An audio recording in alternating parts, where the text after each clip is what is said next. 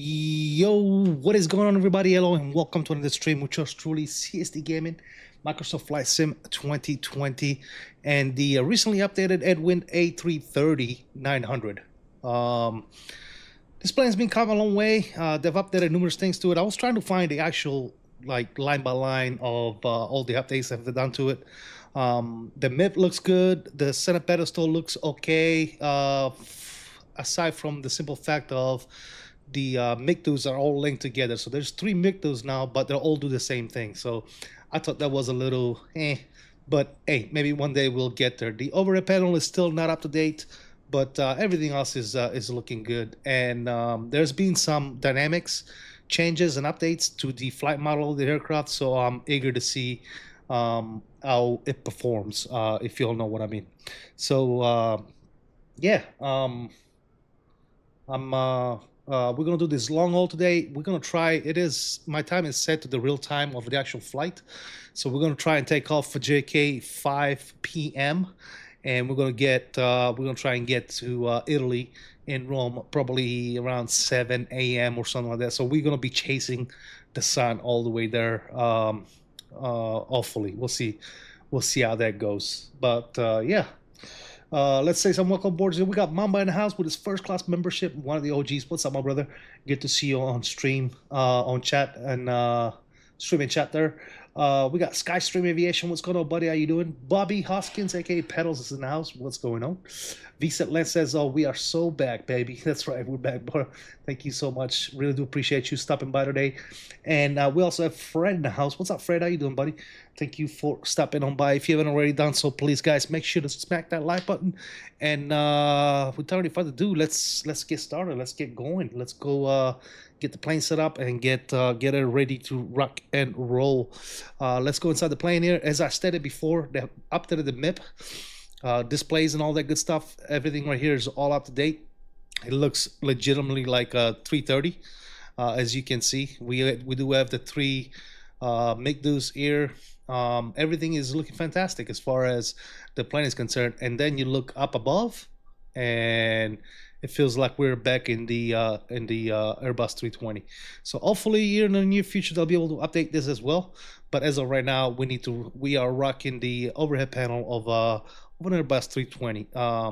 Again, it is what it is. The plane is $399, so for that price, you can't really complain too much. But again, everything else in here looks fantastic. It does not have a cabin, but you all know. Those of you that know me, I don't give two craps about no damn cabin anyway. I'd rather have a good plane, functional, as close to good fidelity as possible, than having a cabin. I really don't care about no cabin. Trust is in the house. What's up, Trust? Bill, how you doing, bro? Thank you for stopping by. I really do appreciate you stopping by. Fred says, did you have a chance to try the Enderling? Does she fly more like a 330? We'll be taking a look at it together, man. I literally just updated it today, and this is the first time I even sit in it. So I haven't tried anything. Do you know if the wing will work with this plane? It does not. So the FCU and the EFIS, I can get it to work with MobiFlight. The MIGDU, I can get all the buttons to work, but I cannot get the screen to work. So I don't know what the deal is with that. Hopefully a future update, we'll be able to get that thing to work with this plane as well. I'm pretty sure we will. Dr. Sneezy is in the house. What's up, buddy? How you doing?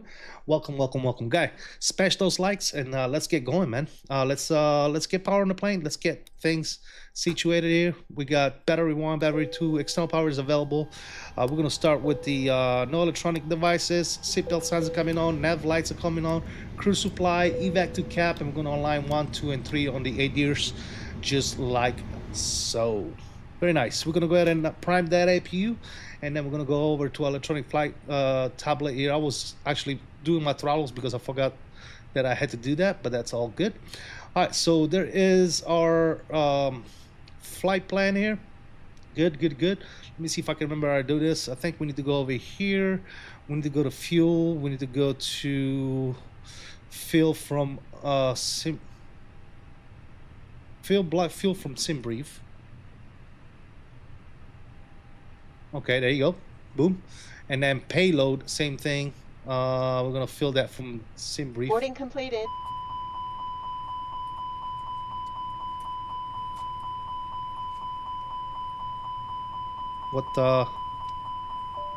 What? Land ASAP. What the fuck are you talking about, plane?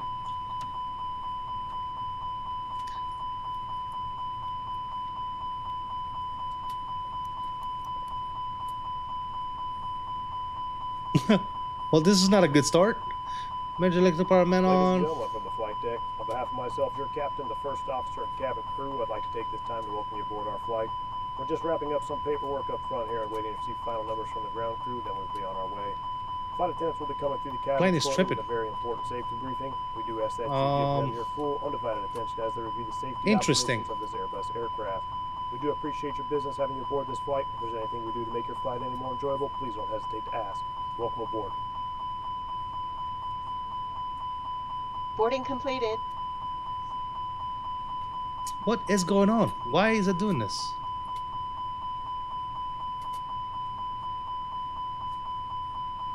As soon as I boarded the plane, it went nuts. Any idea, fellas?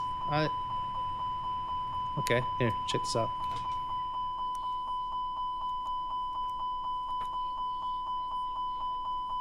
Ladies and gentlemen from the flight deck, on behalf of myself, your captain, the first officer, and cabin crew, I'd like to take this time to welcome you aboard our flight. We're just wrapping up some paperwork up front here and waiting for What is actually going on? Then we'll be on our way. Flight attendants will be coming through the cabin shortly with a very important safety briefing. We do ask that you give them your full, undivided attention as they review the safety operations of this Airbus aircraft. We do appreciate not a good look there. If there's anything we do to make your flight any more enjoyable, please don't hesitate to ask. Welcome Is that a aboard. panel state on this thing? Do you guys know? I thought there was. I thought there was a panel state. Aircraft states. Cold and dark. Confirm. Did we break the plane? I think we broke the plane, guys. Bonjour, and Flight 7, what's up, man? Issues? Yeah, well, you know, always issues. All right, we might need to reload this plane. Let me see. Yeah, it's still going nuts. Let's reload the plane. Restart, continue.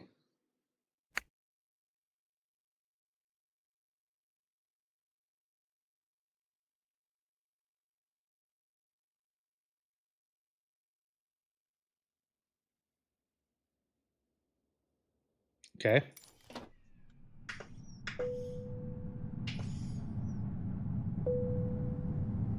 Okay, and again.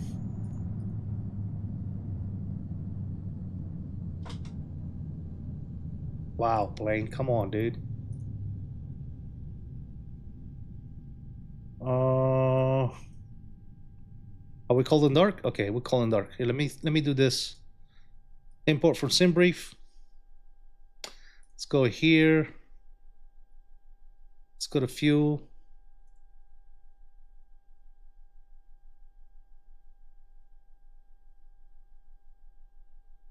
I'm guessing that's good. Boarding completed. Okay, I think this time it didn't trip.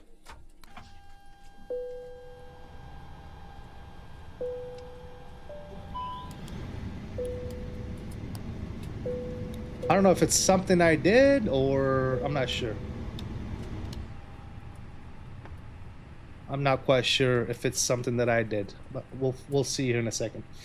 Over here, let me readjust my time. I want my time to be... On behalf of myself, your captain, the first officer, and cabin crew, I'd like to take this time to welcome you aboard our flight. We're just wrapping up some paperwork up front here and waiting to see final numbers from the ground crew, then we'll be on our way. Flight attendants will be coming through the cabin shortly with a very important safety briefing. We do ask that you give them your full, undivided attention as they review the safety operations of this Airbus aircraft. We do appreciate your business having you aboard this flight. Let's go ahead and request boarding. Let's see what happens. Welcome aboard. Sure, Swissport, whatever. All right. I think we're back in business. I think we are back in business, ladies and gentlemen. All right. Whew. Guys, that was scary. All right, let's see. Do we have I think we have ATC here. JFK, we do have information. Bravo, JFK approaches on 125. I need to get my radio going. Let's get SimToolkit Pro going here.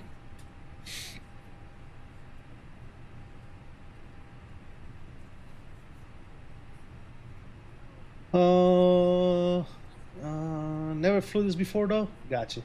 I suggest to use payware. Not always. There's some good freeware out there. You just gotta try them out. Didn't seem to like that instant boarding. Yeah, I guess not. Is that Mr. V1? Yeah, V1 does the voice in the fly-by-wire aircraft. Yep, that's V1. Alright, cool. We are boarding. We're gonna go to. Hello, Captain. We are ready for pushback. 25-7.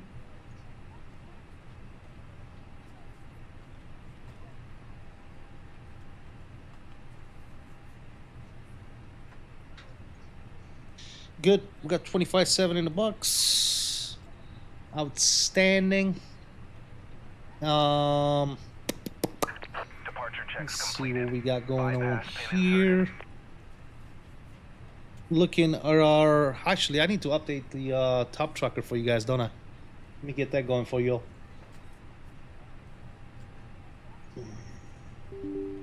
I was trying to get everything going for you guys, and last minute, since I decided to do this, and I forgot this here. Oh.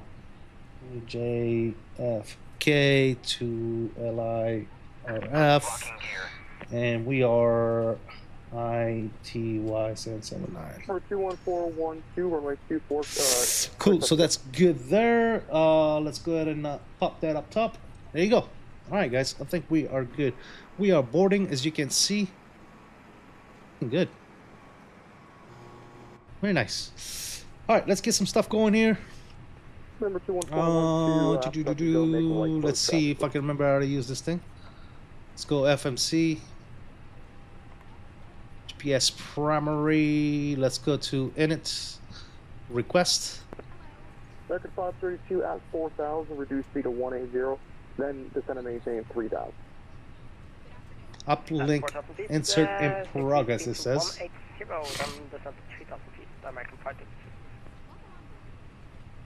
I was gonna say that's taking a long freaking time, dude. Cool. Just put that in there. Confirm this is ILS. Block is gonna be 23-4. Record 532, that's affirmative. Okay. Cool.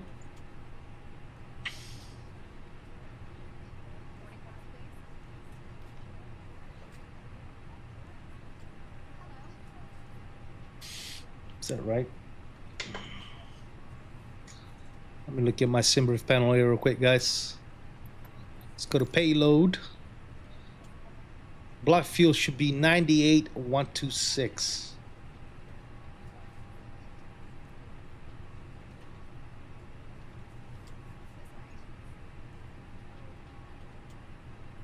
I'm not looking at the right number, that's why I'm an idiot. Let's see, does this work down here? Fuel, fuel, fuel. Boom. 98,200. 98, okay, cool. That's why. 98.2. Trust but verify. There you go, now we're good. So that's good there, perfect. Let's go ahead and get the APU going while we're waiting here. APU can go ahead and start. And let's keep going with the planning. Let's go to our performance page. Now, is this automatic? Do you guys remember? We're gonna go flaps 1. Alaska 160 part, land getting 180.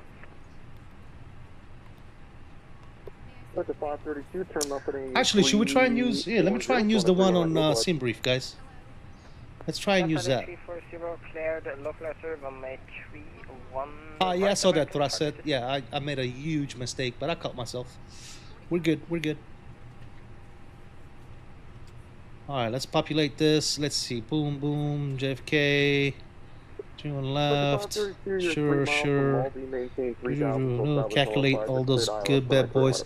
Yeah, I think I'm gonna use the performance that we got from them. They're telling us flap setting is 1, flex 54. Try it out. What the hell? 54 on the flex, and then we have 52, 52, 58. Okay. 52, 52, and 58. 21412 runway 24, cleared touch and go. Cool. Bleed on. Sounds good to me. Alright, so that's good there. Flight plan out of JFK. We're coming out of runway 31 left. Let's double check on the... Let's double check the ATIS here.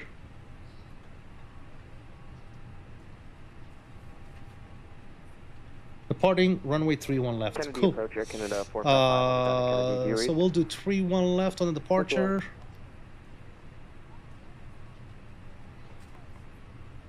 On the Kennedy 5, we're going to insert that. Current departure runway. Good. Kennedy, please. And then, as of right now, in Rome, I wasn't requesting altimeter, I was requesting the departure runway. we are going to take the ILS approach runway 34 left. I know it's early, but I'm going to put something in there, and if we need to change it later, we will. So 34 left on the ILS, and we'll do in the Elka 3 Charlie. And last one, Kennedy is information Bravo Elkup turn, and Odula. we're departing runway 31 left. 31 left for Canada 455, thank you.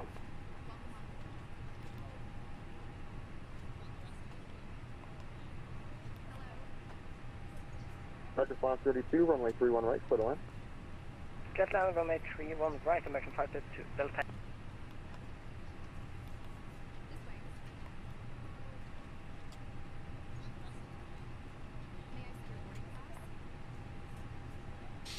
Why didn't it give me a transition?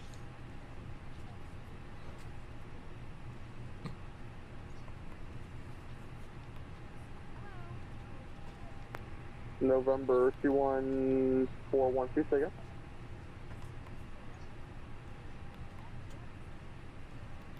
Alright.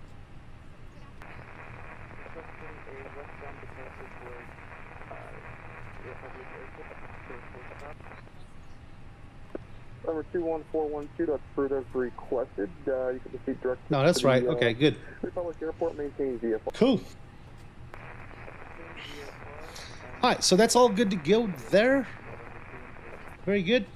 Number 21412, you can enter Looking at our runway 8 ATIS, for we're runway 32 looking is, at a altimeter of Alaska 3015. Alaska 16, descend and maintain 13,000.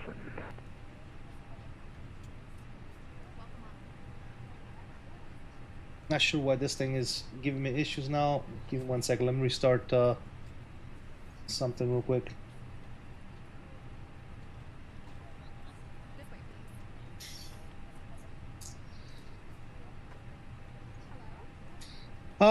Yeah, we're going to Rome today.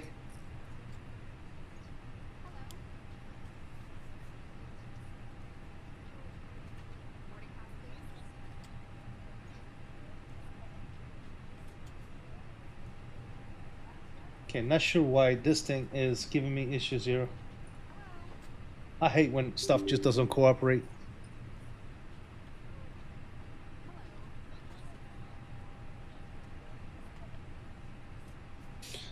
I hate when it doesn't cooperate.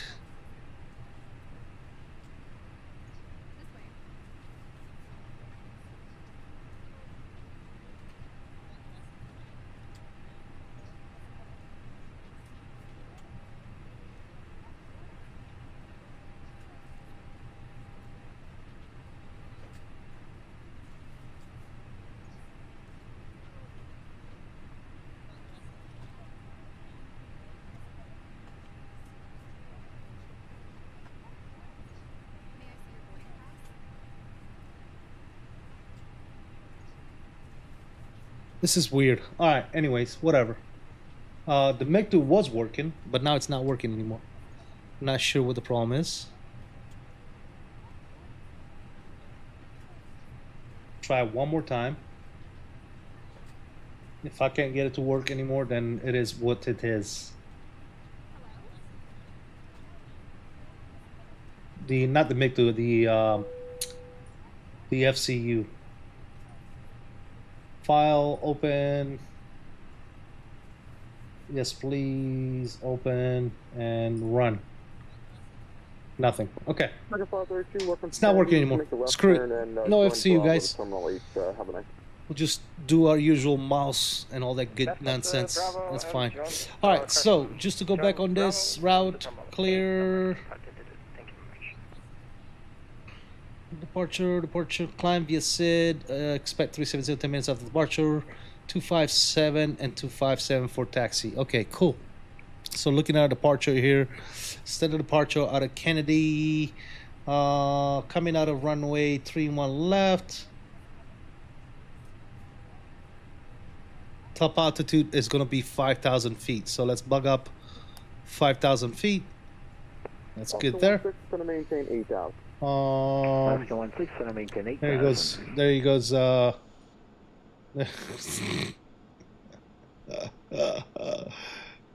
I don't care. All right, cool. Yep. Good. Good job there, buddy.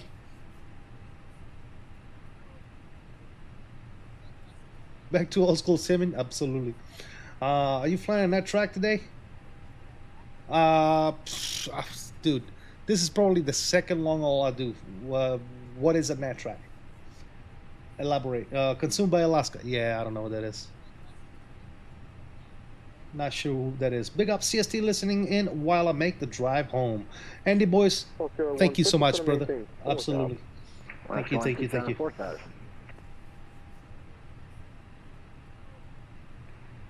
Number 214, so you're looking to do touch and goes and Flamingo, or you're going to make this a full stop? Are we on boarding?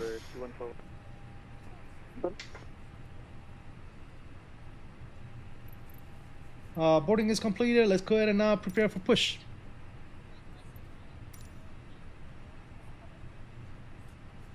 Spot 11, stand up push facing northeast. Why would we be facing northeast? Yeah, okay, let's do that. Alright, cool. Weekend lights coming on. Let's make sure there's nobody around us. Release parking brakes, please. And parking brake. Well, before I do that, what are we squawking today? Release parking brakes, please. Squawk 3025.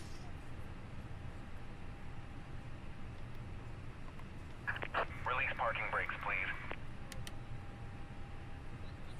There we go.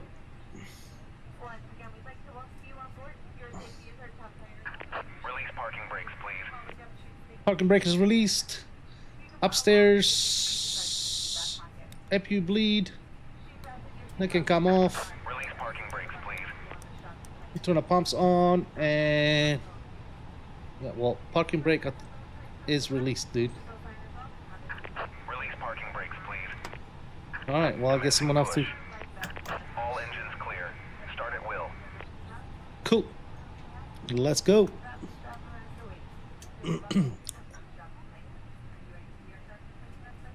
Start them up, guys.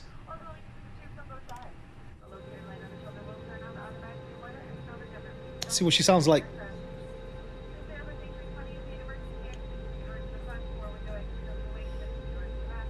Moncton Center online, so best to read the oceanic clearance requirement cap.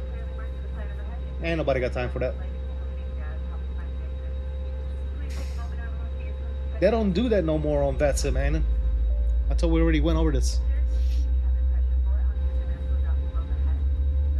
At least last time I checked, they weren't doing it anymore. I don't know if they're doing it again now.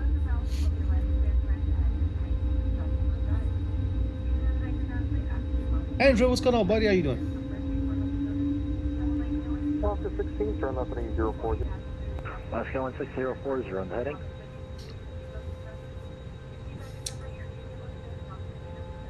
Might say in your sim brief, flight plan has NAT-B, etc. Okay, we'll take a look at it. NAT North Atlantic track, standard route for traffic coming from Europe to the States and vice versa. There are several tracks. Yeah, yep. Like I said, I don't do many long hauls, so this is fairly new stuff. Hey, look, we got Trump. We got Trump as a wing walker, guys. Hello. Check out Trump. You got banned from that same deal car? Yeah, you told us last time, dude. Am I seeing that correctly? You're doing a long haul? Yeah, today. 1216, you can fly heading 020 now. Alright, let's get number one going. Hopefully I'm not like running over everybody. Yes, today. Make wing walking great again? Absolutely, yeah.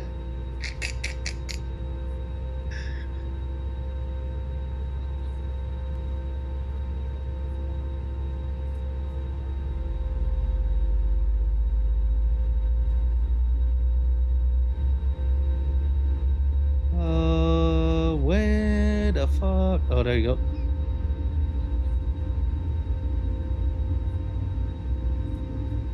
Air Canada 455 on the ground at Kennedy at gate Alpha 21, ready for pushback and start. She sounds pretty good though. No? Just let me know when you're ready to talk. We'll advise the taxi Air Canada 455.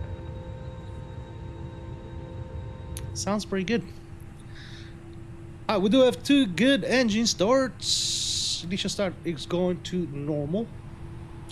Upstairs, bleeds are on. APU bleed is coming off. APU can go ahead and come off. Very nice. Drop our flaps down to 1. Delta 16, speed is your discretion. It's going to maintain 3,000. Delta 16, speed my discretion, send maintain 3,000.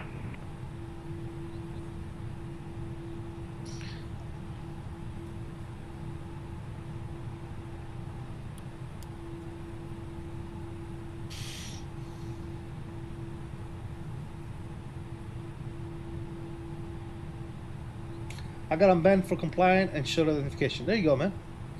Always best idea to read and follow the rules. 100%. Let's do this. Turn 10 degrees. Did this update come with a new wing model? I'm not quite sure it's got a new wing model. What we got is a new center pedestal and MIP. So all this you're looking at right here in my screen right now, all this is new. The only thing that I'm not really too fond about is the fact that all 3 of these MIGDUs are all linked together. Other than that, good. The overhead panel is still an Airbus 320 overhead panel. I was hoping that they would have fixed that by now, but I guess not. I guess they decided not to bother with that. What is this freaking thing taking me, dude? For the love of God. Alright, you know what? I'm gonna stop. I'm gonna stop here.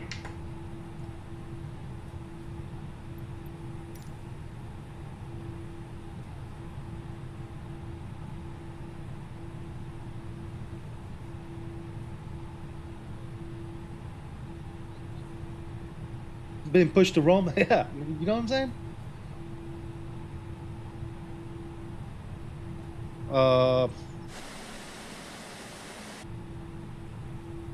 Did I hate when GSX just loses its mind?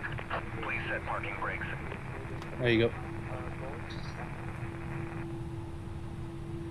Alright, let's see. What the hell did we get pushed? Approaching 141, so you can cross runway 1 at Golf and it's actually parking. Yeah.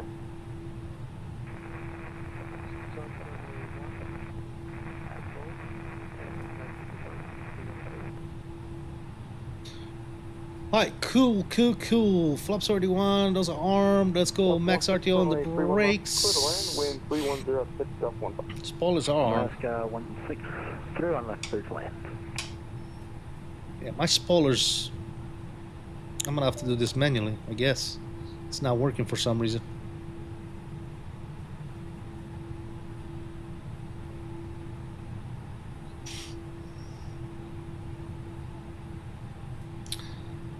Unlocking gear.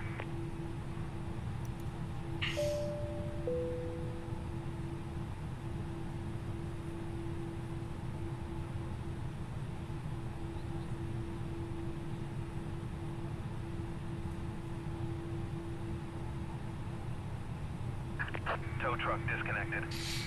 Bypass pin is removed. Left is clear. Right is clear. Kennedy, approach Delta 1161, crossing Carmen at 11,000. Delta 1166, near Corsair, the Kennedy altimeter 3015. You can expect that's just for the visual approach runway 31 left. For now, it's going to maintain 2,000, fly heading 020. 020 down to 2,000, vectors for 31 left. Visual. Yes, the Boris sound pack is absolutely amazing. Kennedy approach Itaro 779 heavy radio taxi with Bravo. That's a 779 heavy near approach Charlotte. 31 left, taxi via Alpha Juliet, cross runway 4 left at Juliet. Alpha Juliet, and we'll cross 4 left at Juliet for Itaro 779. Alright, let's bust the UE. Let's go.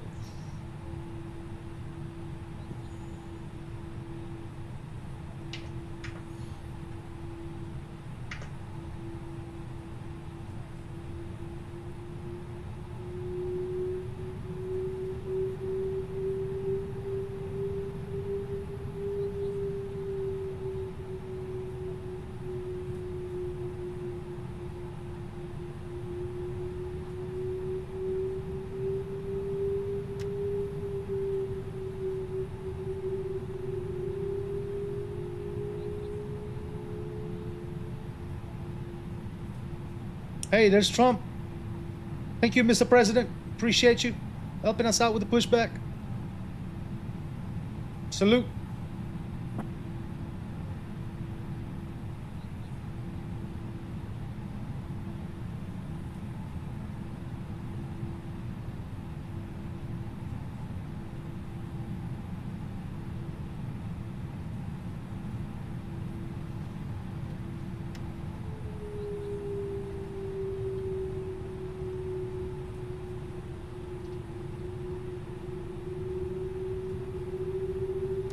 A lot more input required to turn, so the ground handling of this aircraft, I like it so far.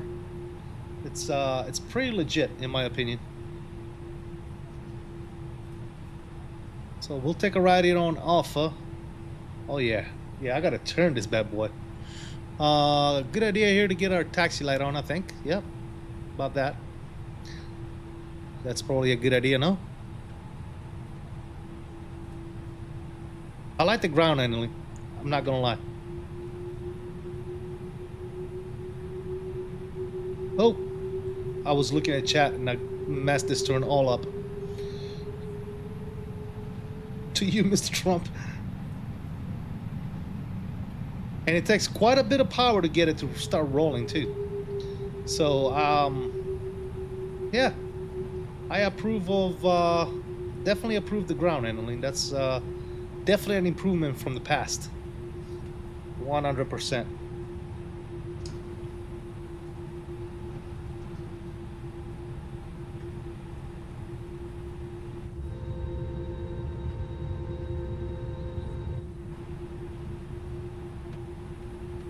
I'm gonna take a left on Juliet and then we'll cross for left. Got a plane landing right here in front of us, guys. That's gonna be exciting.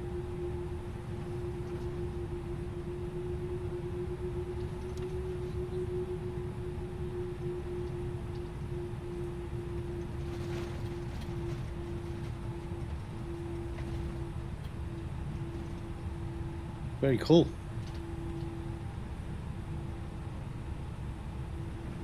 All right, next turn is gonna be Juliet.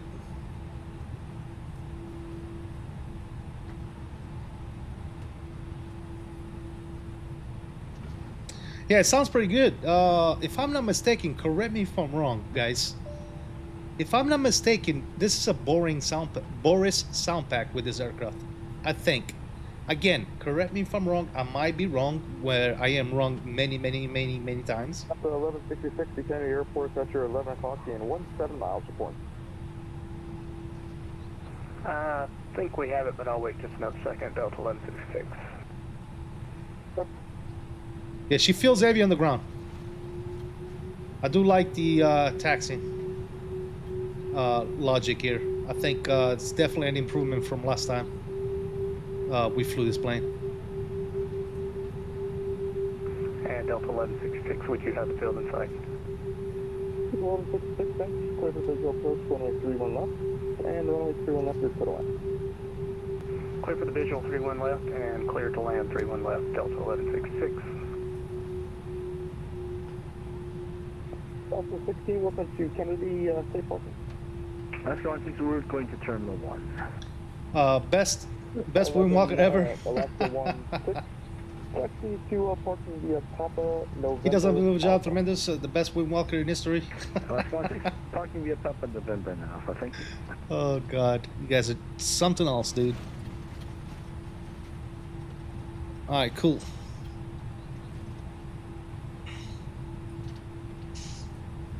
Take it to the hand there. Justin Dupree's in the house. What's up, buddy? How you doing? Welcome.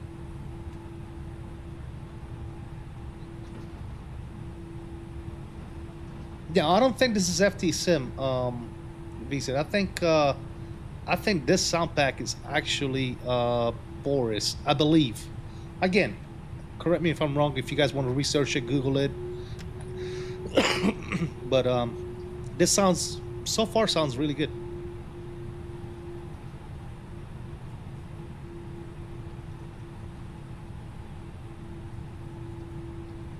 Having a hell of a time taxiing. I'll tell you what, man. I'm not used to this taxiing. Yes, approach Headwind 4 Papa Victor, descending on the park straight across the So Papa Victor having a approach below cross Calverton at 12,250 knots. T Kennedy altimeter 3016. Cross Calverton at 12 at flight level 120 at 250 knots.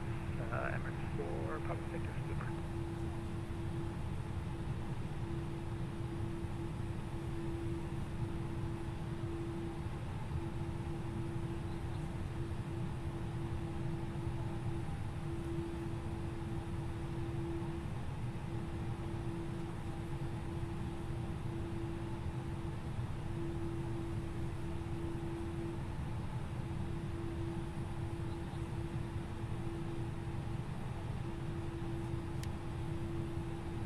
Flight attendants, please prepare for takeoff.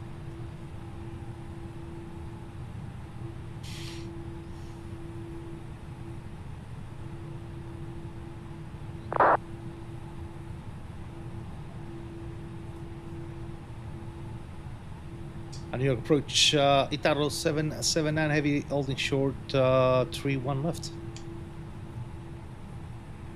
0779 heavy, runway 31 left, over takeoff. 3-1 left, clear for takeoff, 779. Hi guys, you're the guy, let's go.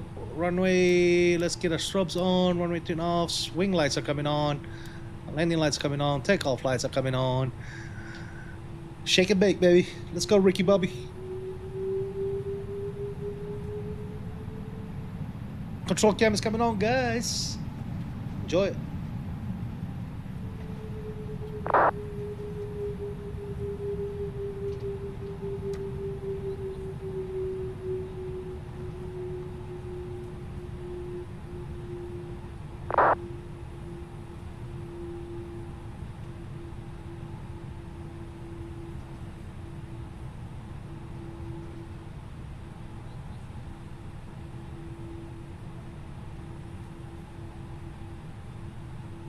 Alright, let's pump them up.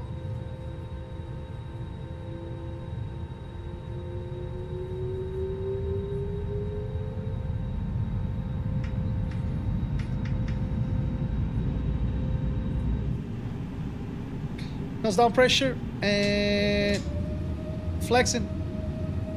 Man flex, SRS, runway. Auto thrust is blue. Airspeed is alive.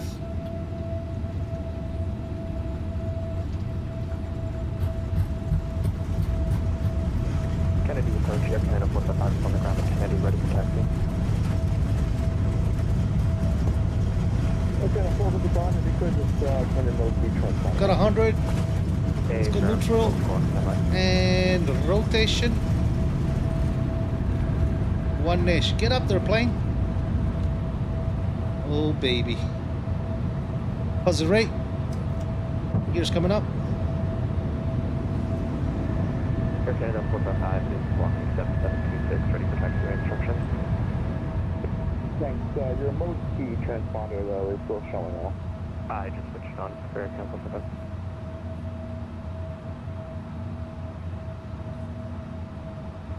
The 1166 possibly seven, so please deploy stop because they have the AC here.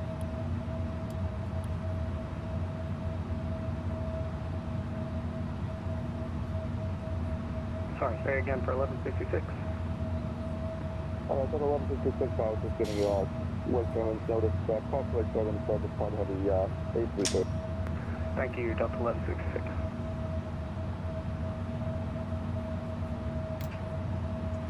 Flaps coming up clean. 779, heavy departure, radar contact, altitude. Passing 2,500, Itaro 779. 779 heavy, trying to maintain 7,000, clear to Betty. 7,000 Betty, Itaro 779.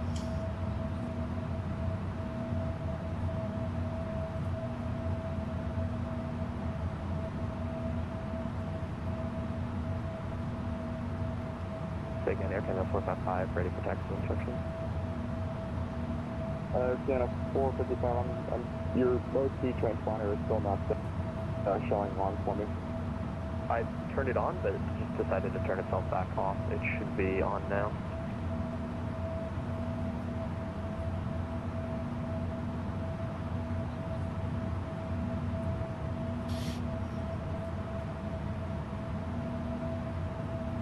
Okay, and a 4 thank you.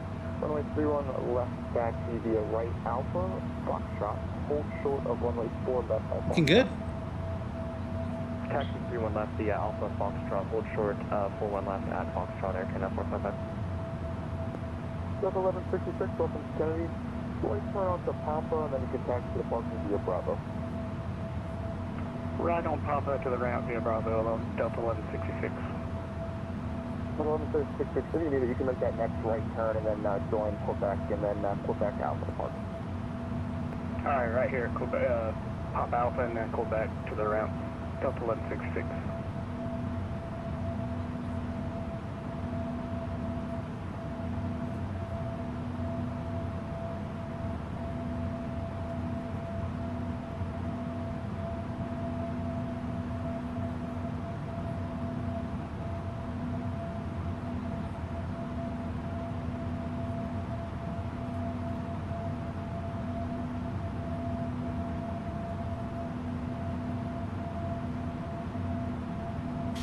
Oh, autopilot's coming on. Very nice.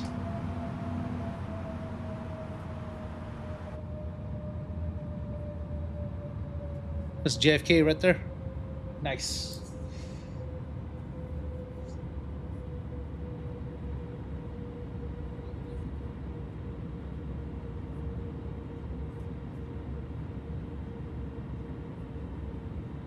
Online it says it blue sky a dev. What? 779 heavy comment. Oh, FTSIM. Okay, cool. Andrew said I'm done. Done doing what? Oh, you done with the wing walker thing? Gotcha. Thank you for the toga. Appreciate you. We got 100 plane already passing 145. I don't know what you mean by that, Andrew, but all right. Thank you for the Rotation One Nations visa. Appreciate you. Comedy Gold. Yep. Mr. Owls is in the house. What's up? Is it real? I'm sorry. Go ahead for Itaro 779. 779 heavy. Comment maintain 1000. Up on 1000. Itaro 779. 779 heavy are leaving my airspace. The Boston Center is offline. Radar 776 change is approved. How about this? Over to Unicom for Itaro 779. Thank you for your service. See you next time. See you next time. All right, cool.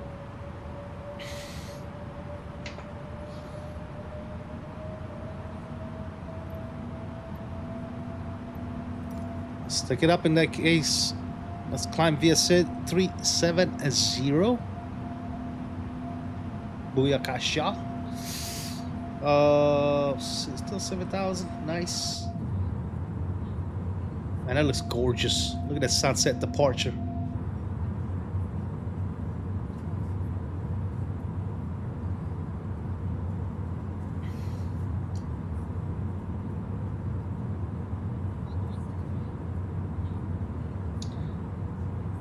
You said we got 100 on this speed tape? No, I said we passed 100, so I went neutral on the stick, Andrew. Yep. Just FYI, you are on NetU 40, 4750, 4940, 5130, 5220, Limri, Sitbo. I don't even know what that means, Bill, but thank you. Yep, I'm not a real pilot. Remember that, guys. Remember, I am not V1. I am not Flight Deck 2 Sim. I am not Emano. So remember that. I am a fake pilot, ladies and gentlemen. Fake as fuck. So whenever you just throw shit like that in the chat for me, I can fix the shit out of a plane, dude, but I don't know what that means.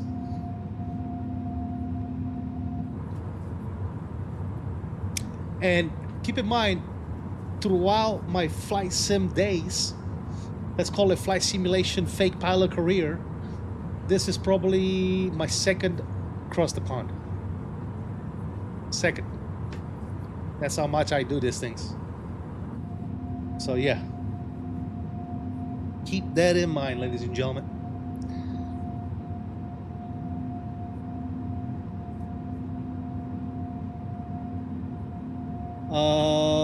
let's see what we got going on here. There I am. There I am.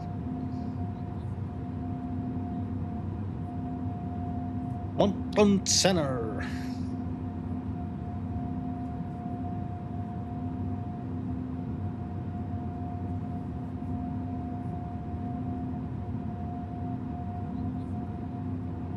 Yes, sir. I'm a real world at home sim pilot. That's it. Real world at home sim pilot. Nah. Tech my IT. What's going on? How you doing, brother? Welcome. Good to see you.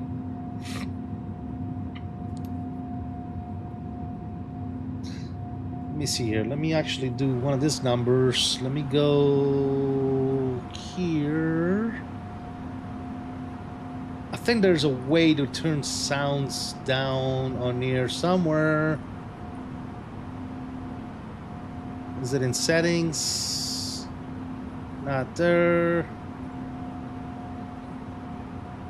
Is it sim options? No. Audio. Exterior. Turn down to about 20. See what that sounds like. There you go. Whoa, look at that sexy freaking thing. Let's turn that off.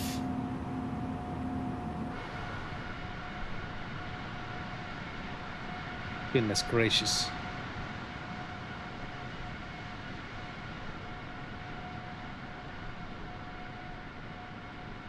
Wow.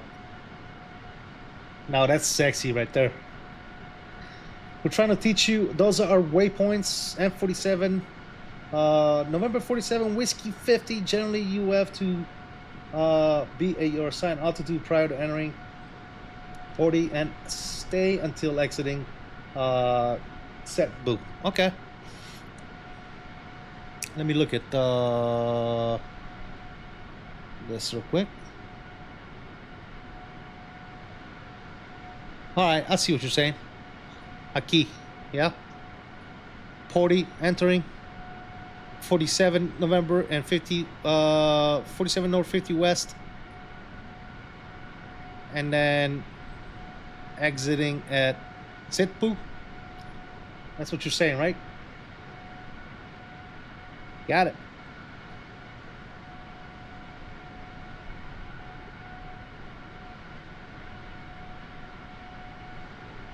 Good man, just chilling in port. We're about to go to Japan, so can't wait. Oh, nice. Where are you at? What port are you at right now?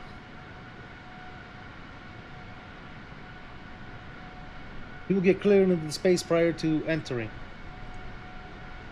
Right, Bill. Well, when did I? Was it even across the pond? It was not across the pond. I did. What was it called when we went from I believe it was New Zealand to Australia, and it was a big event, cross the land or cross something. I forget what it was. But I tried to learn about that type of clearance, and when I actually did it, because there was somebody helping me out with it.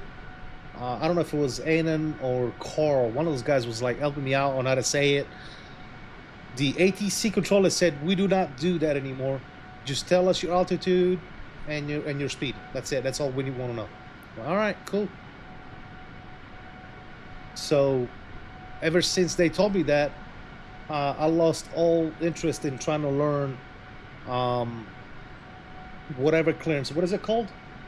Something clearance, oceanic clearance, or whatever the hell it's called. That shit that Adam was saying before, which again, they said it's not a requirement. We don't do that anymore. I literally was doing it on ATC as soon as I went. I'm like, entering this time, entering this waypoint this time, this altitude, this speed, expected to be here by this time, yada yada yada. So I did all that shit. And the ATC was like, "I just need your altitude and your speed. We do not do oceanic clearance anymore." And I'm like, "Okay, well, thanks."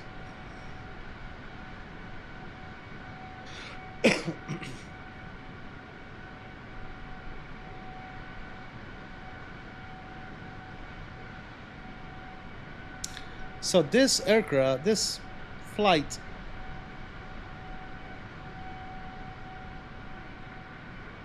departed at PM.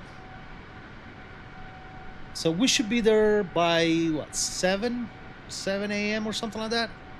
We should be in Rome.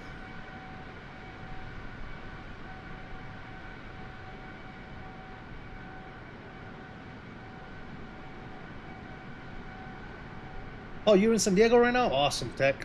Awesome. So you have a series of these tracks, north and south, denoted by net U, net W, net X, etc., going east, ABC, etc., going west. Gotcha. Okay. Pacific time might be different on VATSIM. What they don't do anymore is pilot reports while in that space. You still get cleared into, cleared in and out. Okay, cool. So how would that go? Do I contact, they contact me, or I contact them, and what? How does that shit work? Because as soon as I enter the space, last time I did this, as soon as I entered the space and I got told to switch to whatever comm, I forget what it was. Literally the only thing they wanted was location, altitude, and speed. So I told them I'm this many miles from here, this altitude, this Mach. That's it. That's all they wanted to hear. They didn't want to hear nothing else. You know how the oceanic clearance, you usually tell them like time at, you know, all the other good shit, right? Time at exit point and all that good stuff. They don't want to know any of that shit on VATSIM. Now, obviously that's not realistic, but if they don't want it, they don't want it. You know, it is what it is. I think my wing lights are still on. Yep, let me turn those off.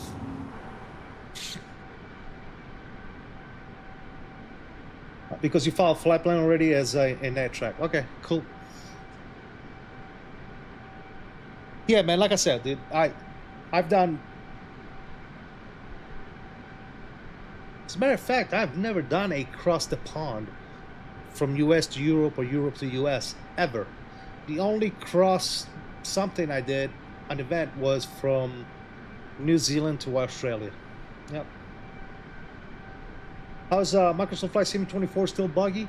I haven't touched Microsoft 24 since the Wiki came out, to be honest. Tech.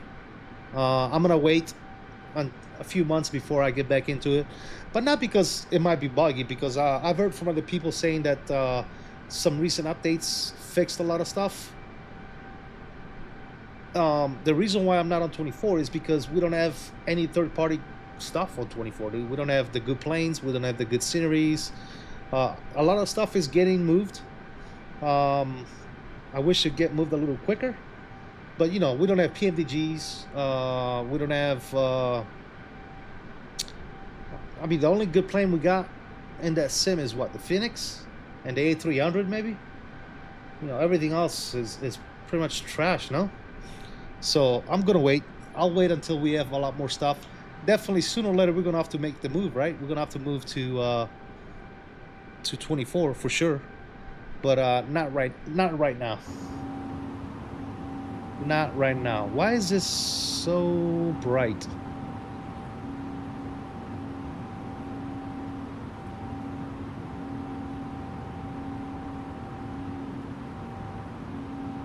All right, what are we looking at right here? Hold on. This is this. Not sure what this knob controls, if anything. This is the center displays.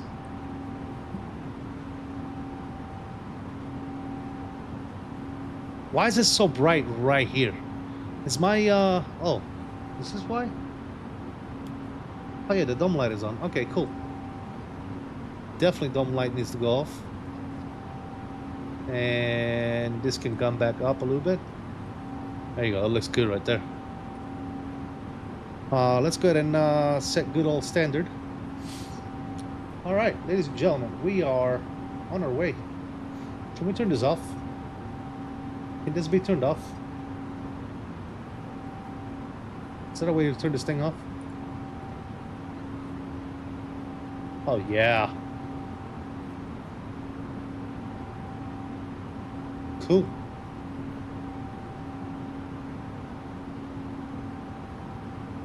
Alrighty then.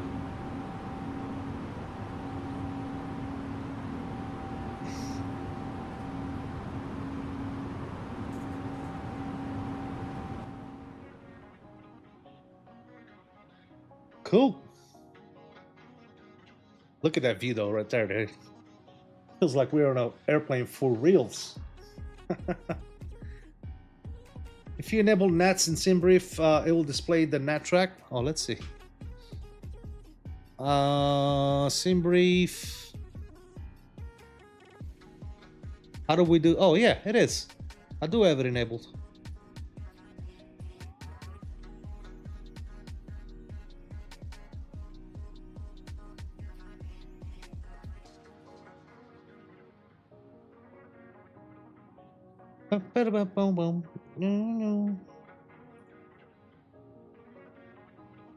Oh, that's actually pretty cool. This is what you guys are talking about right here. The NATs, this line's right here. All right, I'm on this one.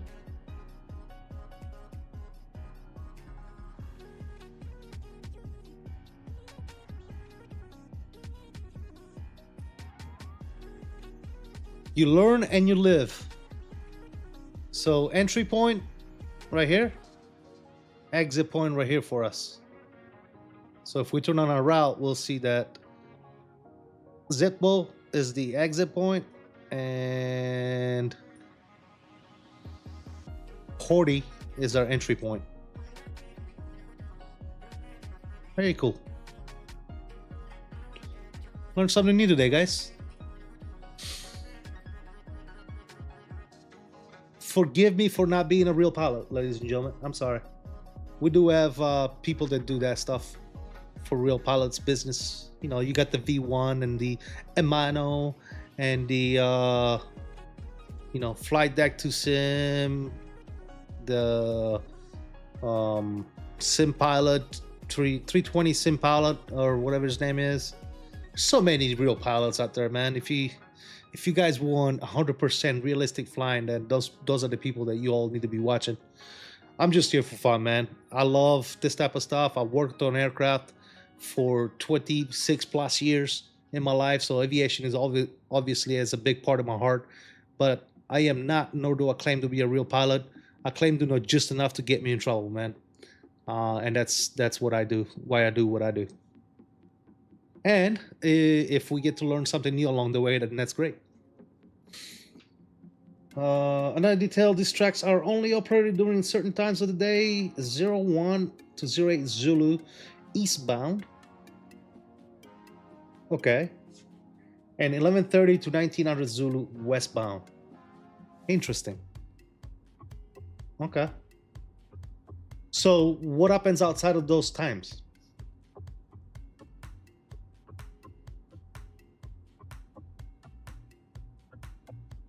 The more you know, the more you learn. Absolutely, yeah. So, is there any flying outside of those times, Bill? I'm sure there is. No?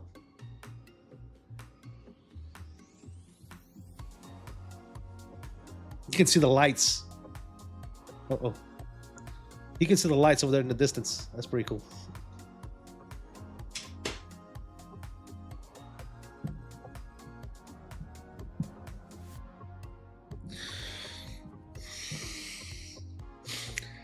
But yeah, John, absolutely, man. 100% willing to learn, right? However, a lot of people forget that this is VATSIM, right? This is not real world. There's so many people out there, and I was one of those people as well, man. At one point, right? They used to get so upset when they heard somebody, you know, messing something up. All right, look, if they mess up to where it's like funny, I'll laugh at it, right? I'll be like, well, that's great. But at the same time, this is what this network is here for. It's for people to get on, learn something new in the process. Obviously, you always have the trolls and the little kids that don't belong. But keep in mind, everybody needs a start, right? Everybody needs to start somewhere. So this is not a VATSIM is not a server or something for only real pilots and only people that know everything there is to know about aviation. And you know, there's a lot of people with their heads so far up their ass that they're gonna sit there and cry and bitch and moan about the kids on VATSIM and they don't know what they're doing. And I'm like, give it the fuck up, dude. Just fucking look. I'm gonna tell you, just like in the past with the whole X-Plane and Microsoft Flight Simulator debate, right? Me too. I'm guilty of it. I used to be like, X-Plane sucks. I still believe X-Plane sucks, but that's that's neither here nor there. But the reason why I think X-Plane sucks should not be the reason that I'm telling you not to use X-Plane. You do whatever the hell it is you want to do. You want to fly X-Plane, you fly X-Plane. You want to fly Microsoft Flight Simulator, you fly Microsoft Flight Simulator. That goes the same when it comes to VATSIM, all right? If you like VATSIM, do it. If you don't like it, shut the fuck up and go do something else. Don't fucking complain, bitch, moan about people shouldn't be here. Just let motherfuckers be, dude. All right? Just let people be. Do you, you know, have your pleasant experience, whatever it is you want to call it, block the bullshit out. You can't be concerned about everything that fucking happens around you. Otherwise, your life is fucking miserable, all right? That's the way I look at it. You know what I'm saying? If I'm walking down the street and there's a fucking dude barking, pretending to be a dog, I don't give a fuck, all right? I just don't care, right? I don't make it delineate my life, you know? Oh, you know, I can't walk down the street. There's this fucking dude pretending to be a dog. I don't fucking care. He wants to be a dog. Let the motherfucker be a dog. I don't care. Little kids want to be on VATSIM, let them be on VATSIM, dude. If they fuck up too many times, they're gonna get banned, they're gonna get timed out, whatever it is. They're gonna get suspended. Let them do it. Don't let that nonsense dictate what it is you want to do, right? If you want to do VATSIM, if you like VATSIM, do it, all right? Don't let the kids, don't let the freaking nonsense keep you from doing what you love to do. Otherwise, you shouldn't fucking do anything. If you let that stuff affect your life, then what the fuck you doing, dude? You just gonna sit there, bitch, moan, and complain about every fucking thing?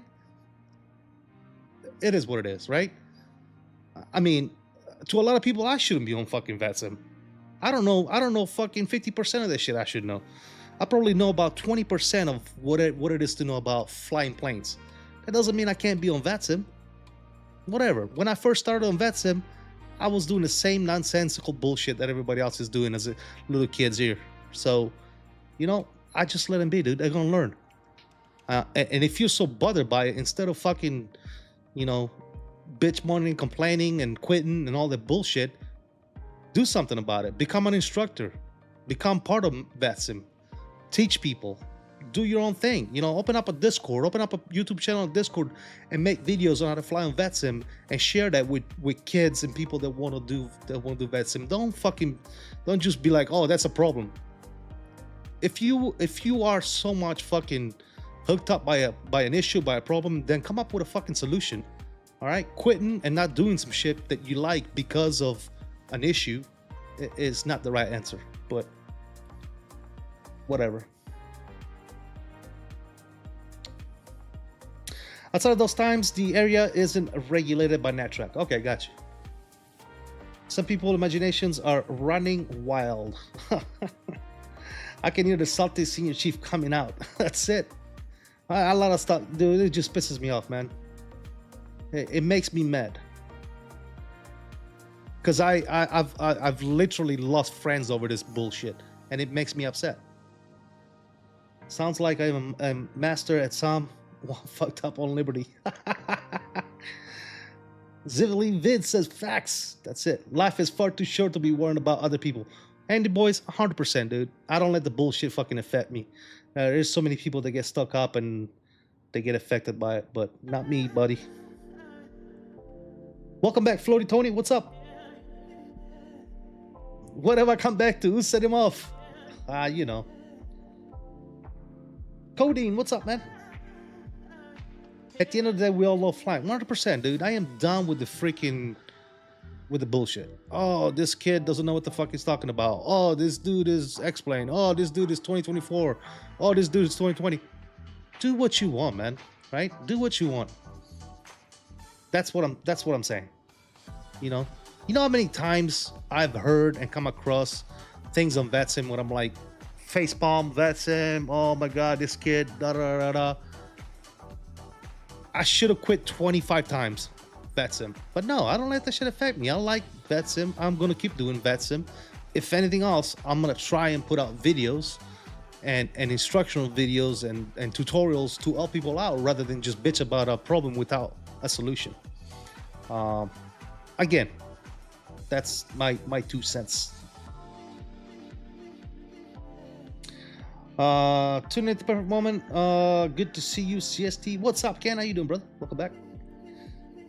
Long time no see. I don't know what I've come back to. Flory Tony, nothing. You know, my usual 5-minute soapbox type deal. Get on my little stool and bitch about stupid shit. Nothing crazy. The simulation of this NAT environment is pretty good on VATSIM, where there are controller on that is, and they are quite helpful. I really enjoy it. 100%, dude. Yeah, this is what it's all about. This is what VATSIM. It's a learning environment, if you ask me, right? People that come on VATSIM are not natural born pilots. They're people that like aviation. They aspire. They look at pilots and they're like, oh, that's cool, and they want to try it out, right? You don't have to be a commercial pilot to be a member of VATSIM, right? If you expect everybody on VATSIM to be a pilot, then you're in the wrong freaking place. Because 90% of the people, I've always said this, 90% of the people on VATSIM want to do good. They want to learn. They want to do good. And then you have that 10% of people that just fuck around. And I don't come across those very, very often. It rarely happens, right?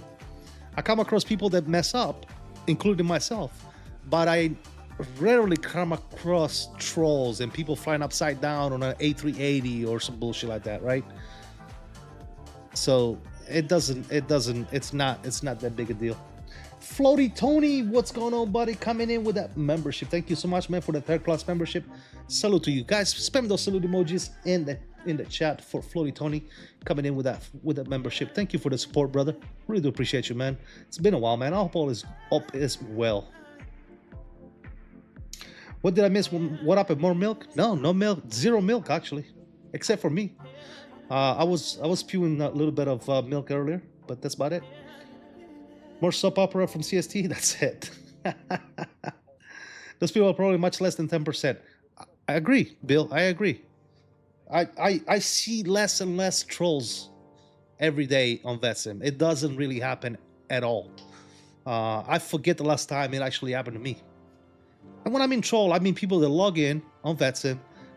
They're flying around with no flight plan. They're flying into people. They're just, you know, those idiots, right? But then again, for the majority of people that create an account, come on VATSIM, are actually want to learn. They want to do shit right, and that's just the nature of the beast. They want to do it right. They're not logging in just to troll people. But yeah, VATSIM controller. Ciao Mello, what's up? How you doing, man? I'm assuming that you are a VATSIM controller. Ciao. All is well. My PC lit on fire last night. Oh wow. Okay. Just give me the last $2 I have in my account. You started that so wrong, dude. For somebody that just his computer just blew up and gave away his last $3 in his account. All is well is not the way you start that sentence. But I appreciate that, Tony. Thank you so much, dude. Flight data seems to get them, but I rarely see those. Absolutely, Bill. I agree.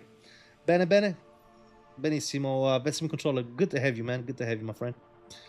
I had an approach controller who just disconnected without saying anything like 20 minutes ago.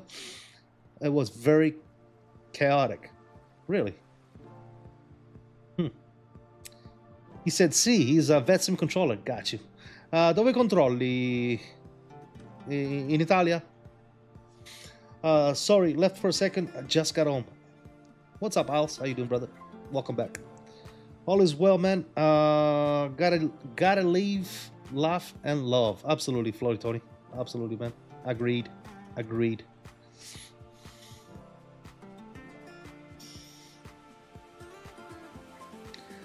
La torre di Genova, bravo, bravissimo, a posto. Noi stiamo andando, penso un 7 orette ci saranno. 6-7 ore più o meno a Roma. Da New York a Roma.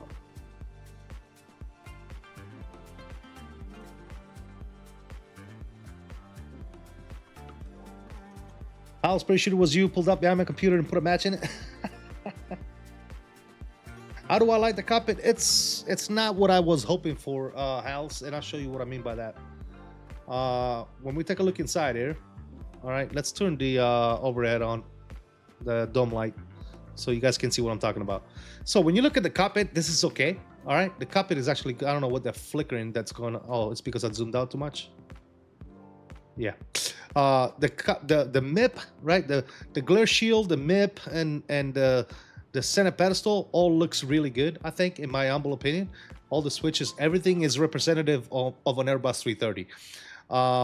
The one thing that I hate about this setup right here is that 1, 2, and 3 MICDUs are all linked together. That's it. I wish they would have separated them.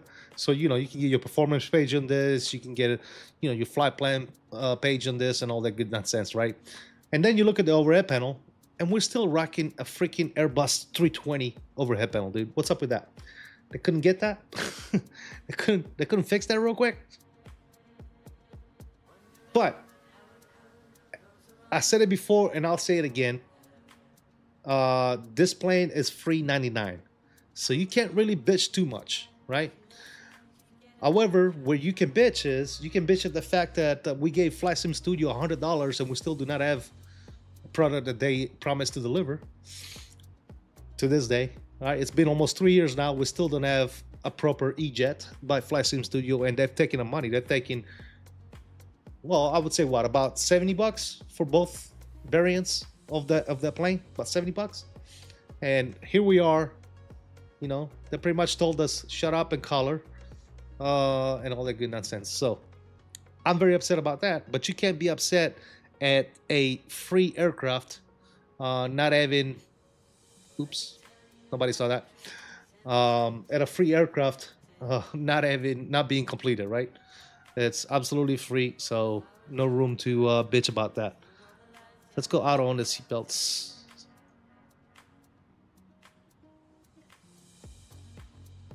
Yeah. Stop stealing my stuff, Al's.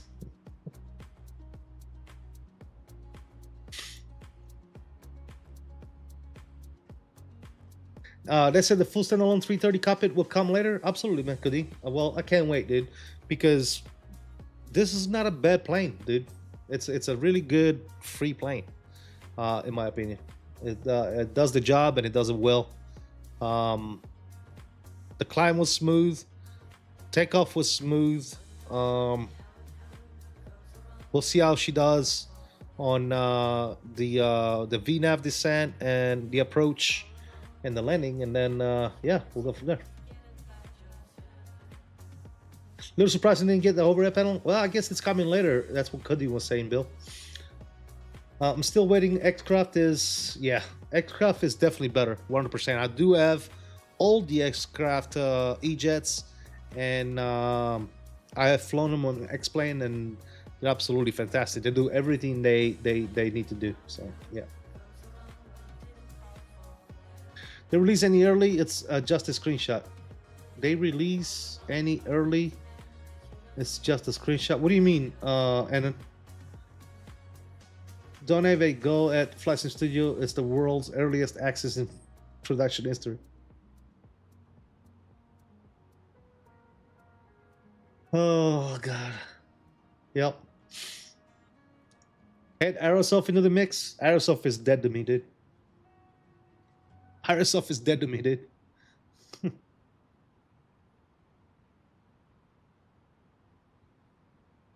Aerosoft is absolutely dead to me. When you have a freeware aircraft that's better than a payware aircraft, there's not much else you can say about that.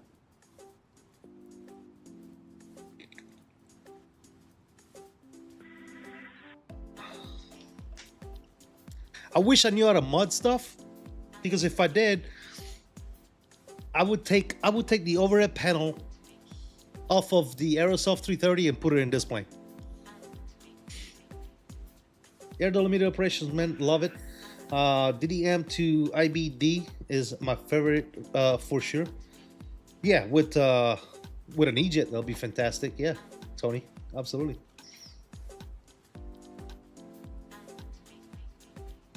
They just did a patch. I think they changed an orange color or some buttons. Yeah, that's all they do, man. They patch some stupid shit instead of actually doing what really matters, which is giving us a custom FMC and that good stuff. But no. All right, guys, we have fixed whatever. We fixed the color of this switch because it was not that good.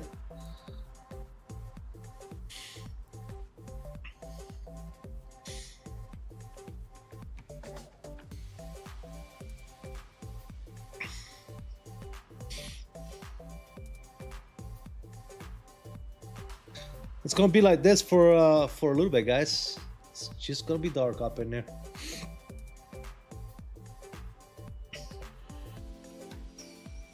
It'll be dark as hell.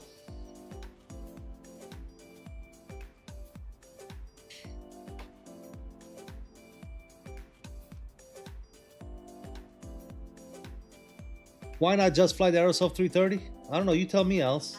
It's great. Shut up. Aerosoft is dead to most people. Aerosoft couldn't lace Headwind's boots. 100%, dude. I agree.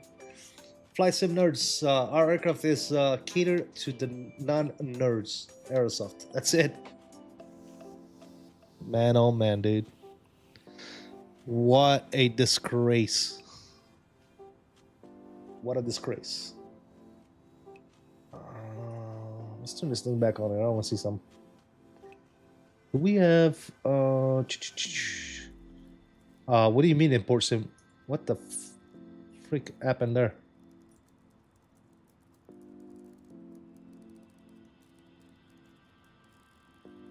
Why did I just add to it re-import? Uh-oh.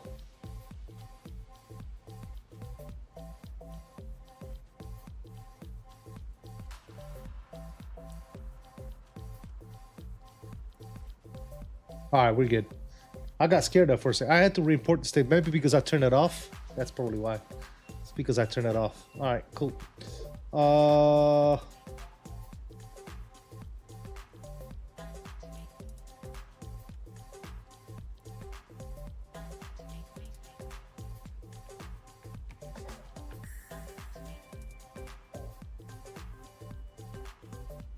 Yeah, it's most definitely because I turned it off.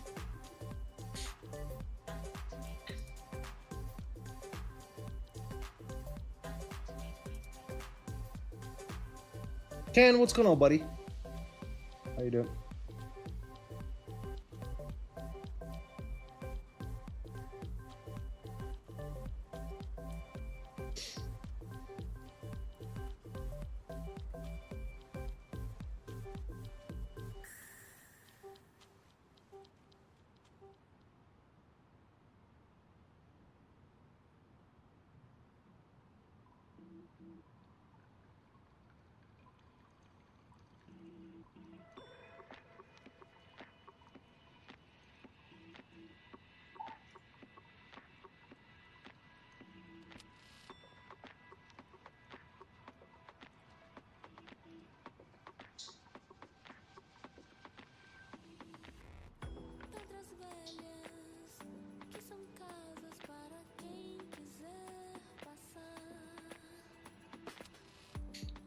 I'm trying to see if it gives us like optimal.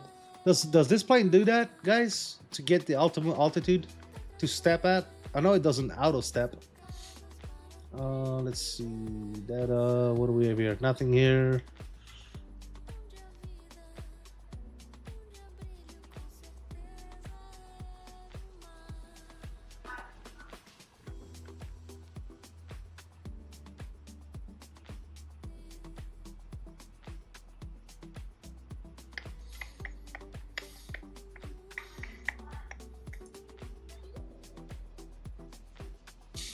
Oh, okay, there you go.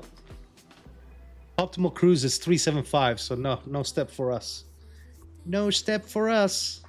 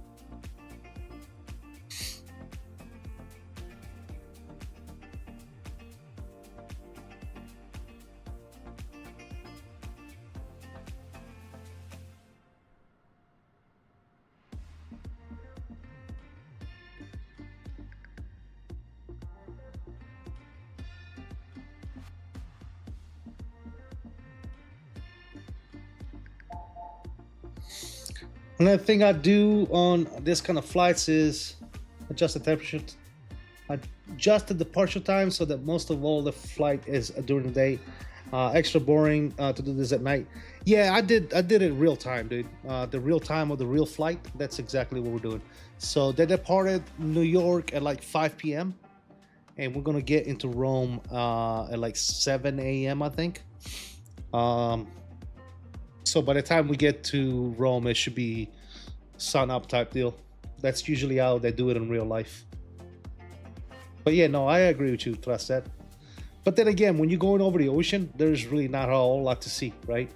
It's whether it's dark or it's light outside, there's not a whole lot you can really see, all right? So.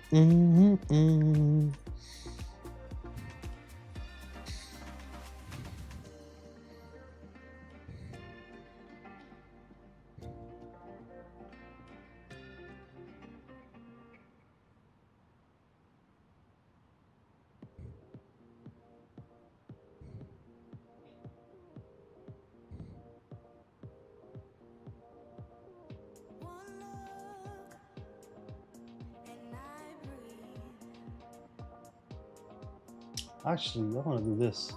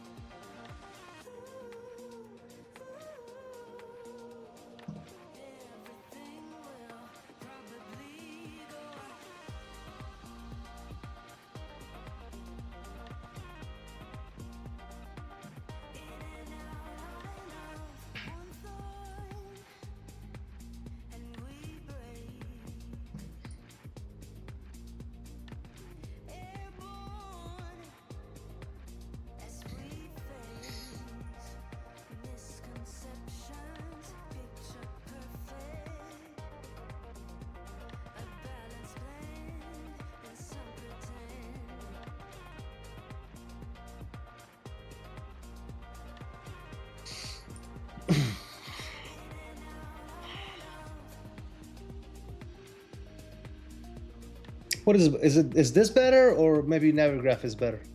Guys, what do you think?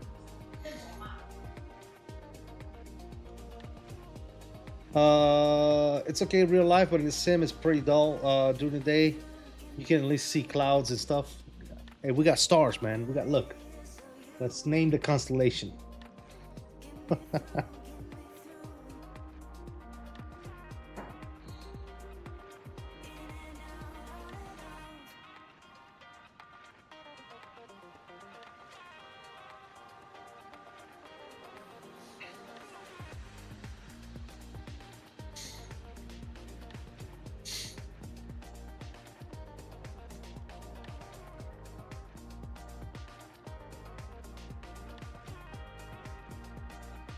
Do have traffic behind us.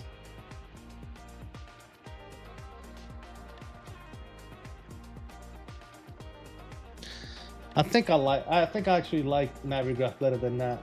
Let me do Navigraph.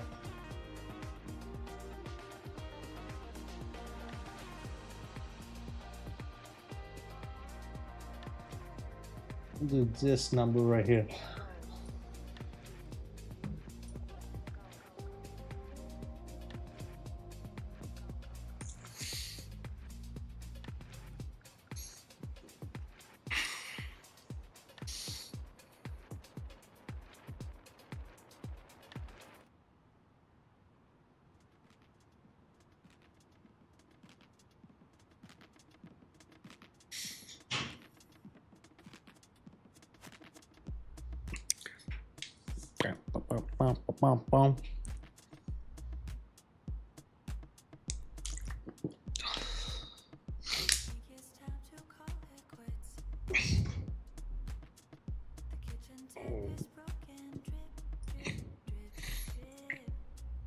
This is Al's song right here.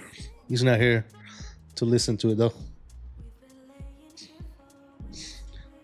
Our camera is off, but I'm here, fellas.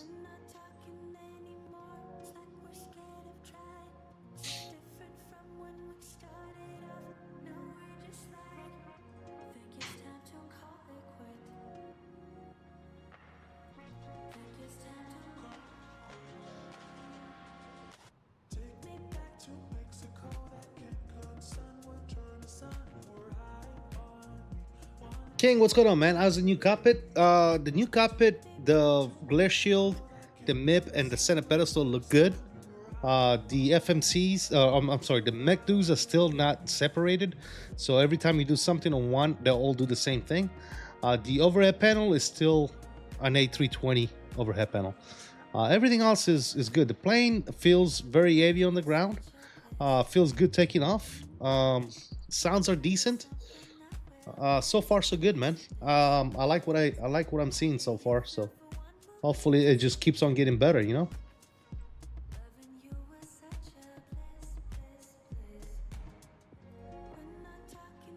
Yeah, definitely give it a shot, man.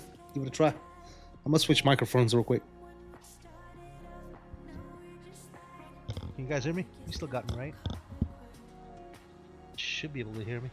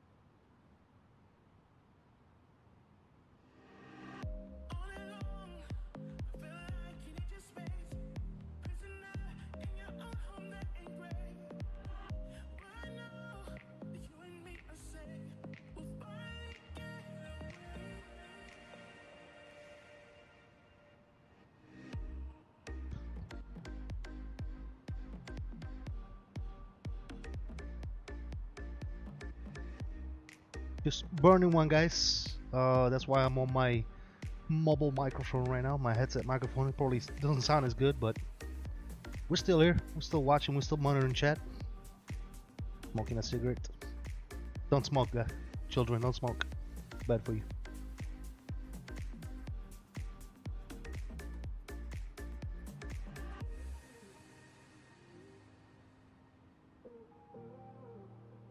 $18 likes. Ouch. Guys, if you haven't already done so, please don't forget to smash that like for me.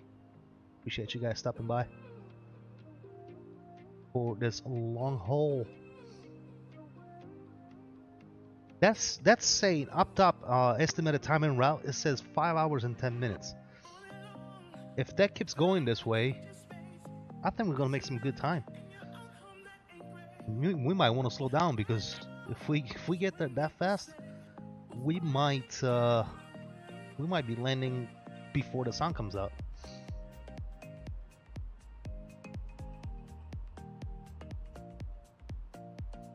Sure know what I'm saying? Sure know?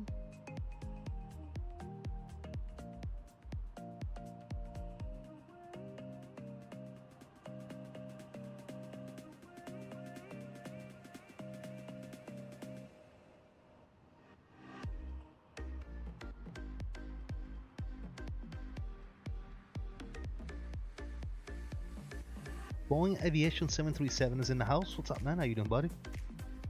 Thank you for stopping by. Appreciate you. Hope all is well.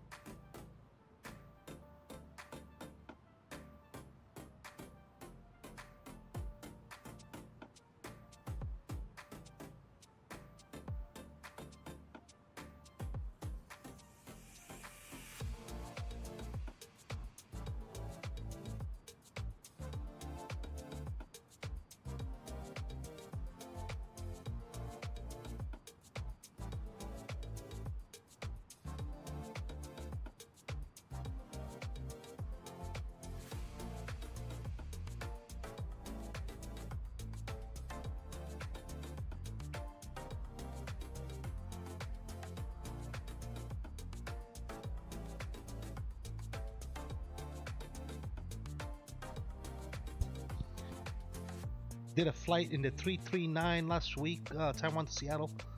Supposed to be 10 hours, but the plane went off course many hours in, and it was an overnight flight, so I was sleeping. Oh god. Added an extra 2 hours to the flight. That sucks. Yeah, I usually don't like to send the plane and go to sleep. If I do a long haul, I'm gonna stick it out, dude.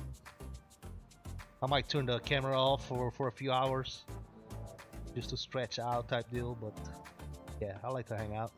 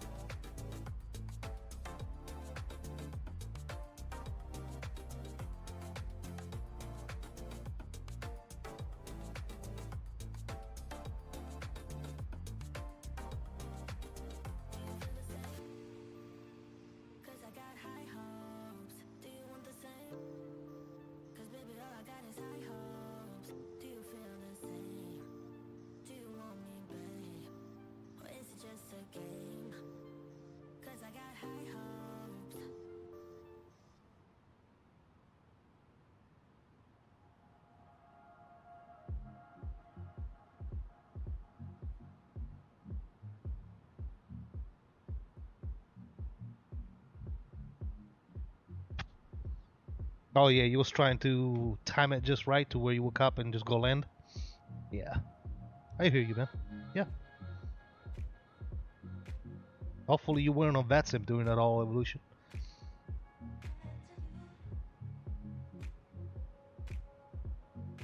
Slammed it in because of the flare physics. I haven't tried the physics, the landing physics on this yet, so this landing, once we get there, is going to be interesting to say the least.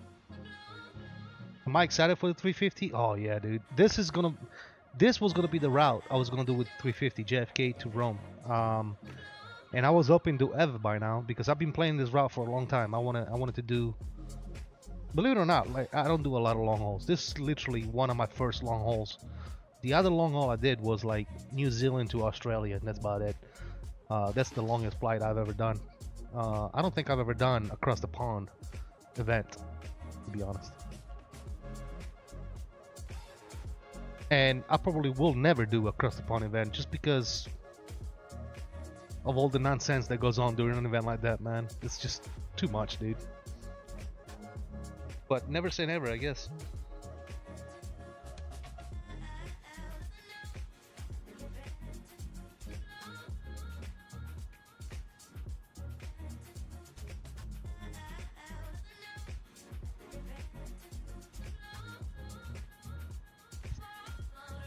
But yeah, Andy, going back to your statement, absolutely. Like I said, this was gonna be my my flight with 350. Yeah.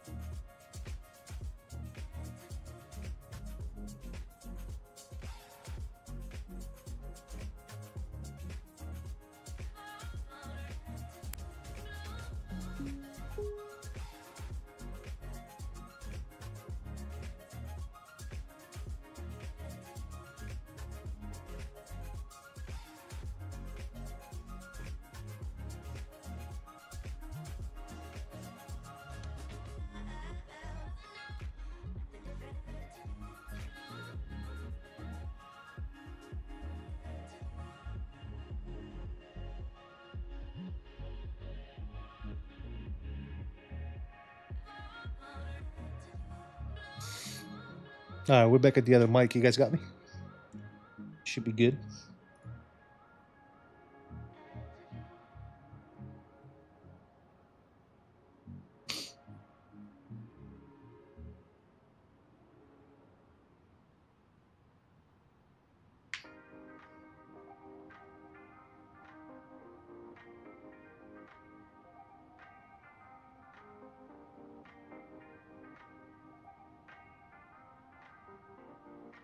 Looking to get strong.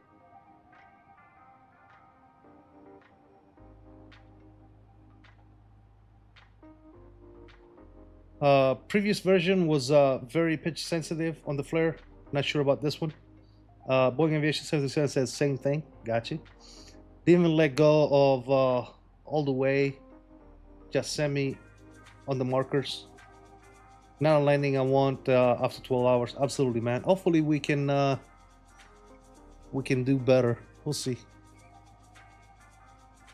We'll see how it goes.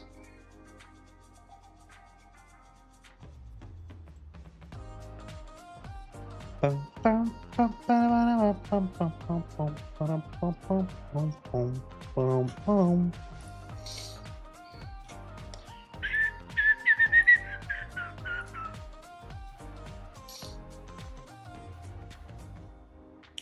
have a FedEx 777 right behind me.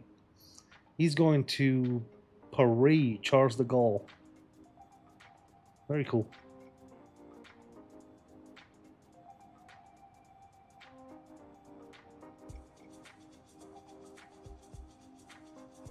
We're actually not doing that bad. What's... Oh God, camera. Chill.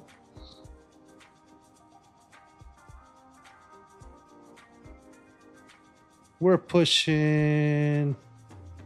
Is that 625 ground speed? Am I reading it right? Good Lord. Okay. I can get with that.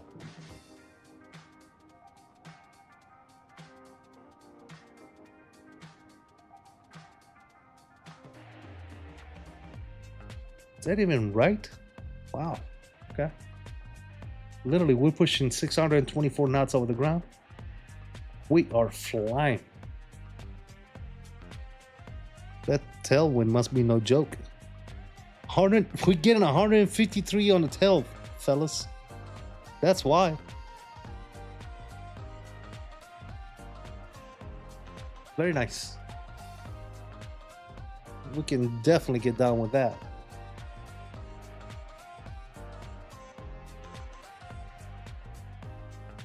Yeah, we'll be there in no time. We might have to change the time, fellas, because I definitely don't want to land with in the darkness. I want to land with the sunrise. So, if we have to, we'll change the time. Yeah, I like that. It's good shit.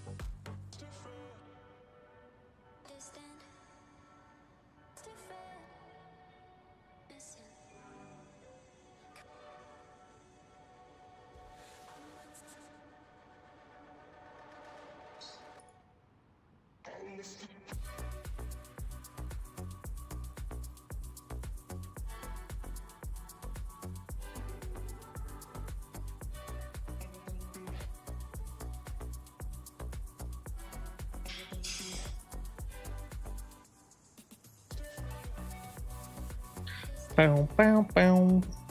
Bow, bow, bow.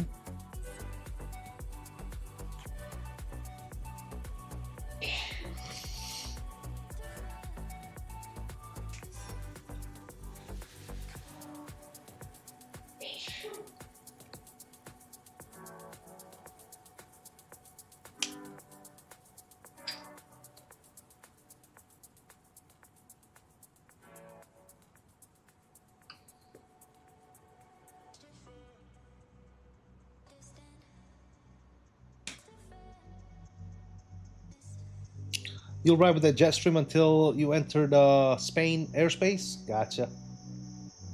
Yeah, right now it's pushing pretty good, isn't it? You just set the landing in the landing section? Gotcha.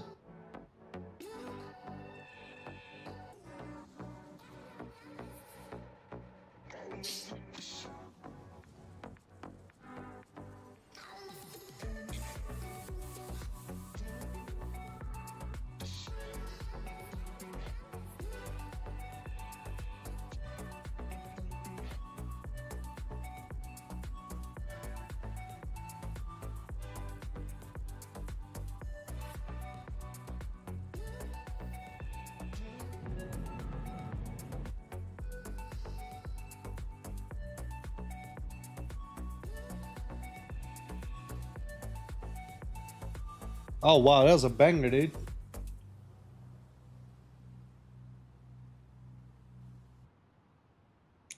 Surely you don't want me to show that in the stream, do you?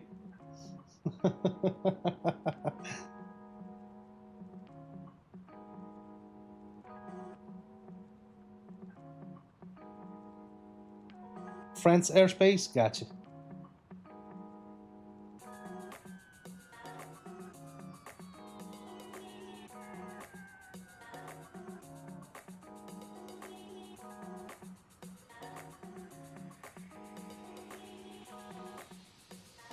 No.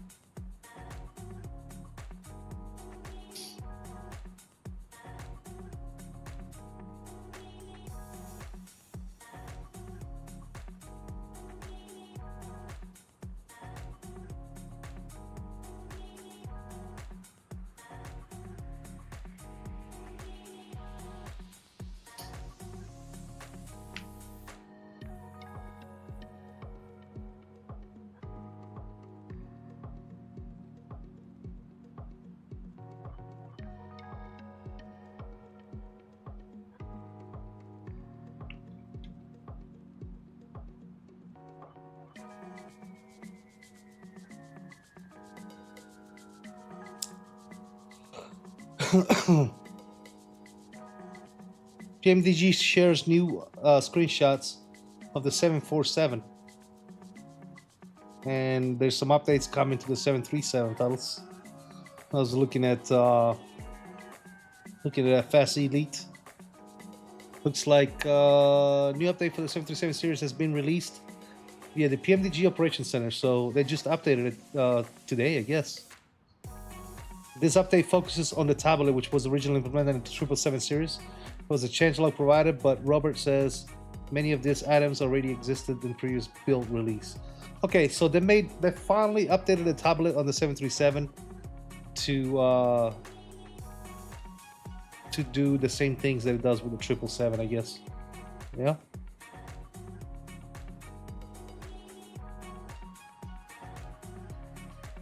Quick note was made on Microsoft Flight Simulator 2024's public beta for Sim Update 1. They said that they have had feedback that some blockers had been fixed, but not necessarily in the new Sim update. They will continue to test and evaluate Microsoft Flight Sim 2024 and their products, and will provide updates as and when. Okay. And then we got the good old previews, teasers on the 747-100.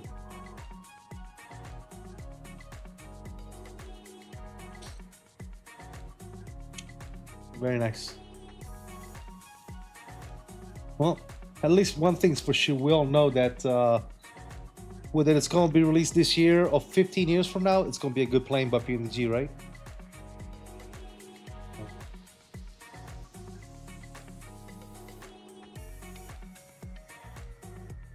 Once you're coming into land, fight the urge to release back pressure when flaring, or else you'll have to call maintenance, just like I had to in the sim. Got you. Tailwinds, what's going on, man? How you doing? Welcome. Good to see you, man. There was a small 737 update today. Yeah, it was the tablet, the universal flight tablet, as PMDG likes to call it. Yep. Just updated my PMDG 737. Thanks for the update. Yep, no problem, man. Yes, sir.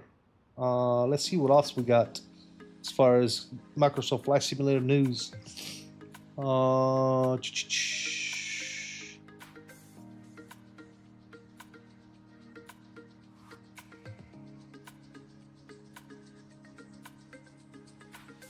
P180, 74. Fielder just released a Washington Dulles Airport. For those of you that are interested. But don't we already have a Washington Dulles Airport, though? I thought we did. Let me see.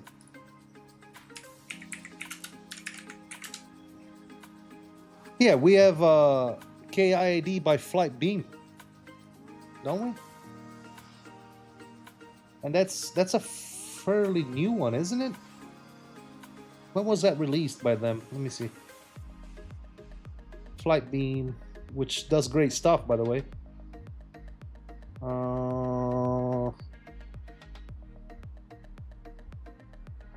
I'm not sure when they released it, but there's definitely one already. And now we got one by Fielder as well. I tend not to buy new sceneries unless they're significantly better than the ones that we already have. I think that's a waste of money. That's why I think a lot of developers should really consider not doing sceneries that have already been done. I think it's just stupid in my opinion.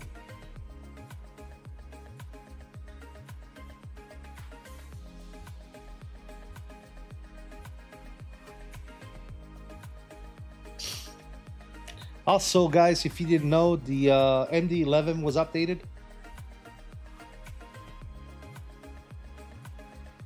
So if you haven't already done so, go ahead and update your MD11. Quick Lift is in the house. My dude, what's up, man? Long time. Hope all is well. Happy Friday to you as well, my friend. So yeah, 737 and MD11 released an update. I think it was yesterday or the day before. Tailwinds with the 1 year badge, man. Thank you so much, brother. Salutes to you, man. That's absolutely fantastic, dude. Thank you so much.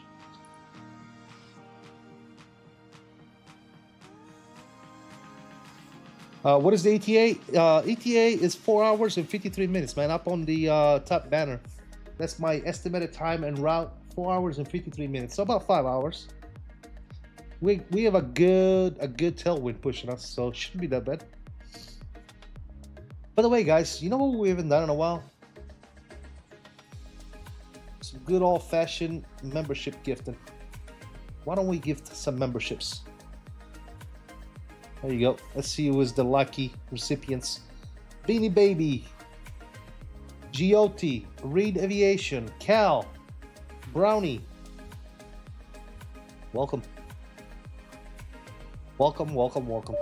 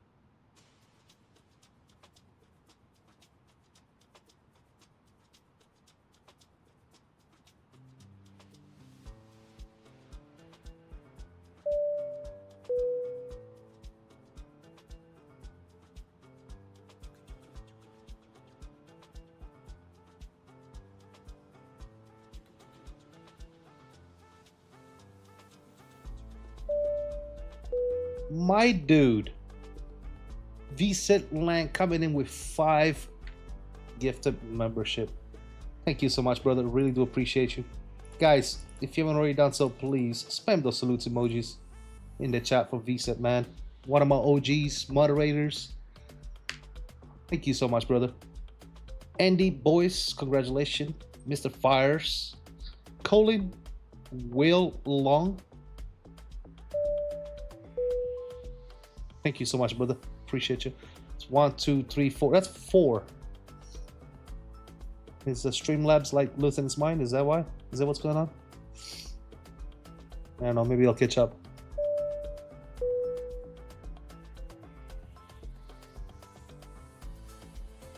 Thanks, Visa. Appreciate you, brother.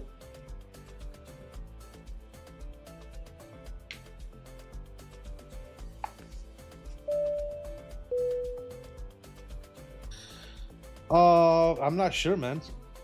Lots of people are never here, dude. Some people I've never even seen. Colin Farrell, I think maybe I've seen him once. But I do appreciate your support, brother. Nonetheless, thank you so much, man. Appreciate it.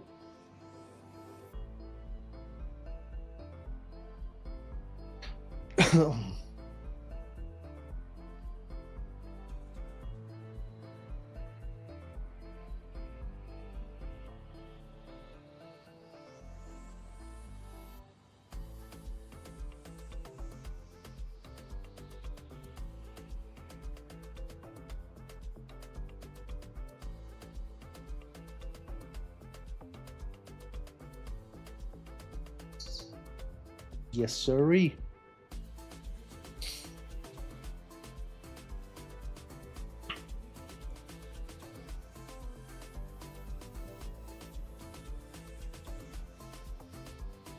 Should we go up to 3.7, guys? Should we go up to 3.70? Here, let's take a look at some stuff real quick. Hold on.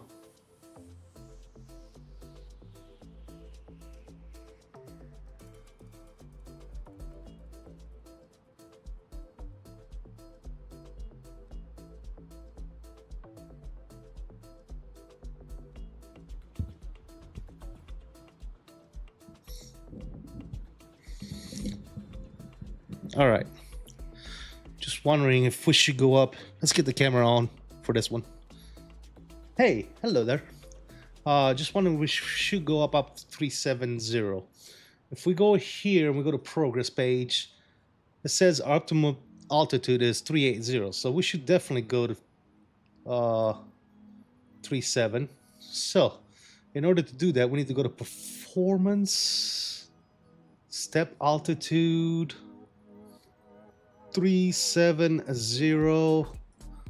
Punch not yet implemented. Okay, so we can't do that here. Enter step altitude only. So this is not implemented yet, so they need to fix that. So how do we, should we just change it in the init page? Okay, it does say 3.7. Oh, we're already at 3.7. Jesus. Okay, never mind then. Mr. Major Mark, what's up, brother? How you doing, man? Hope all is well.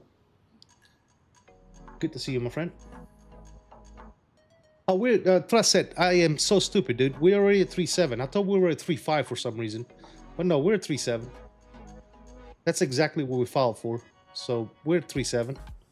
Yeah, 3.7. You know what? I was looking at my top right corner over there on my banner. That's not very accurate. It says 3.5. I think that goes with a different altimeter. Radar altimeter, maybe? I don't know. But it's not 100% accurate. So, but yeah, we are at 3.70. Absolutely. And let me look at something real quick here. We are pushing 609 knots on the ground. We got 138 knots pushing us with a tailwind. So yeah, doing good actually. Doing good.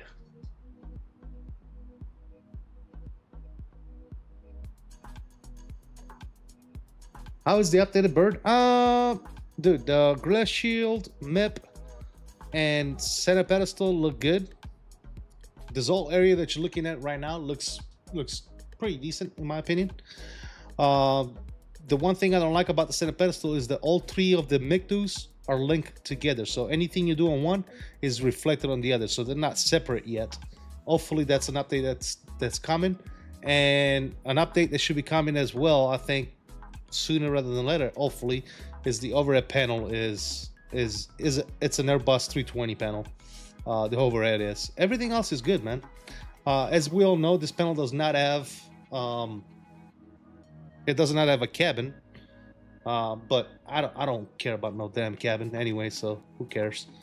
I'd rather have a plane that does what it's supposed to and all that good stuff, and not a cabin, to be quite honest. I don't care about no damn cabin. But yeah. Other than that, it felt good on the ground. It felt like a big jet on the ground, taxiing around. The departure, if you set up the plane correctly and you do your trims and all that stuff, departure was good as well. You just might need to adjust the sensitivity on your side stick just to make sure it's not too peachy or too touchy. I'm rocking the same sensitivity settings that I rock with my Phoenix or any other Airbus. So we'll see how that goes.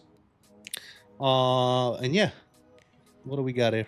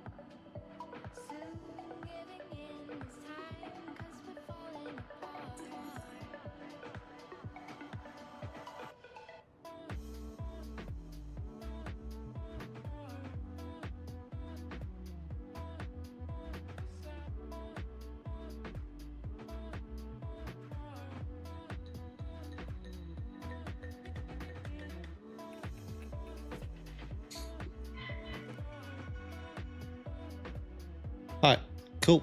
I had plane behind me talking to me.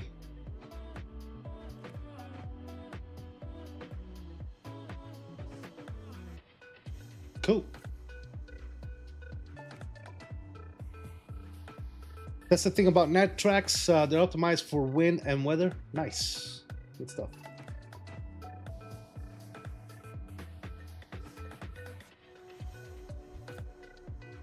All right, we do have another 5 memberships to give away.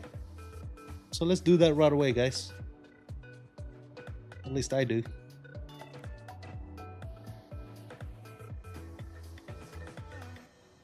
Let's do that right meow. Maybe adjust this just a little bit.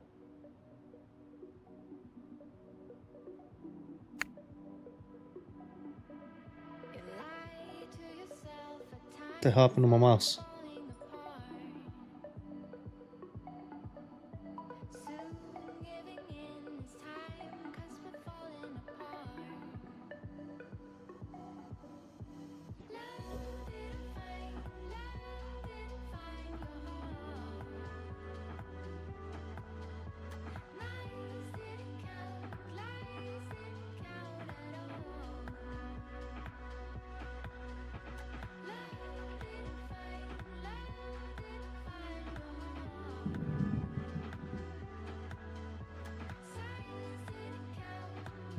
All right, sorry about that. Should be good. All right, so as I was saying before, I have another 5 memberships to give away. Let's do that right now. Why the hell not?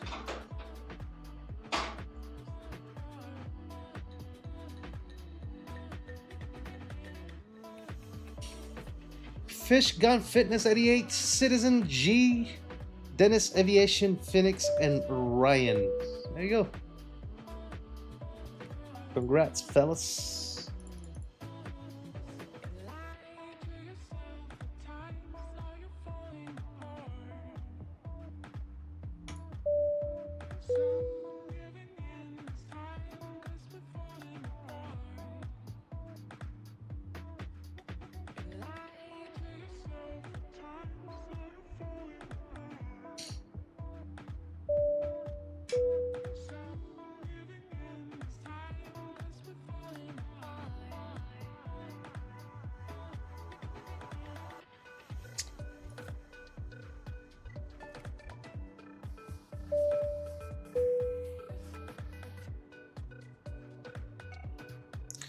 Okay, so I'm reading right now, fellas, that this is the update we just got today for the Headwind is phase 1. Okay.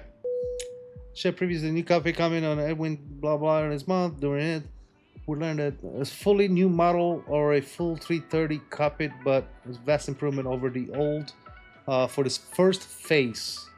The third McDo has been added along with new lighting controls. And the true north button for note reference. I saw that. Yep. The design texture of the cockpit has been improved. Phase 2, which should be coming next. I don't know when, but should be coming next. Of the new custom cockpit will include a redesigned overhead panel. Hence, its absence from the trailer.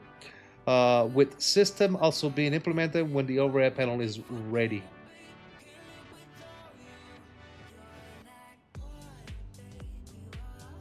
Nice.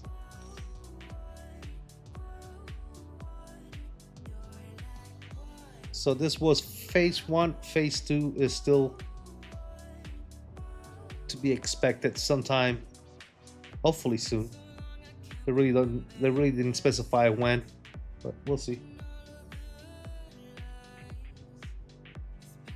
We shall see.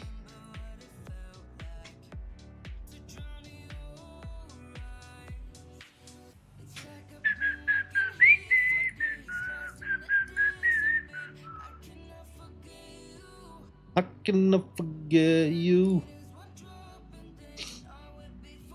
That's about it, really, for news. GSX has been receiving a couple updates with new togs and stuff like that, and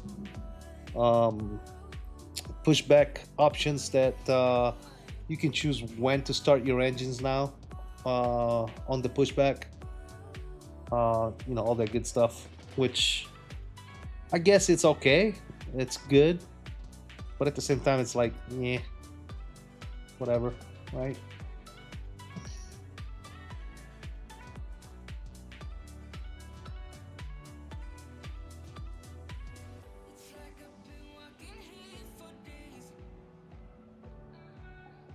By the way, guys, if you haven't already done so, please don't forget to smash that like. Thank you for the 21 likes so far. Really do appreciate you guys. Thank you for the continued support. Reed Aviation, my dude, what's up, man? Welcome. Good to see you, man. Good to see you, my friend.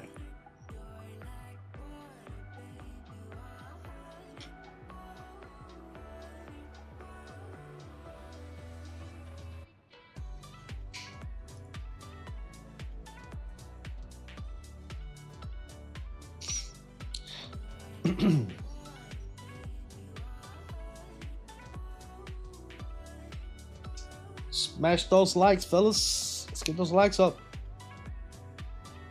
Also, you know what I'm also excited about, guys, is the update that should be coming here soon for the CRJ. That has been a long time coming, guys. That plane has not been updated in like what, 2 years? I think that's gonna be definitely something cool to have. Get that CRJ back in the mix, you know?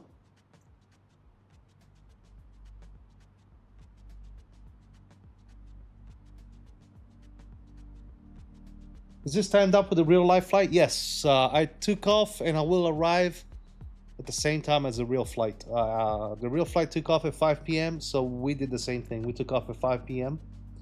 and we should get there by between 6:30 and 7 a.m. So hopefully there'll be some light. If not, we're gonna make it light just enough so that we can have a pleasant landing, arrival type deal with a nice cool sunrise, just like the real life flight.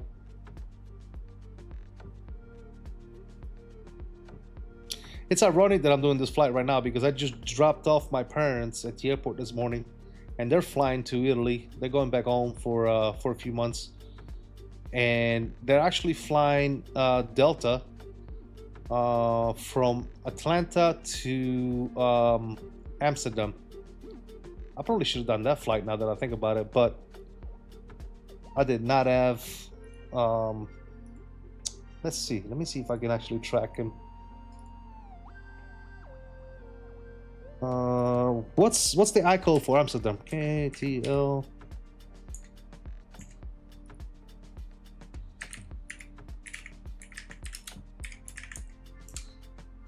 What is it, guys? EHAM? Yeah, EHAM.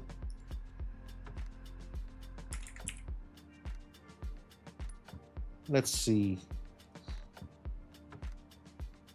Yeah, they're flying on a Delta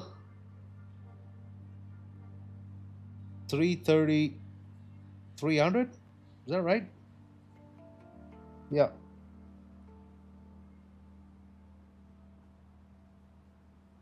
They're flying on a Delta 330-300. It's gonna take them about 8 hours to get there. Yeah. Unfortunately, I mean, I guess I could have done it in the 330-900, but yeah.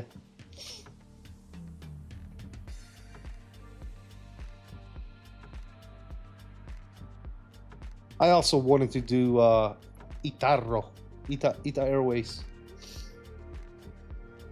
One of my favorite liveries has got to be Ita Airways, guys.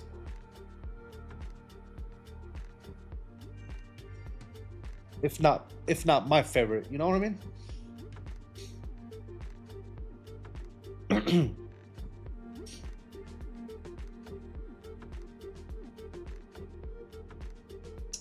ITA Airways, Bill. ITA Airways. Itarro 779.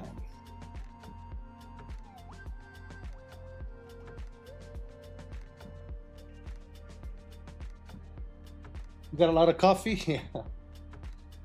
I sure do, Reed.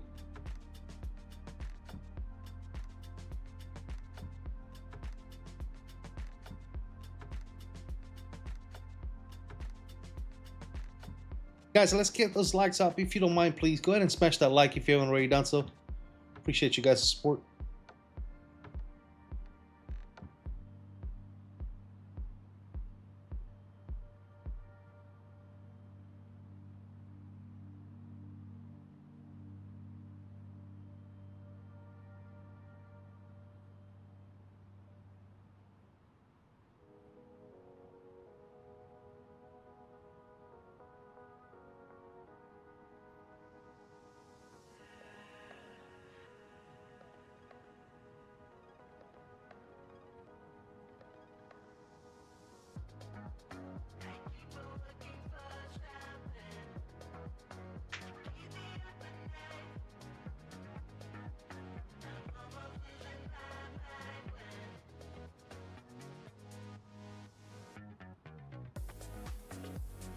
Did I see that ITA Airways is joining the Lufthansa group? Yeah, yeah, that's gonna be awesome, dude. A lot more flights and stuff. Yep.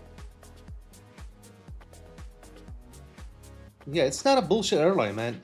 ITA Airways is not a bullshit airline, dude. They're actually doing pretty good. They have a really nice fleet of airplanes, spanning from the Airbus 220 all the way up to like the 350. Yeah, it's a legitimate airline company. It's pretty. They're doing really well. That's for sure. We got Aviation Hub. It says, did Headwind just get updated right now? It got updated today. Yes, we have now.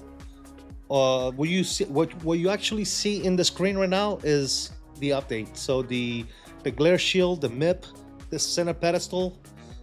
There's still the next update, phase 2, is going to be the overhead panel. They're going to update that as well to include all the systems.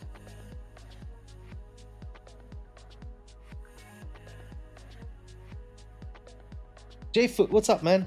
Great video with the Boris Sound showcase. Thank you so much, man. Appreciate you, brother.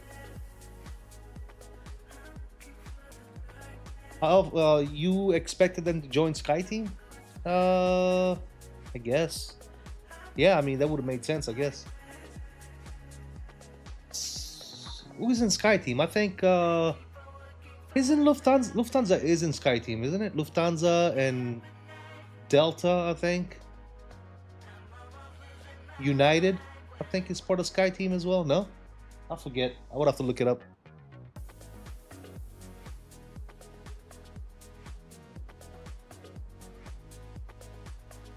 Definitely gotta do some Delta flights, yeah, man.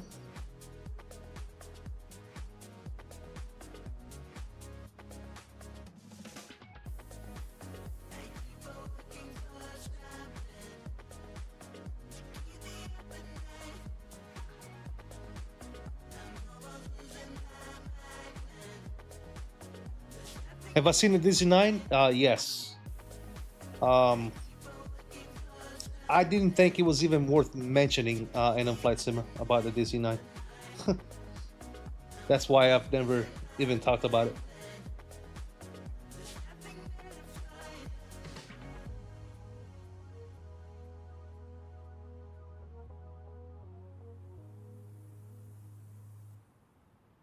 Yeah, it's bad, dude. It's bad. DC-9 is it's bad. It's definitely bad. I mean, those are the same people that made the DC-9 are the same people that made the MD-11 before the TFDI came out with the MD-11, and yet you didn't see nobody showcasing the MD-11 they made because it was total garbage. But luckily, we got a good plane by TFDI Design.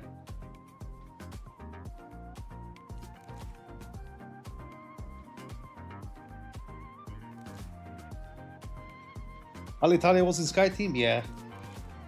That was a long time ago, though.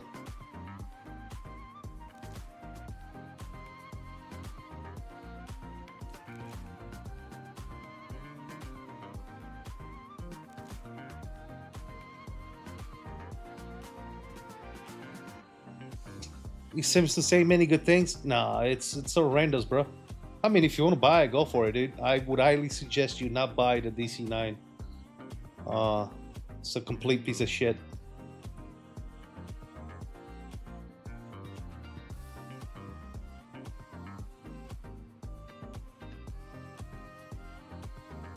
Aiden, go watch V1.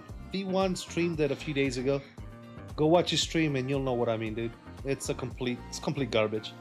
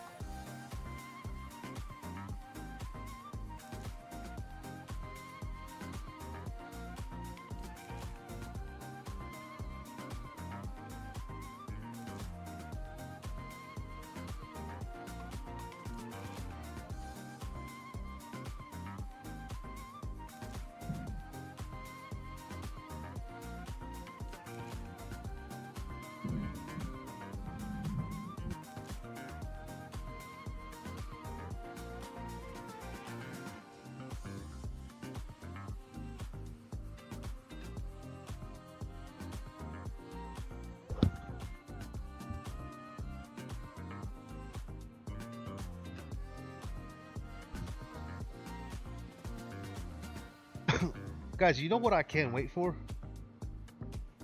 I honestly, dude, like, one of the things that I am very much anticipating is this freaking Inibuild 350, man. That 350, aside from being top 3, one of my favorite plane, top 3, not top 2,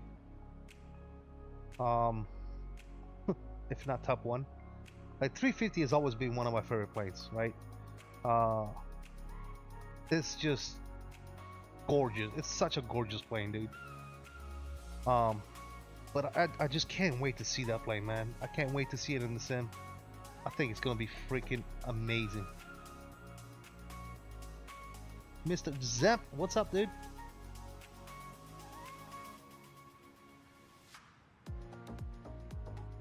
Guys, if you're just now checking in, man, I'm not seeing that like ticker go up, man. Do me a huge favor and smash that like button if you haven't already done so, man. We do appreciate you guys stopping in. When you do stop in, whether it's me or anybody else that you might watch on a regular basis, don't forget to hook them up with a like, man. That does a lot. The legend himself, where's he at? Who you be talking about, Zem?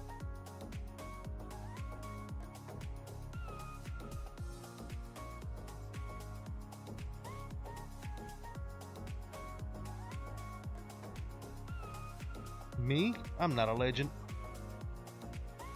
I'm just a fake pilot on the internet, dude. The real legend is the real pilots. The ones that fly real planes and then stream fake planes. Those are the real heroes. Because I'll tell you one thing for sure. If I was a real pilot, the last thing I'd be doing is coming home and streaming Flight Simulator, that's for sure.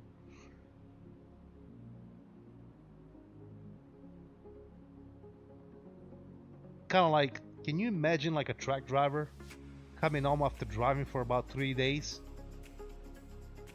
kissing the wife, slapping the babies, and then coming in front of his computer and streaming ATS. Can you imagine? All right, guys, let's drive. Like, what?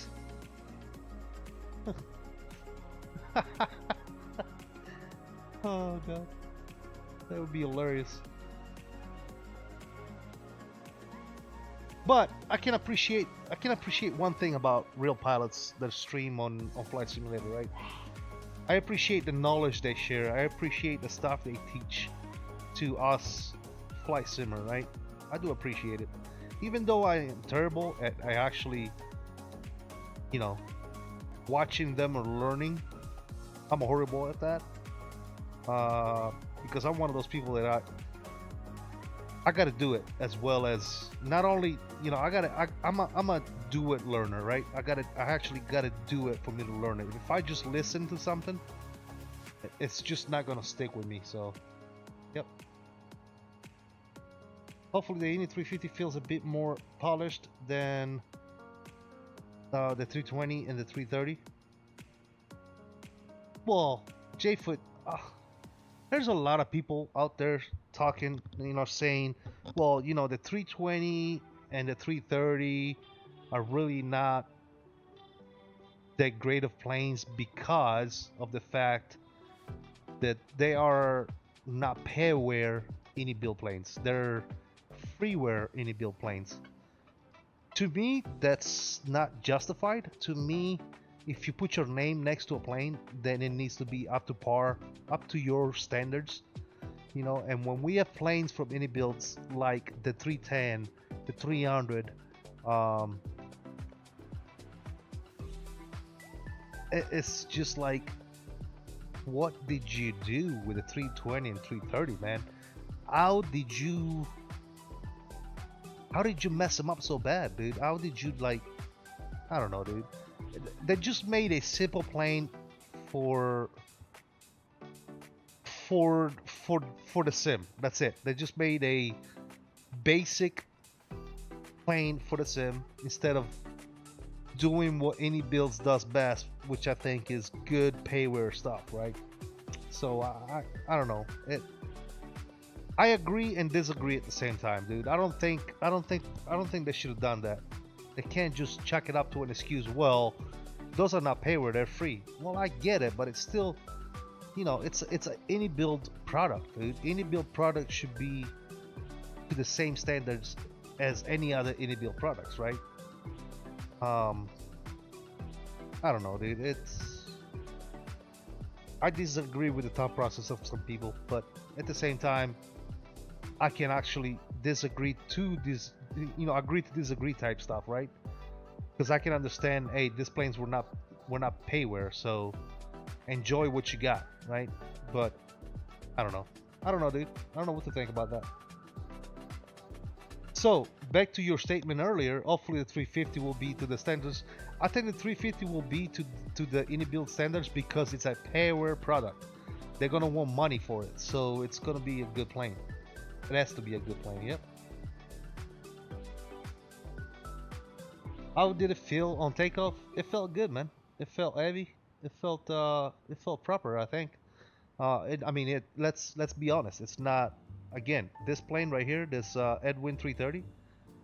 It's not a pairware product, right? It's not a high fidelity aircraft. It's a good plane. If you want to get away from always flying the same shit, then I would highly suggest go get this plane and give it a try, man.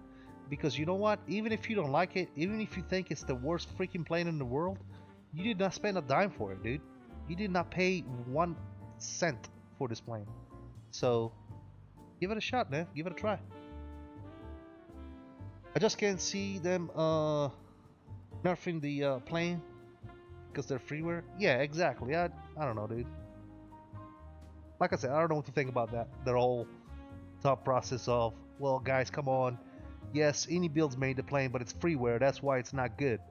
Well, who fucking who? What does that even mean? You know, it's like, come on, dude. When I touch a Indy build product, I'm expecting that product to be good, whether it's freeware or payware, right? It shouldn't make a fucking difference. That's the way I look at it, right? Excuse my French. But I was thoroughly disappointed with the 320 Neo and the 330 in Microsoft Flight Simulator 2024.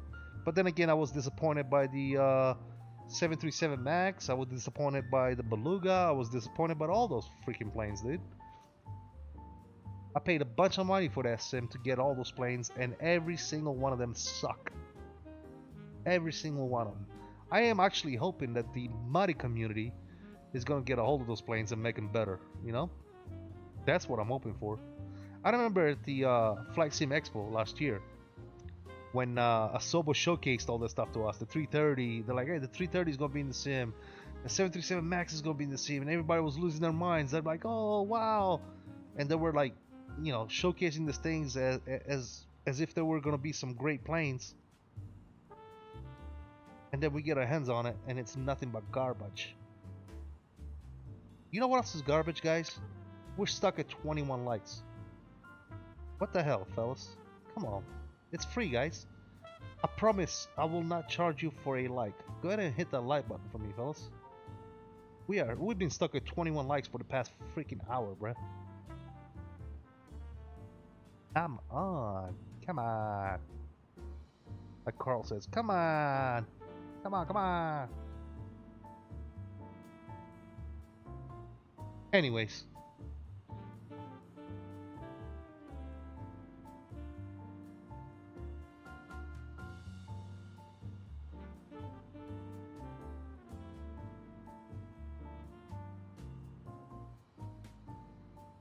I did not have any expectations for the default planes. The 2021s were already garbage, so I knew what to expect. The GA stuff is okay though.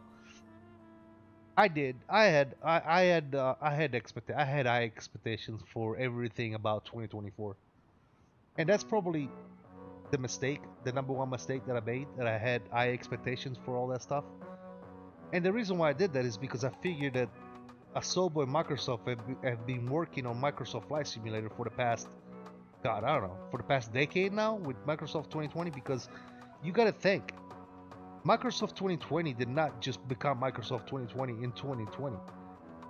They had to be working on the sim for years before it even came out, right? I would say at the very minimum 5 years. So if you think about it, they have almost 10 years of experience. Asobo and Microsoft have almost 10 years of experience in Microsoft Flight Simulation, right? So whenever they announced that they were going to be working on a new sim with new under the hood, with a new engine and all that good stuff, I thought, man, this is going to be great. This is going to be awesome, right? It's going to be better. The planes are going to be better. The physics is going to be better. The sceneries are going to be better. The airports are going to be better. And then when 2024 came out, it was the same bullshit, just streamed. Like, it's, yeah, the colors are a little better, some of the textures are a little better, but aside from that, as of today, I have not seen nothing to be that I can say I'm impressed with 2024. I am not impressed. I much rather them have kept working on 2020 rather than come out with a whole new sim that really let me down.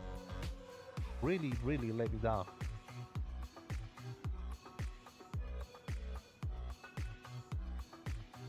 Uh-oh, Beanie Baby found the emojis. Watch out, fellas. I remember when I told you you'll wait for WPMDG and iFly for their max, and you were first started winning, understandable, and said maybe the default max will be good. I told you it'll be shit. Yeah, well, I remember that. The argument that I was making was we got 3 maxes coming relatively at the same time, right? Between PMDG, iFly, and Asobo, we're gonna have 3 737 Max. The only thing that I was saying, not so much for the Asobo 737 because that was never gonna be a thing, but between iFly and PMDG more so, the one thing that I was sticking by was whichever one comes out first is the one that I'm going to buy, and what I'm not gonna do is buy another one, right? So if PMDG comes out first, then I'm gonna get PMDG, and I'm not gonna get the Max, the iFly Max. But if iFly comes out first, I'm gonna get that and then not get the PMDG, right? There's no reason to have two of the same, if you know what I mean. Especially when, you know, they're both really, really good planes, right?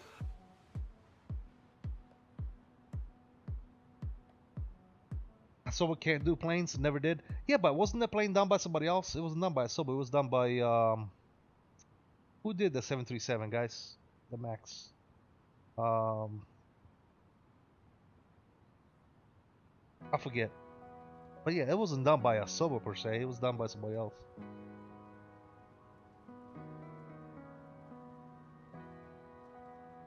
If PMDG doesn't make 10, I'll get it, but other than that, I'll stick on... Oh, the iFly is an amazing aircraft, man. There's no reason to buy anything else. Yeah. The inbuilt freeware is flyable though. Just not as good as I hope it to be. Yeah, JFood, that's exactly what we're saying, right? They're definitely flyable. Absolutely, but that's about it. They're just flyable. Right? They're not good aircraft. Yeah? Just like this plane that I'm flying right now, the Headwind 330 900, it's flyable, but I wouldn't even try to start to say that it's an high fidelity aircraft. It's a flyable airplane, that's about it. Something to knock the edge off, to get that, you know, the feeling, okay, I want to fly something different, let me go fly the Headwind 330. But you don't fly the Headwind 330 because the Headwind 330 is the best aircraft in the market. It's not, right? It's a freeware project. It's a good plane. It's decent. It does what it's supposed to do so far. So yeah, it's getting better. They've updated the cockpit. Soon we're gonna get a overhead panel, so it's gonna be legit 330 interiors. So I think they're doing a great job, man, especially for the price. Yeah. Talking about Max 10 in specific, iFly only is the Max 8. Yeah, I don't know. Maybe iFly is working on Max 10 as well. We'll see, man. I don't see why they wouldn't. You know, if they got the Max 8, making a Max 10 can't be that much more complicated, right? They should be able to do it.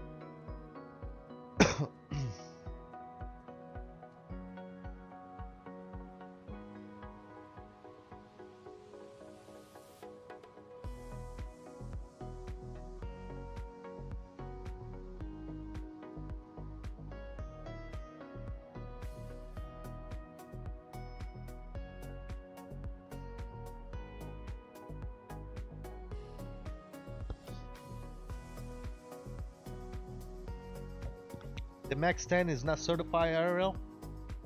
Really?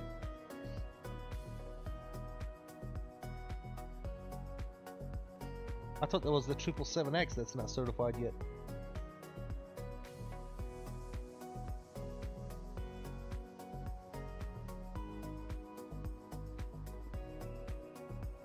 iFly only announced the Max 9. PMDG has connections to Boeing, so hopefully they'll do the Max 10 someday, but we'll see. Yeah, is the Max 10 out in the fleet yet? I don't think I've ever seen a Max 10, to be honest. Now that you guys mentioned that, I know Max 9s are out, Max 8s are out. I think we have Max 7s as well somewhere.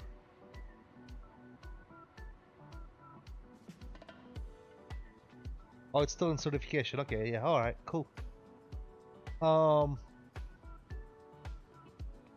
Yeah, I don't know how fast all that stuff is gonna get implemented, to be honest with you, man. I really don't.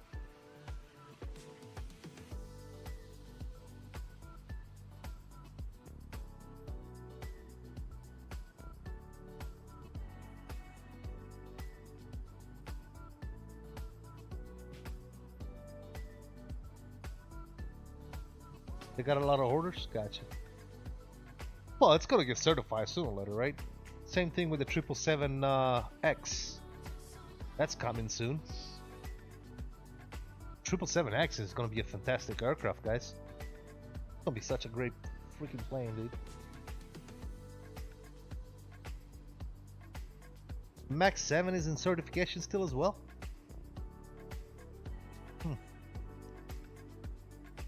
I didn't know that.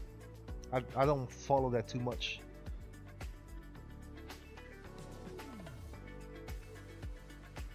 I know there's talk of making having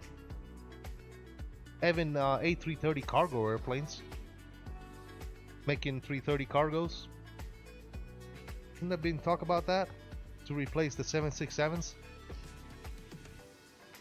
I heard that somewhere. I didn't read it anywhere. I just heard it. Killing Southwest do not have the Max. Oh, the Max 7. What do you say that? What do you mean by killing Southwest?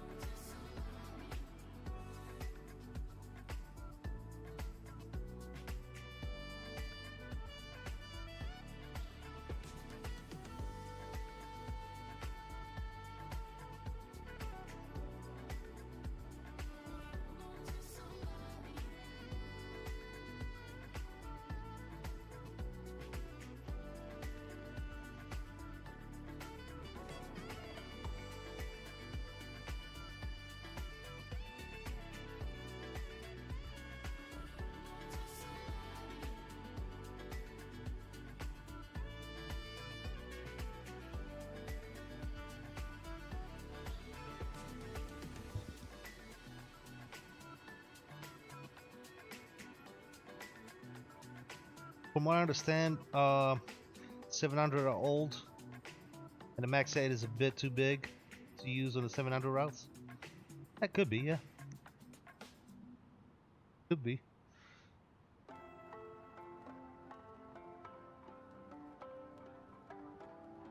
Could very well be. I don't know. I haven't looked, I haven't really checked up on all that. So I really don't know. I'll be lying to you guys.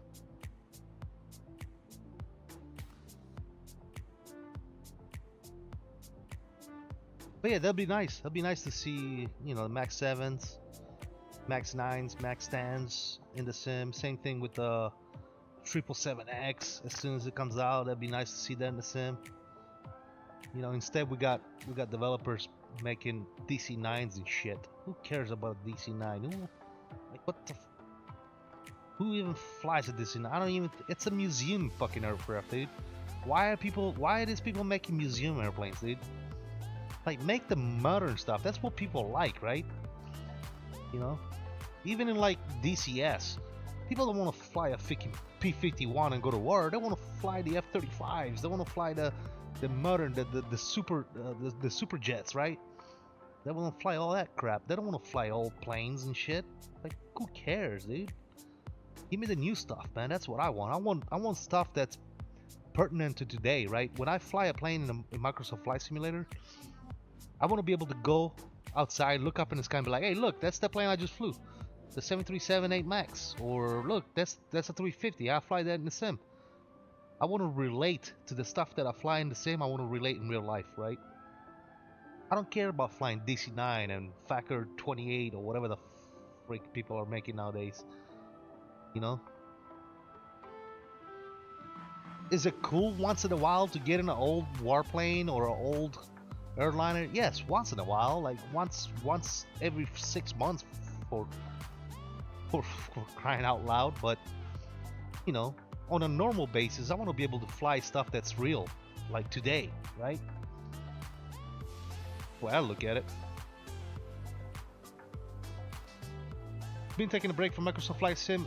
Started getting quite boring for some reason. Liam, that happens, brother. It happened to me a few months, last month actually. I don't know if you noticed, you haven't been around for a while, but I didn't stream, I didn't do Flight Sim, 2 months, man. I didn't do anything for 2 months. It happens, man. If you do the same thing day in and day out, it's gonna get boring. That's why you either play other games in the mix, right? Do other stuff, or just take a break. I disagree and agree. It depends. I want both. In a perfect world, we would have devs doing every single modern plane there is, but at the same time, I like to fly an older jet from time to time. Yeah, yes, I agree. From time to time, like once in a blue moon, I'll pull out the ND80 or something. But it's not the plane that I go to on a daily basis, right? On a daily basis, I want something that relates to me in today's world, like 350s, 380s, 330s, 320s, 319, 321, 737, 7, 8, and 9s, 777s. I don't want to fly a freaking DC-9 every single day, right?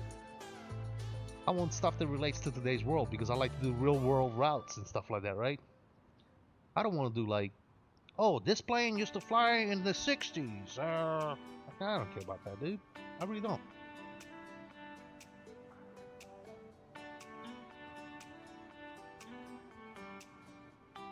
There aren't many 737-400 flying out, but I would love to have one. Yeah, there's a difference with, I agree with you, Android. There's a difference with, I would love to have one of those because I like to break it out once in a while, or I really want one of these planes because it's going to be my go-to plane to recreate real-world flights on a weekly basis, right?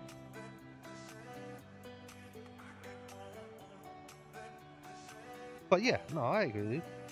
JJ, what's up, brother? Good evening to you as well, man. Welcome. Good to see you.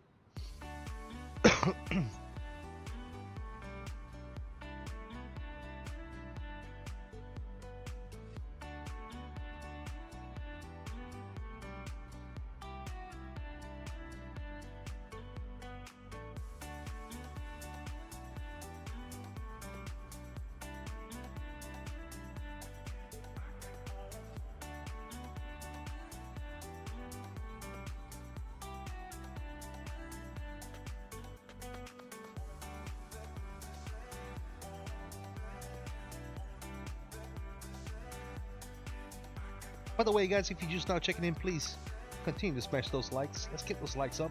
Appreciate you guys' support. I feel the same about old school aircraft. The most old school I will fly with the LIRF 35 or Comanche. Absolutely, man. I love the Comanche. That's a great little aircraft. What sucks is that Bluebird announced the 787 before even releasing the 75 and the 76, so we'll be waiting at least 3 years, if not more, actually, I would say 3 years, if not more. Because I don't even know, is that even a dream release day for a 7.5 yet? I don't even think there's a possible release date for the 7.5. Is there? Because last time that it was supposed to be released last year, right? And then they changed their minds. They're like, well, no, we're gonna do it better, blah blah blah. So it's gonna take a longer time. Cool. But there's no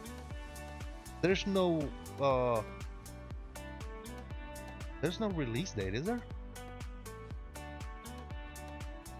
It's all in the blue. Once in a blue moon. I hear you, JJ. Yeah, same here, man. 787 will be Microsoft Flight Simulator 2028. Yeah. And you guys are kidding, but you know that there's actually going to be a Microsoft Flight Simulator 2028, right? Because it's money grabs, man. It's kind of like Microsoft is almost like freaking FIFA. You know how FIFA makes a new game every year and it's the same shit? FIFA 19, FIFA 20, FIFA 21, FIFA 22, FIFA 23, FIFA 24, FIFA 25. And you're like, it's the same bullshit every single time. Right? And it feels like it's the same shit with Microsoft now. Microsoft 2020 was a complete disaster when it first came out. Guess what Microsoft 2024 was when it first came out? A complete fucking disaster, dude. It's like reliving the same experience all over again. Disaster after disaster. Funny. It's funny and it's not funny at the same time.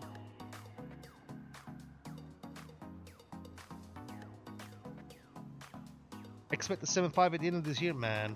I hope not, man. I really hope we get the 7.5 soon. I'm excited for it. Bluebird is doing a great job with it. Don't get me wrong. I think they're doing. I think it's gonna be an amazing aircraft. But at the same time, man, it's like, goodness gracious, dude.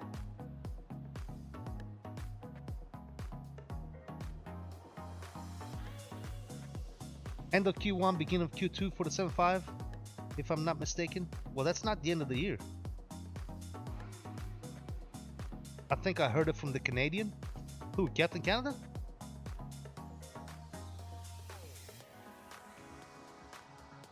I don't know, man. That sounds a little early. Q1, Q2. That means we should see it by March, April, right? By March, April, we should be seeing a 7.5. Is that what you're saying? I don't know, dude. I find that a little hard to believe, but I would love to get surprised by a 7.5 release in March. 2024 is better than 2020 was by a lot. At least there are some planes to fly. Agree and to disagree, J-Foot. I agree to disagree.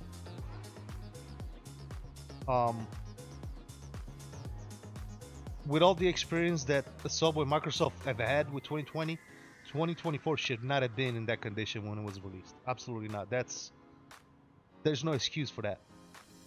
And to this day, to still not have a marketplace in that sim, that's a different level of ridiculousness right there. Like, you still haven't figured some shit out, dude. TOBII doesn't work. TOBII eye tracker, something that works absolutely flawlessly with 2020, does not work in 2024. It's an absolute disaster.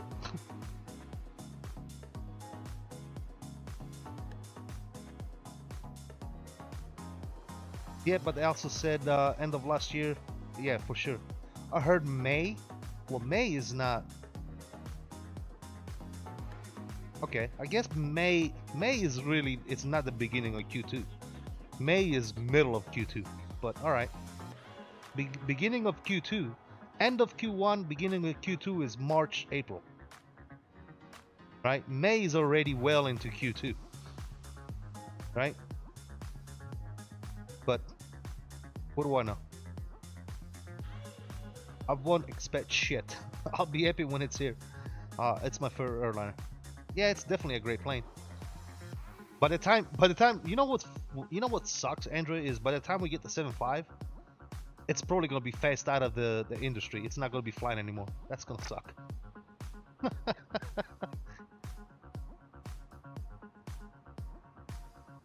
I don't know why they spent so much time redesigning the UI. I guess to make it look like a new game. I'm not sure. J-Foot, the UI is the one thing that I hate the most, because they could have very well kept it the same. They didn't have to change everything. Like, we gotta go into a sim and relearn the whole freaking sim, dude. Everything, keybinds, redo everything. I mean, it sucks.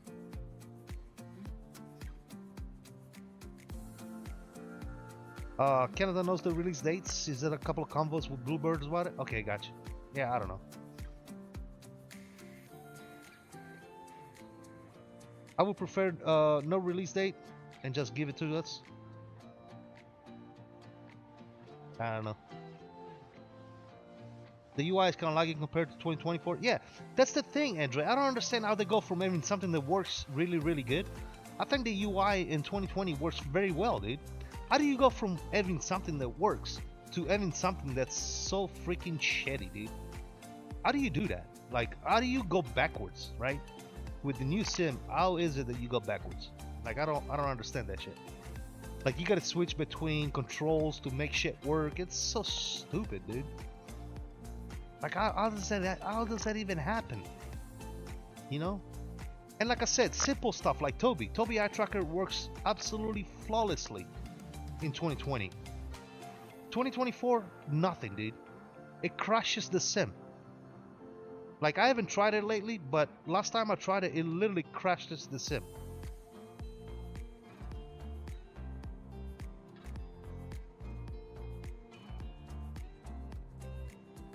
If it ain't broke, it fix it. Absolutely, dude.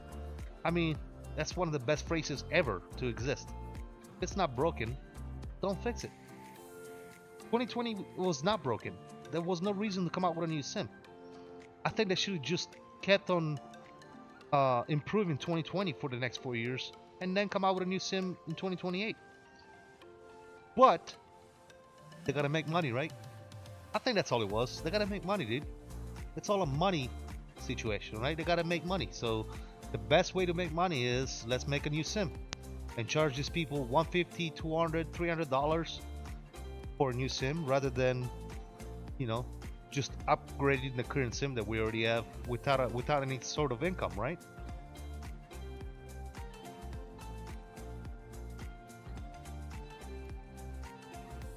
J-Foot, yes, I agree. I mean, like I said, Asobo and Microsoft is a company. They gotta make money. If they don't develop a new sim every 4 years, they lose money. So that's just the simple fact, right? 2024 does not look that much different than 2020. I don't give a shit what anybody says. The colors look a little better. They could have done that with 2020. They could have updated the color palette, right? I don't see, I virtually don't see any difference in the clouds. You know, there's some different clouds formations. That's about it. They could have added that in 2020. No issue there. They could have added new formation of clouds in 2020. A lot of the stuff that they did with 2024, they could have done with 2020. They chose not to because they needed to make money with a new sim. That's the simple fact. And if you guys don't believe that, I don't know what to tell you. That's the simple fact is Microsoft and Asobo needed a new sim to make money. So, yeah.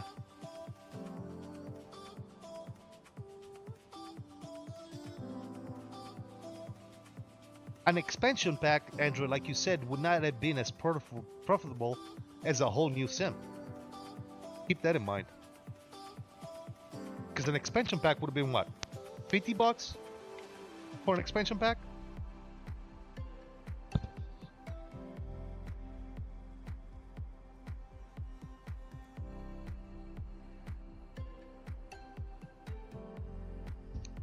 Don't get me wrong, I think as a company, they absolutely made the right move. To make a new sim as a company, I think that's the best move, is to just make a new sim, right? Because that's the one option that's gonna give you the most money, right? In return, is a new sim. If you just expand or make a new patch and charge people for a patch on 2020, where they introduce, you know, a streaming process and whatever the case might be, they can't charge you $200 for that. They're gonna charge you, you know, 50, 60 bucks. I don't know if you remember, but they did that back in the FSX days when they came out with the expansion packs. Remember that? That's what they did, and they didn't make that much money. They should have just came out with a new sim. And shortly after that, they stopped. They went belly up, right? Because that was the wrong move.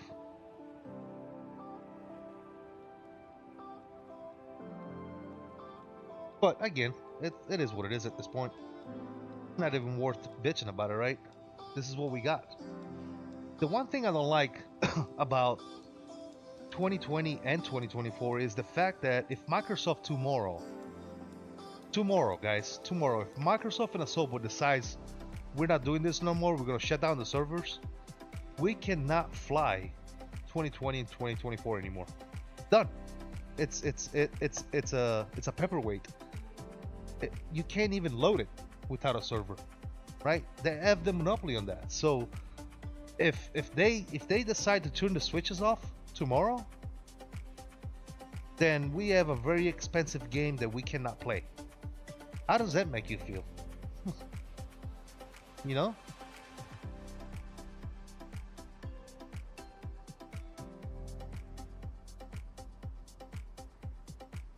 It's incremental, not revolutionary. Yeah, absolutely, man. Like I said, dude, I'm not very...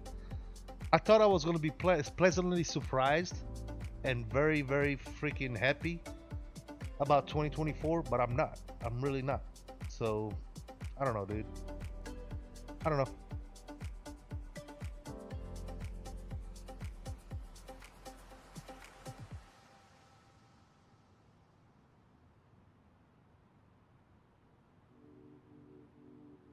Nice. Won't sleep tonight. Thanks, CST. Why? What happened? What'd I do?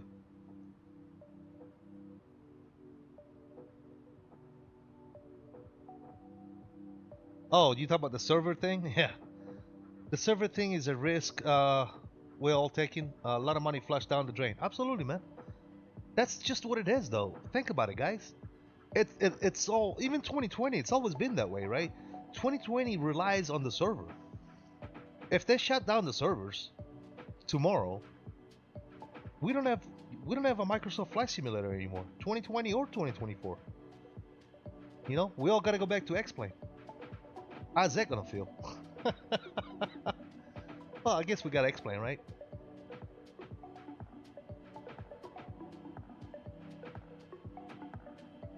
So X-Plane to me, and again, I'm not trying to knock X-Plane down, and I always say I really hope that X-Plane steps it up and improves in their sim. But X-Plane to me feels like the unwanted stepchild, at least for me, right? It's not my go-to sim.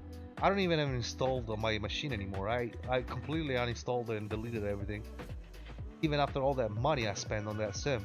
You know, I bought planes, I bought sceneries, I had all kinds of crap on that sim. And yeah, I don't enjoy it, guys. I really don't. The visuals are not there. The planes look, I don't know what it is about the plane, like the textures and the shapes. It just looks like an old, not up to date sim. It just looks like, I don't know, dude. It feels funky, dude. It doesn't look right to me. It's just, I don't know. Maybe because I've always been a Microsoft Flight Simulator guy. You know, going back to, you know, 98. That's when I started simming, right? 98. FS 98. Is that what it was called? Flight Simulator 98. You know, I never really got into the X-Plane game or P3D. Once FSX, once they stopped making stuff after FSX, I just stuck with FSX. I didn't go anywhere else. And then after that, I got Microsoft Flight Simulator 2020. And after 2020, I decided I was going to pick up X-Plane 12 because it was on sale for like 30 bucks. So I picked up X-Plane 12 for like 30 bucks. And I tried it out. And I've never, ever been impressed with X-Plane 12, to be quite honest. I always felt like when I was switching from Microsoft 2020 to X-Plane 12, I felt like I was going backwards 5 years. And not because of the performance of the aircraft, right? Because I think the aircraft in X-Plane 12 performed really good. Just the visuals, right? The visuals. That's the thing that gets me, the visuals. That just sucks. But it could be, it's one of those sims, right? That it just has so much potential. It could be so much better, right? If they would just do, you know, ortho and clouds and weather that's not raining everywhere, 24/7 rain for no fucking reason, dude. Like, how do you fuck that up, dude? And you're supposed to be one of the best sim in the market. You can't even get the weather right. I don't know, dude. Like everywhere I go in X-Plane, it's raining. And when it's raining and I'm flying through the rain, it feels like like Star Trek going into upper speed. Like, what the hell is that? That looks so stupid, dude. The visuals is the thing that I really dislike about X-Plane. Everything else is good, man. You know, I like the UI of X-Plane. I think it's a really good UI. I like the way the planes fly, the way the planes handle. I really like that as well. I just don't like the visuals, man. It just seems so retro, dude. It's, I don't know.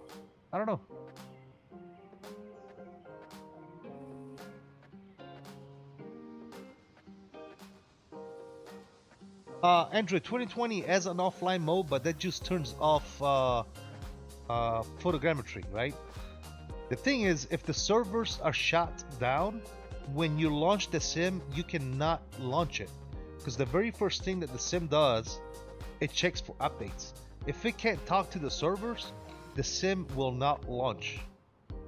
You understand what I'm saying, Android? So if the servers are dead, the sim is not going to launch. It's going to hang saying checking for updates, and it's never going to launch. Spent $225 for the sim, and I'd start just to fly it once because the sim looked like complete shit. I love the aircraft. Yeah, Jay, that's me. That's the way I feel, dude. Yep. Explain problems of the looks, the rest is better in my opinion, but the visuals in a sim is the most important, and that's why Microsoft Flight Simulator wins by far. Exactly, that's exactly what I'm saying, dude. Right? When you launch 2020, Microsoft 2020, hell, even 2024, and you just look at the visuals, right? That's what you want in a home sim, right? You want the shit to look fucking nice. You want it to look realistic. You don't want it to look all messed up, and I don't know, dude. It's one of those things that gets with me. But hey, there's a lot of people out there that only fly X-Plane, and that's cool, right? But don't knock on me for my opinion. It's just an opinion, dude. Just a personal preference.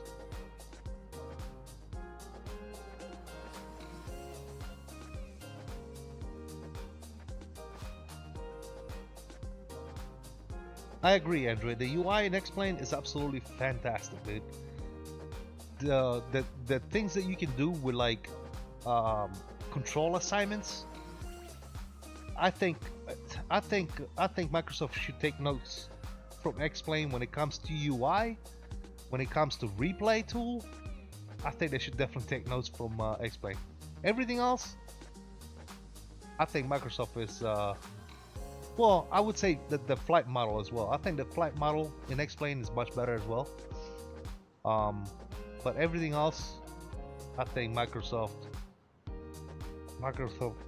has got X-Plane beat by miles.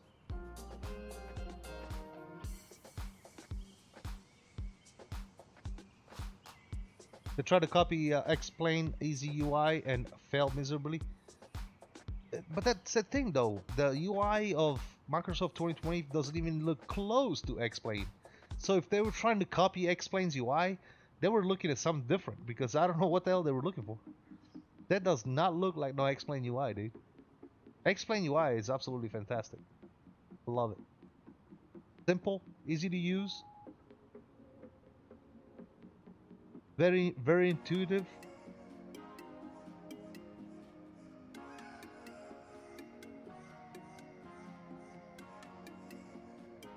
It's easy to use and not so arcade-like. Absolutely, yeah, 100%. Can I get your number, baby?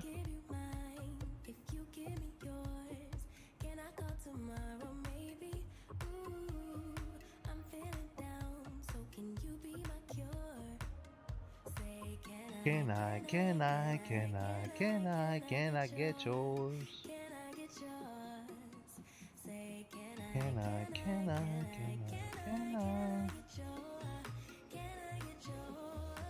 Yes, sir.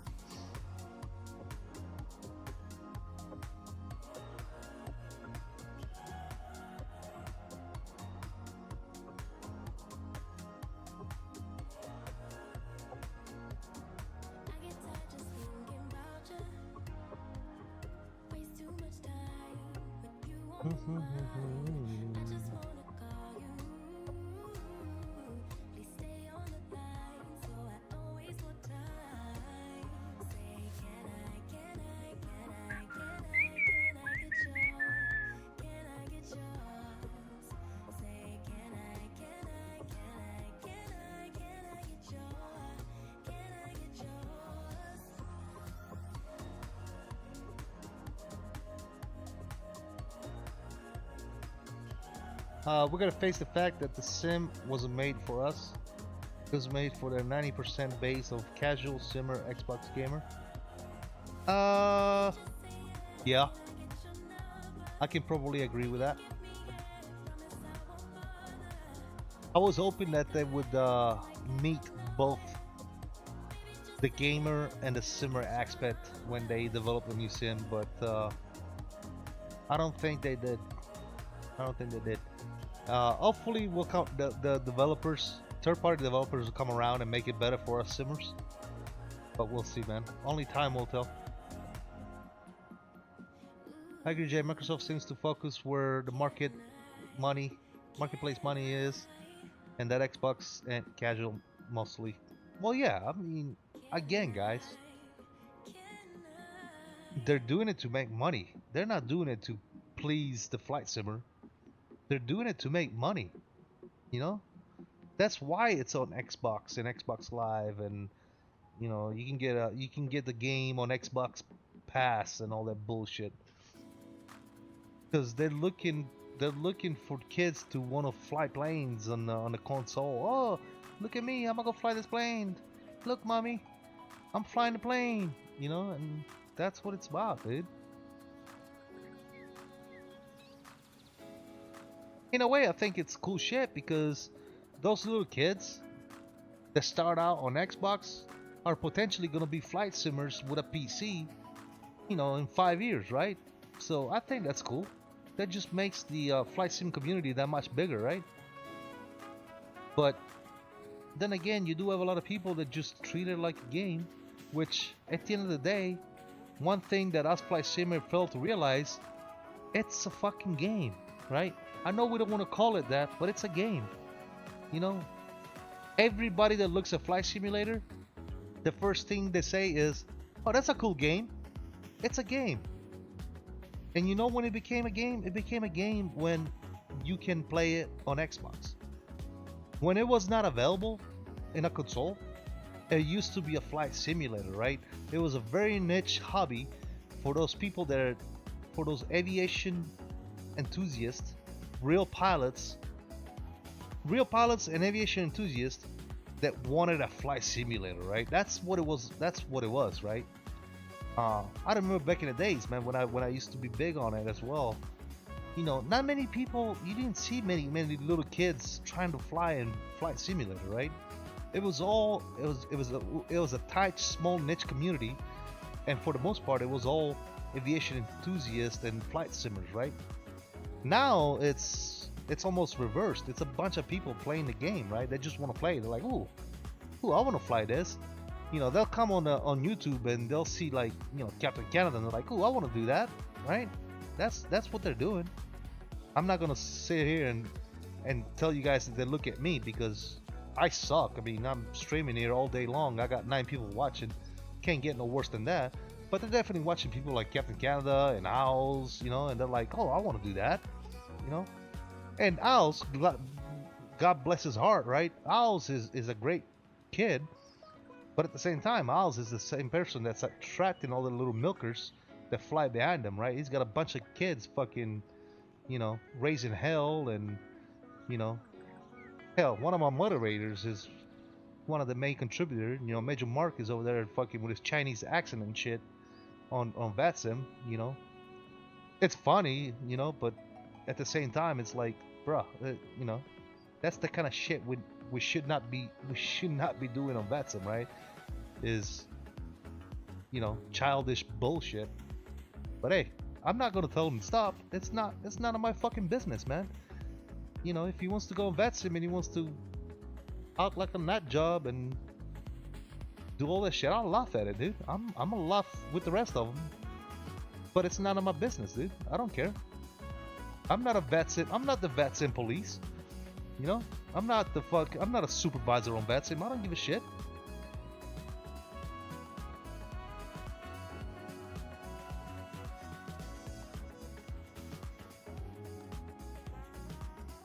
Gotta love the little TVs.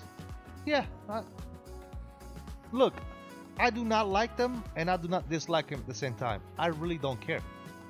You know, it doesn't affect me one bit. I really don't give a shit. Right?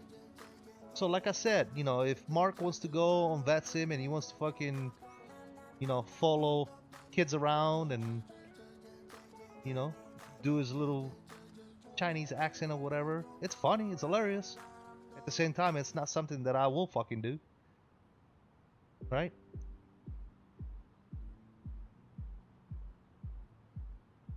I just do me, man. I don't let other people affect my experience, you know? It really sucks when I see people fucking, like, I'll give you an example, right? I used to have a very, very close friend, and in Flight Simmer was one of my moderators. He flew with me all the time. He always supported me and all that good shit. He left my Discord at one point and quit being a moderator for me because of what happened around me, right? Bro, I can't control what the fuck happens around me, right? That's what happens on VATSIM. I can't tell kids not to fly. I can't tell these people not to fucking do certain things. I just do me, man. And if you want to support me, you want to fly with me, then do it. If not, then don't, dude. It's no hard feelings, but it's like, that's a pretty shitty reason, right? I'll look at it that way, you know. At the same time, a lot of people that live by Discord, or they're just looking for a way out. I get it. It's all good. You don't want to fucking hang out, don't hang out, man. You know, it is what it is. It is what it is.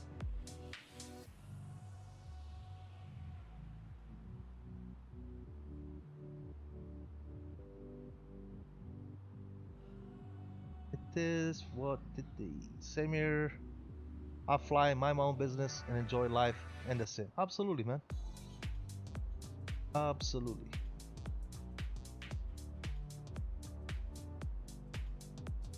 I'm not perfect. I don't pretend to be perfect.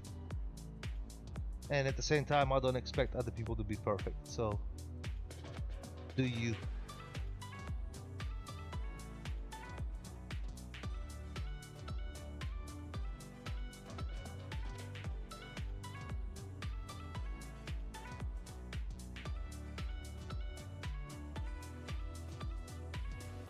It is what it is, my friend.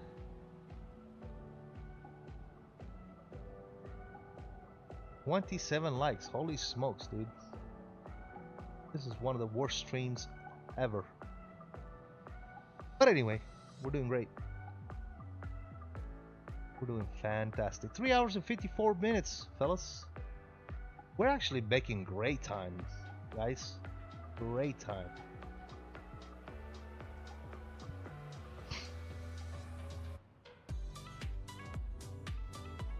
That wind is truly freaking pushing us. It's not as good now. We're only doing 566 across the ground now. We were doing 6 something earlier.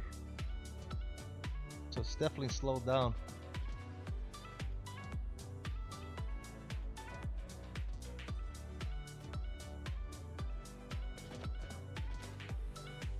I enjoy you because you say what's on your mind and have respectful views and opinions while doing so.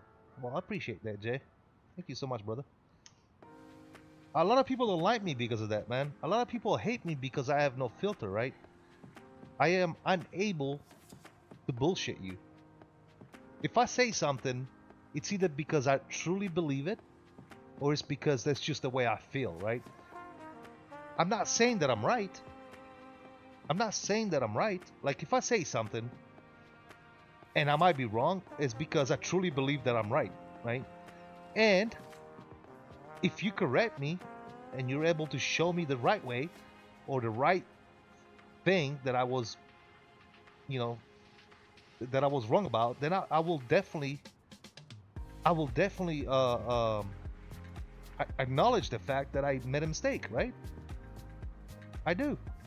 It's just the way it is, right? When to be a grown ass dude, right? To be a man, to be a grown ass person, you gotta be able to accept your mistakes. You know, if yesterday I was saying, oh yeah, the 777, yeah, so it's a small aircraft, it's so small, and you're like, no, actually the 777 is a pretty big aircraft, man. That's why, you know, it's considered an heavy airplane. No, it's small. And then you show me, you're like, look, man, this is the 777. It's a big fucking plane. The next day, I'm gonna say, hey, dude, I was wrong. The 777 is a freaking big plane, right? That's a very stupid example, but that's, you know, that's pretty much what I was trying to say. You know, if I'm passionate about some shit, and then you prove me wrong, I'm able to accept the fact that I was wrong, right? I'm not embarrassed by saying I'm wrong, or by saying, hey, I was wrong, guys. I'm not embarrassed by that. If I was wrong, I was wrong, and I want you guys to be the first ones to know that I was wrong, especially if I said some shit on a stream, right? I want you guys to be the first one to know, hey, I was wrong, fellas. I'm sorry, right? And I think that's part of being a man, right? Is admitting the fact that you was wrong. And at the same time, like I said, a lot of people don't like me because I don't have a filter, right? If I think you're stupid, I will tell you you're stupid. Hey, dude, you're fucking stupid, right? Like I got no holding back. I don't hold myself back. I don't have a filter, so what you see is what you get, man. I've always been that way, right? I'm not gonna come on stream and tell you I'm having a fantastic day when I'm not really having a fantastic fucking day, right? It's just not what I am. It's not who I am, right? I'm not having a bad day, right?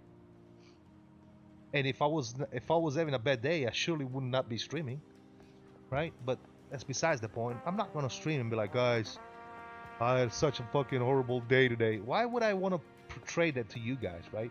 If I stream, I'm having a good day, I'm having a good time, you know, I enjoy the company of the people that like my company in my chat and streams, and that's it, right? If I'm having a horrible day and I don't feel like getting off the bed, then the last thing I should be doing is streaming. And the reason why I say that is because there's a lot of people out there, no names, that will start a stream and be like, oh guys, I'm having such a bad day, I was at work all fucking night, I'm so tired. My dude, then why the fuck are you streaming?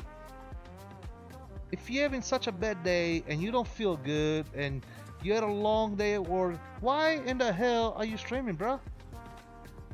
Why would you portray that negative freaking energy to all the people that are watching you?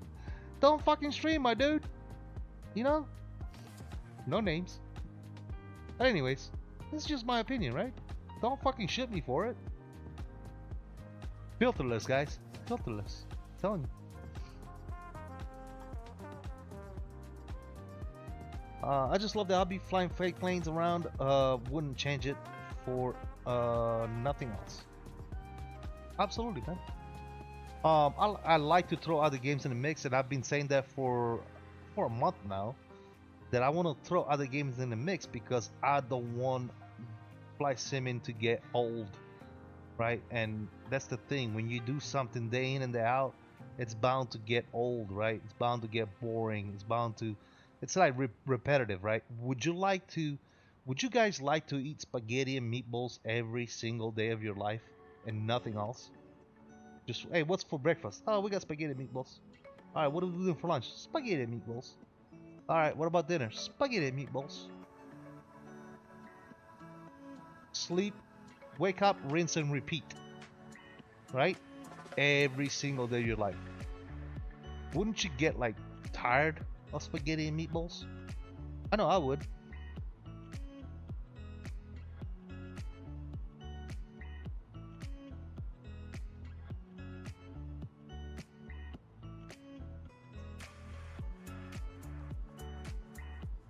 Android, no, that's not the reason. But yeah, okay. If, that's your opinion, dude. I respect that. But yeah.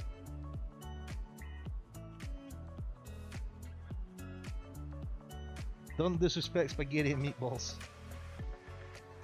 Yeah. Taco Bell? Would you rather eat Taco Bell every day of your life? You know what I mean, right? That shit gets old, dude. You want to mix it up, right? Either mix it up or just don't do it as often, right? I've gone through it so many times with games, right? 5M, you know, the Grand Theft Auto 5M. I did that for a while. I did that for so long, dude. I got so tired of it. I don't even want to see 5M anymore, right? Yeah, it's just one of those things, man. I think it's a good thing to wanting to mix stuff up. Because if you just do flight sim day in and day out, it gets really old. Especially when you don't have nothing new. See, the thing that brought me back, and I gotta admit it, guys, I was going through a bad time with Microsoft Flight Simulator. You know, Microsoft 2024 came out. I wasn't very happy about that. 2020 wasn't seeing very much action. I wasn't happy about that. The thing that brought me back, honestly, if I gotta be honest, the thing that brought me back to Microsoft Flight Simulator was the wing stuff. The wing, MICDO, and the FMC. That's the thing that brought me back. You know? If it wasn't for wing, I'd still be not streaming right now, dude. You know, they actually brought me back into flight simulation. I got so tired of not being excited about flight simulation. And when wing came out with their MICDO and the PFP, and they said, hey, here, you know, check these things out. That's what brought me back into flight simulation. And as soon as I did that, I got the hitch for flight simulation again. That's the thing. If it doesn't stay interesting for me, I lose interest. Like, I know the next thing, you know, it's up and down, right? You go into this big period of up, you know, with new peripherals and you know, we went through this last few weeks, right? We've had new peripherals with the wing stuff. We had a new sound pack with the Boris sound pack for the 737. We got an updated 330 by Headwind, right? That's all good stuff, right? That's all cool shit to be excited about. Now it's kind of slowly going to slow down again. We'll go down the hill for a little bit. I kind of like start to dingle with the interest of flight simulation and start getting tired of it, you know. And then next thing you know, I am hoping that that any builds will drop that 350, and then my excitement level is going to spike again with the 350, right? And I'm going to be excited to have a new plane to experiment with and fly and check out and all that good stuff, you know. And then who knows, right? 350, maybe here soon we'll get an update on the E-Jets. We finally get a custom FMC and VNAV, LNAV, and all that good nonsense, right? That's going to get me excited with that. And then, you know, the CRJs dropping their update. That's going to be another level of excitement. We're going to start flying CRJs again, updated, right? That's what keeps your interest with flight simming, right? But if you go through a big period of time with nothing to keep you interested in flight simulation, and just fly the same old shit every single day, you know, 737 Phoenix 737 Phoenix 737, any builds, 300 Phoenix PMDG 737 777 PMDG Phoenix. It's like, oh my god, dude, please shoot me now, right?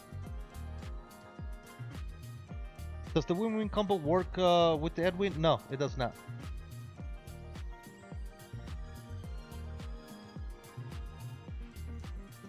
JJ, just so you know, you can actually use MobiFlight and CMAP at the same time. I do it all the time. You just gotta make sure that you launch MobiFlight after CMAP. So do the CMAP first, launch the sim, let the sim load and everything, and then launch and load MobiFlight.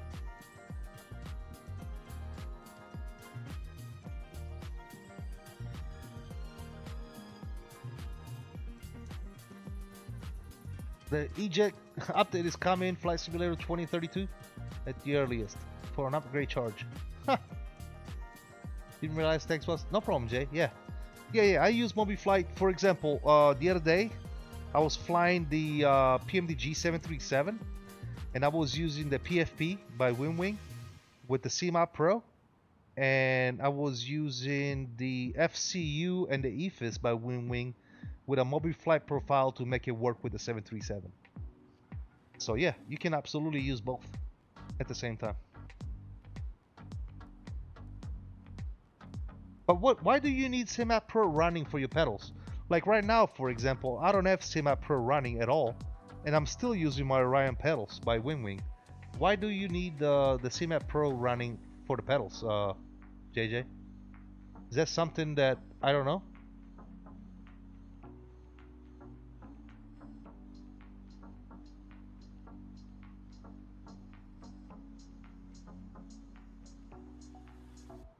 What am I missing here? Because my pedals work fine without the Simat Pro as well.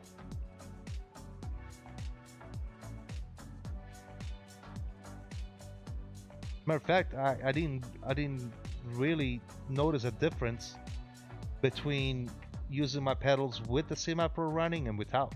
They do the same thing. It's all the settings and all the stuff is done. I do it through Microsoft Flight Simulator sensitivity and all that good stuff. I would look into my days off. I was told I had to have it running to have wing pedals to work, so I hadn't tested it. Yeah, right now, JJ, right now, I do not have my Simat Pro application running, but I'm still using the wing pedals. Which, oh, by the way, I love my freaking wing pedals. They're freaking awesome, dude. Do you have the ones with the JJ? Do you have the ones with the same ones I got with the little shock absorber that you can increase tension on?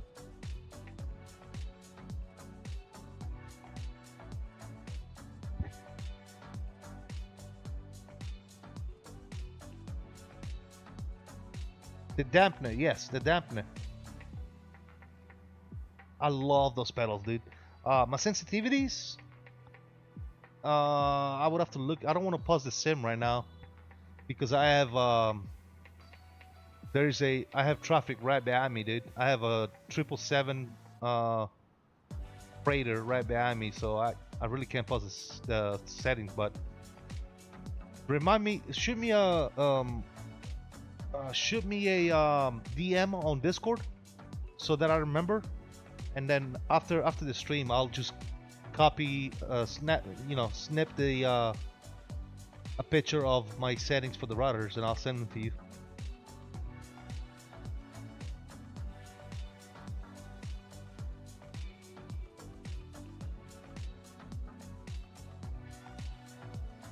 Gotta land my 73. All right, Andrew, have a good landing, brother.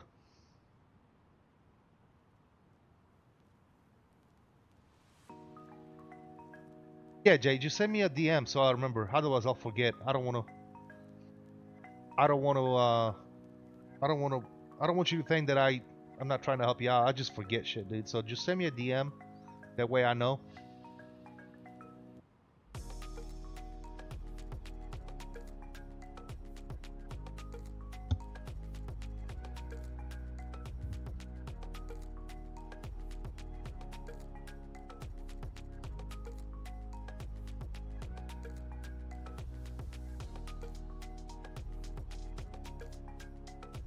Need a man. After I pay for the 7.3 and the 777 PFP, I will have spent over $1,200 with wing since September. Laughing out loud. Yeah, but think about it, dude. All right, think about it. You got what did you get? You got the pedals. You got a 737 FMC and a 777 FMC, right? You probably do. You have the side stick. What's all the stuff that you have from Wing right now?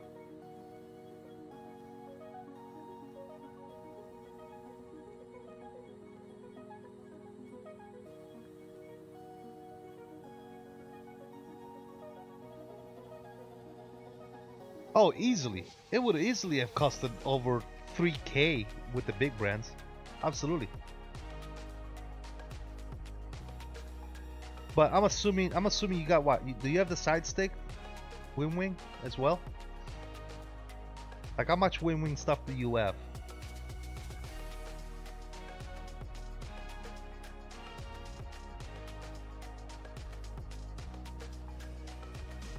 Because one thing to think about, right?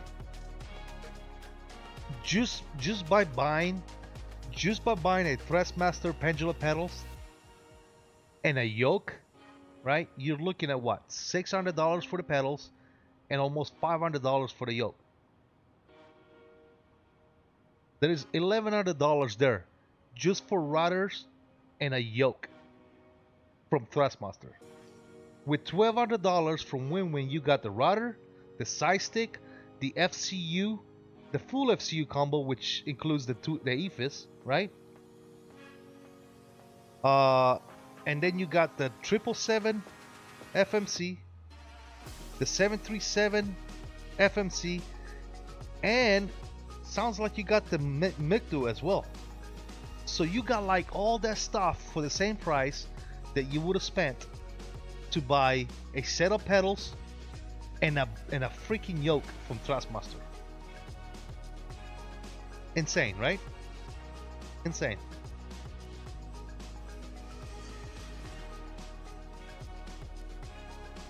Exactly, JJ. Yeah, spend that much on Thrustmaster Boeing and Airbus stuff, plus my first yoke, which was the Logitech Velocity one. All those were 12. Exactly, that's what I'm saying, dude.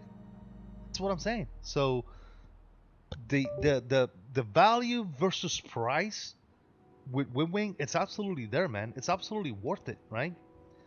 Because I'm gonna tell you what I said the other day, right? A lot of people are like, oh, it's cheap stuff. Whatever, okay? I'm willing to agree with you. I'm willing to accept that some people think, oh, it's cheap, it's cheaply made. Okay, cool. Even if that was the fact, right? And let's say this MICDO that I bought for $130, right, will stop working in like 12 months. It has already paid for itself. I am going to grab another $130 and I'm going to buy another one. Even if I do that, I have still spent less than buying a Scholarkey MICDO, right? Because a Scholarkey MICDO is what, $600, right? Bro, I can buy 4 MICDOs from Wing for that price. You see what I'm saying? I can literally buy 4 MICDOs from Wing for 1 MICDO from Scholarkey and still spend less money. So I don't care, right? If this thing only lasts me 1 year and next year I'm gonna have to buy another one, cool. I've only spent $260 on the MICDO rather than $600, right? And just like anything else, the Scholarkey MICDO is bound to fail as well. Shit breaks, right? Everything that we use as a shelf life, right? Every knob, every push button as a limit, right? They're tested for a certain amount of pushes. They're tested for a certain amount of twist. Everything is a rating, right? Nothing is made to last for life, right? That's not the way the shit works, right? Because otherwise businesses will go out of business, right? Nothing is meant to last for life. That's why when you buy a car, right, you only get a warranty for a certain amount of time, right? Because eventually that shit is gonna fail. They will warranty that stuff for a quarter of the life of that car, or half the life of that car, right? You know, that's why a lot of people are like, oh, well, you wouldn't believe it, my transmission gave out on me 2 months after my warranty expired. That's by design, my man. That's the way that shit works. They know that stuff, right? That if your transmission is gonna fail, it's gonna fail probably after so many years, right? That's just, they know that stuff, right? That's why they only warranty you a transmission for 5 years, right? Because after, you know, in the 6, 7, 8, 9 years, it's more bound to fail on you than it is in the first 5 years, right? It's all there's people that get paid to actually make those decisions and warranties and stuff like that, right? That's why they get paid. They get paid to work all those things out, right? And like I said, every switches, every buttons, they are literally tested for a certain amount of pushes or clicks, or there's an actual number. I forget what that thing is actually called, but literally, like, a button on a keyboard, for example, is only good for 1 million pushes, for example, right? There's places where you can go and find stuff out like that. It's pretty crazy. The manufacturer that makes this stuff will test something, right? And they'll tell you, hey, this thing is good for so many pushes. You know, this light bulb is good for so many hours. After these hours, it's probably going to fail, right? It's just the way things are made, right? So just like the Wing MICDO and the Wing FMC, Just like people are saying, oh, you know, eventually it's gonna fail. So is this Calarchy. The only difference is you spent $600 on yours, and I've only spent 130 on mine. So, joke's on you, dude. You know what I'm saying?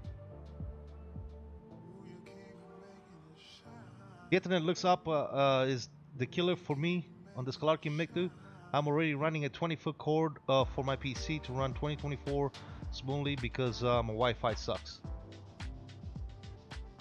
Yeah, yeah, absolutely, man. Yeah, I mean, the fact that you can pick up a MiG-2 or an FMC for $130 and then all you gotta do is run a CMI Pro in the background and plug it into a USB cable and it just works, it's freaking amazing, dude. Plan, the light bulb industry created that. They made lifelong lights and realized they would put themselves out of business. JJ, those does not exist anymore. Remember how people used to say LED lasts forever? LED don't last forever anymore. LED have a life as well. After so many hours, they fail, dude. They just stop failing, dude. It's engineered that way. Absolutely. It's called planned obsolescence. I can't even say that word. I'm not even gonna try it, dude. But I believe you, dude. I forget what the word is called. I forget, but it like everything, literally everything that we click, push, light up, drive, everything has a life cycle. And after that period of time is over, that particular component is more bound to fail. It doesn't mean that, don't get me wrong, it doesn't mean that, let's say for a light bulb, right? They say this light bulb is guaranteed to be good for, you know, 5,000 hours, right? This LED bulb is good for 5,000 hours. It doesn't mean that after 5,000 hours it's going to stop working. It means that after 5,000 hours it's more prone to fail, right? But it could very well go for 10,000, 15,000, 20,000 hours, right? It all depends, right? But what they're saying is that it's been tested to be good to 5,000 hours. And then what they've experienced is that after 5,000 hours is when they start failing, right? That's how that shit works. And it's like that with everything. Buttons, knobs, screens, LCD screens, you know, your freaking OLED, our very expensive OLED monitors that we have on our computers that we use to fly to fly in Flight Simulator, right? I have one myself.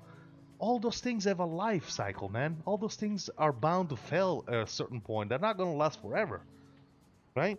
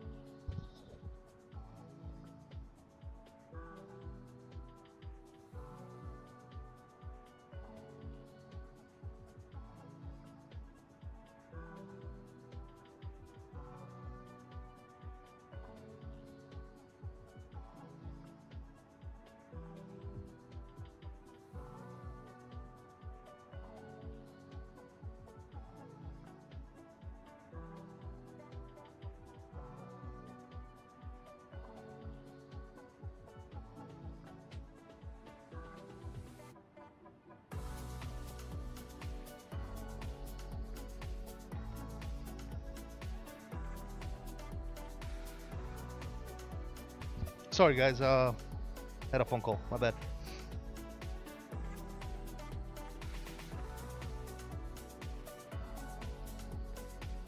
Meantime between failures, there you go. Yeah, like I said, I don't know what the exact thing is, but I believe you guys. I know that it exists because I dealt with it for a long time, right? So I don't know if you guys know, but I'm an aircraft mechanic. I used to be an aircraft mechanic for 26 years. I did that. And everything that we use on airplanes as a shelf life, as a life in general, right? Everything is meant to last so many hours, right? Of use and abuse. After that, it's bound to fail.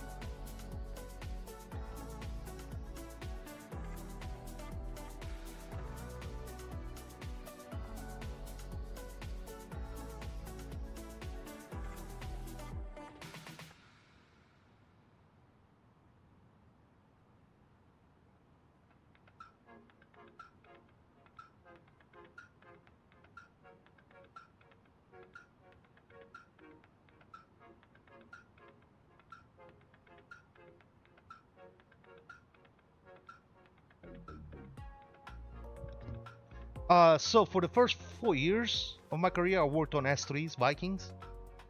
Then I worked on P3s, P3 engines, and then I worked. After that, I went back to O level and I worked on E2s, Hawkeyes, and C2 Greyhounds. And then I worked on the 707.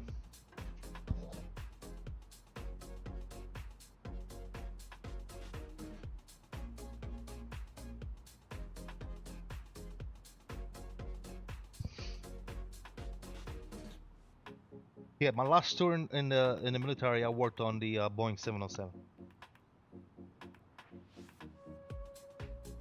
No, Jay, no. After 26 years of being around planes and aviation, I did not want to do that in the civilian sector as well. I do different stuff. Mostly, I work for myself nowadays. I don't work for any companies or entities. I just do my own thing.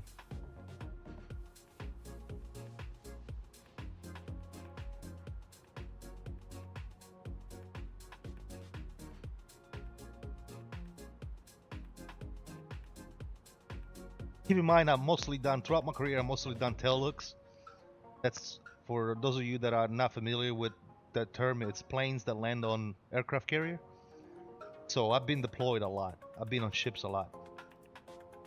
Because E2s and C2s in the Navy, they land on aircraft carrier. So I was always carrier bound and deployed.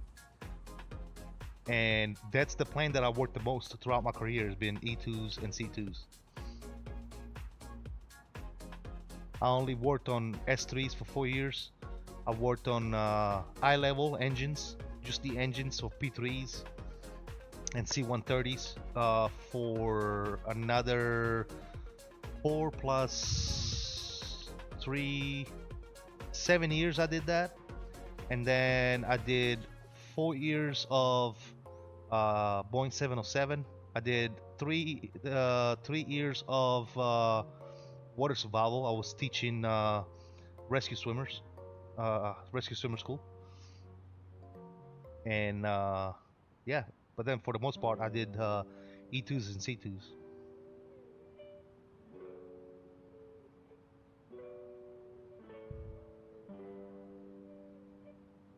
Yeah, I was in the Navy, Jay. Yeah, absolutely.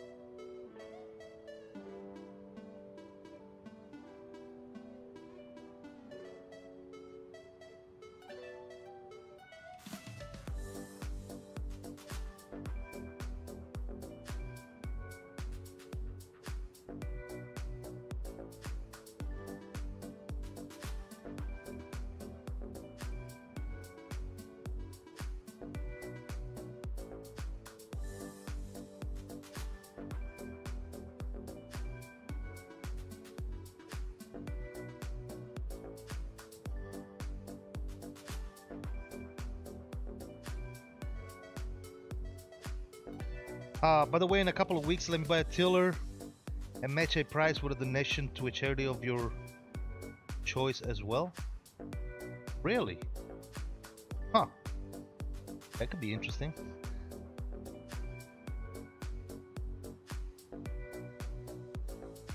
Where you live, Jay? Are you in the States? Because I just shipped out a few days ago. I just shipped out some of the tillers that people won from World Flight, and I had to ship them overseas, and it cost a lot of money to ship that shit overseas. So if you're in the States, it costs like $10 to ship. No big deal.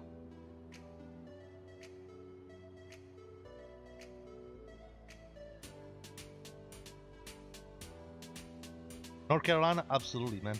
I can definitely help you out with that.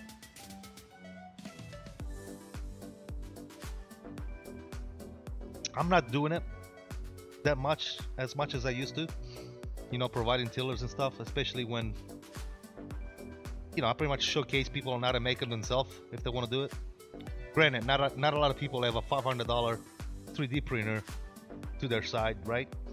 Or the know-how, you know, solder stuff and all that good stuff. But once in a while, you know, if you know, for people that support me once in a while, if they ask me, I'm able to do something. You know what I'm saying? So yeah.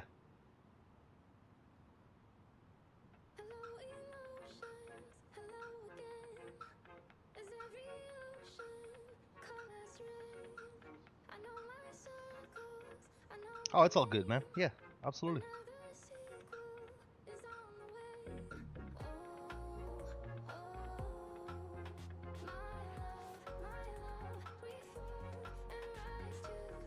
I want a printer. Some of those printers can get expensive, man. The one I bought the Creality K1. When I bought it at the time, I think I paid $600 for it. It's a really nice printer. It's not the best, but it's a nice printer. There's better printers out there, especially now, because I bought mine last year, and in a year they've already gone, you know, miles ahead. But one of the best printers that you can buy today is the Bamboo Lab ones. They're expensive though, man. You're talking upwards of $1,000. So yeah. You want the K2 Plus? How much is that one, dude? How much are they charging for the K2s now? I haven't looked it up. I might want to upgrade actually, especially because I'm starting a project. I'm building a full 320 cockpit in my shop outside.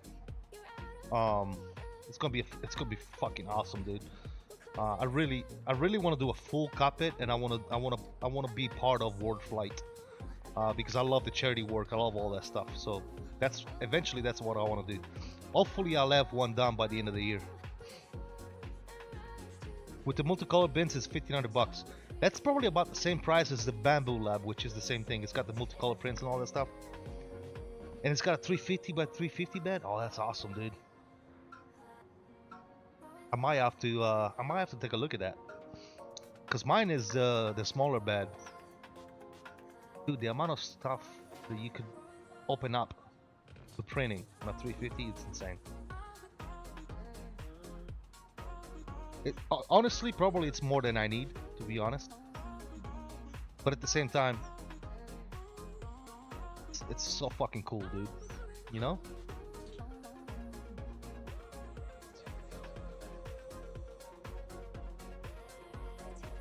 What if you get the K1? Don't they have a K1 with a big bed? I thought they had a K1, a Creality K1 with a big bed. The Max, what's it called? K1 Max or something like that? And I think you can get multicolor cartridge for that as well, though, can't you? I think it's cheaper.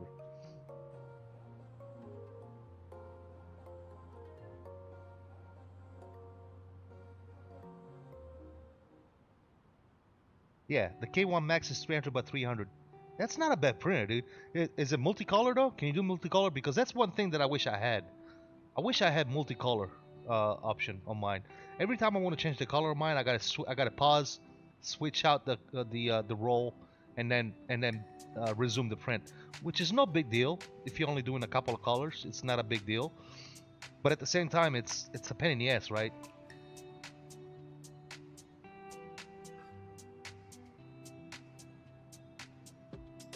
Captain Becco, what's going on, man? Jeez, it's 12:26 a.m. GMT here.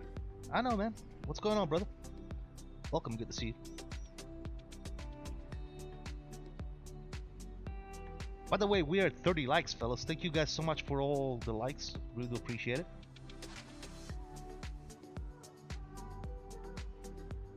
I remember, that's why I won the Bamboo or a K2 Plus. Yeah. I was actually thinking about getting a K1 Max for a long time, and I didn't because the K1 that I have now is doing everything I want to do, right? But I feel that here soon I'm gonna need to upgrade, and if I upgrade, I'm not gonna get rid of the K1. The K1 is still a great printer. I can still do a lot of shit with the K1, dude.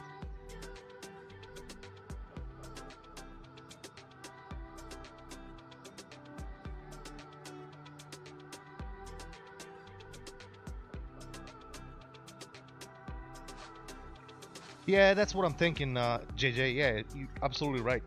I mean, if I'm gonna get the Max, I might as well get the K2, right? The K2 Plus, absolutely. I'm gonna look it up actually right now. Hold on.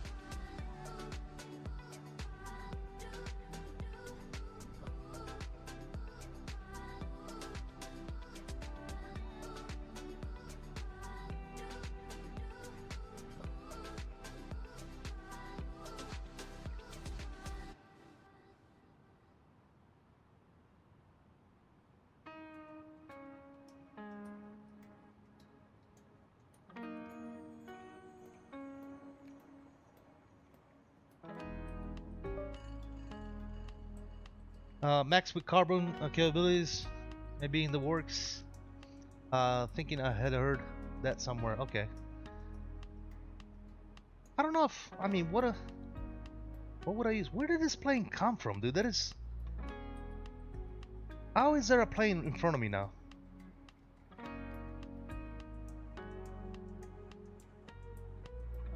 I don't know. Where did this guy come from? How did the guy get here so quick? He was probably offline and he just connected. That's probably what happened. There's like planes literally showing up in front of me. Anyways, let me go look this stuff up real quick. K2 reality K2 plus. See what this looks like. K2 Plus combo 3D printing and multicolor printing with new CFS max 600 millimeters per second. That's the same speed as my K1, by the way. Full auto leveling, I got the same thing. Next gen direct drive extruded, I got the same thing. Dual AI camera, I only have one camera. And build volume 350 by 350. That's freaking amazing, dude. $1,500. Holy shit. Oh my god, that's not cheap. Look at that, dude. You can put 4 rolls in that thing, dude.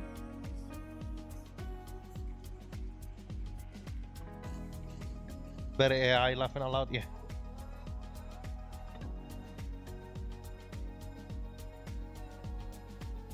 Yeah, I've been pretty happy with my Creality, dude. I'm not gonna lie. It's a really good printer. Dude, this thing looks amazing. And not only you can put 4 rolls in there, but it's actually the box where you put the rolls in. It's actually it keeps the temperature in there. It's what do you call it? It won't let the filament go bad. I like that they repositioned the little touch screen as well. They put it on the top instead of in the bottom right corner. That's better right there as well. I like that, dude. $1,500 though, man. Shit.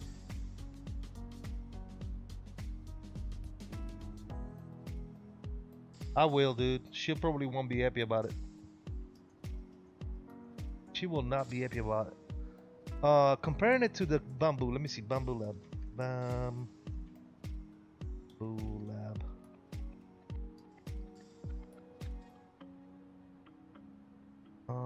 Let me see. Powerful tools, make sure, 3D printers.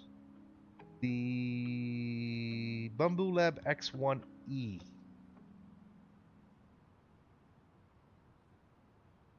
There it is, dude. Wow. Yeah, this is a nice printer as well, dude.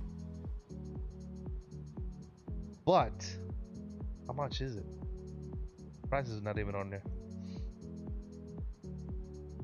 They don't even tell you how much it is. Find a seller.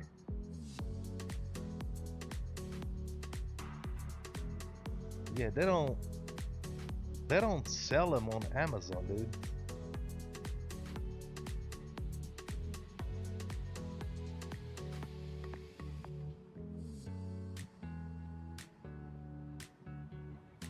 So the X1 E3D is $2,500, dude.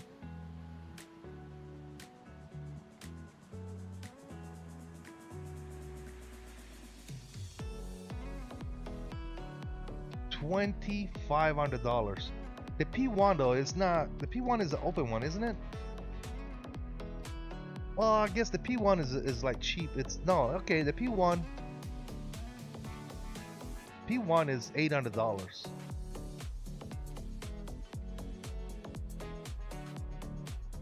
The P1S 3D. What's the deal with this one?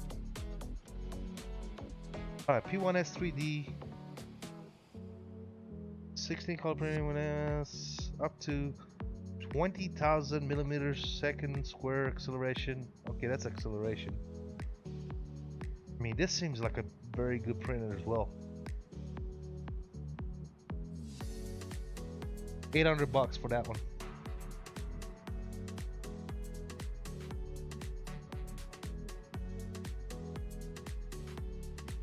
Yeah, the CNC machines are expensive as well, dude. I hear you on that.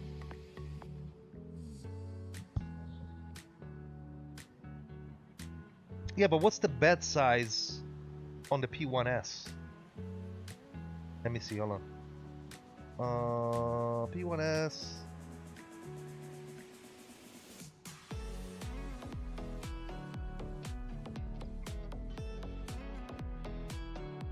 It's slower than the K1, dude. It's only 500, not 600 millimeters per second.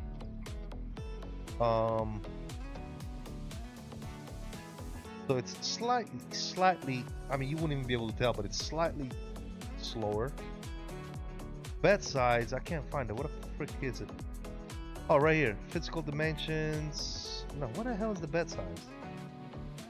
Why is it not fucking... Oh, 256 by 256. So it's the same size as the K1.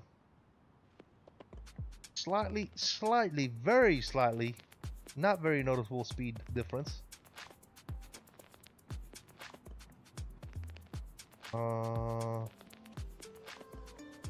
Yeah.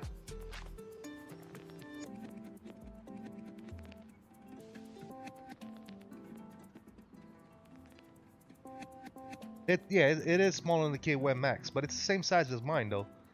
Because I have the regular K1. So it's the same as mine.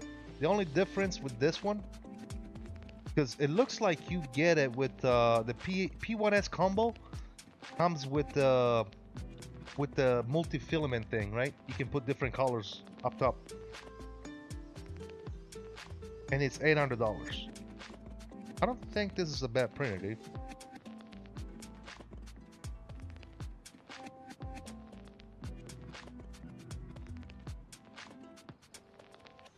I think that's a very good printer actually.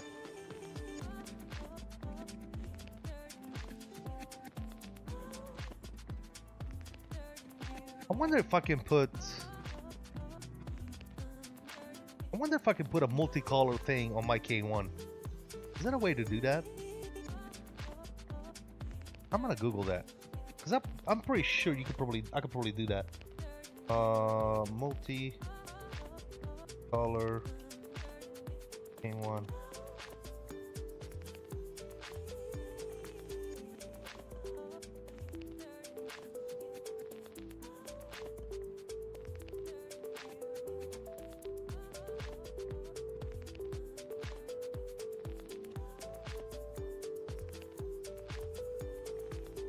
I can add a multicolor system on my Creality K1?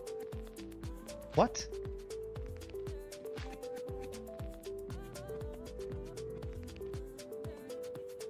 Hold the phone, dude. Hold the phone, dude.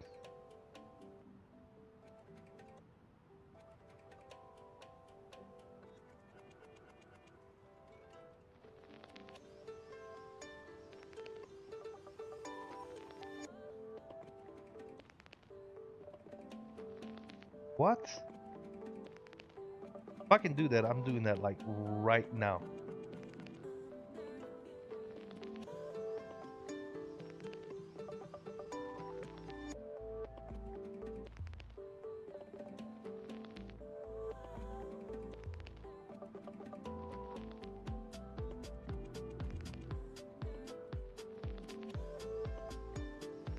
Yeah, no, I get it. For right now, the bed size is really not my concern. It's the multicolor ability more than anything else. For some of the stuff that I want to do. If I can actually do this, I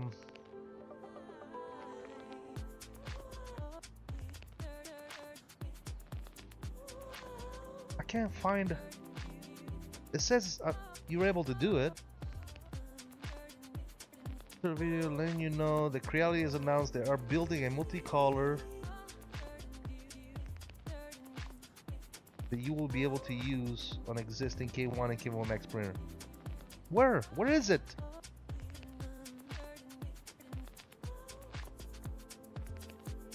Where is it? I want it now.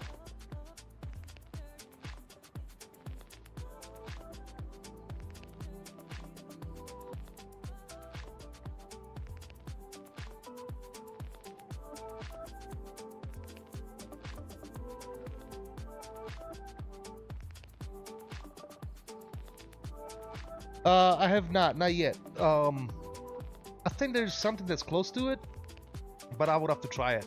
I haven't tried it yet.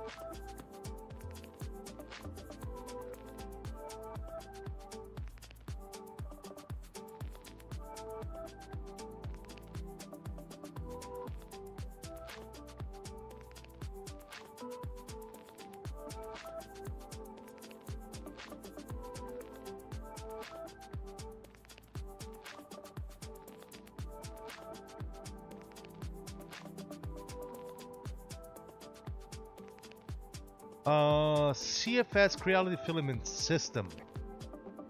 What? Hold on.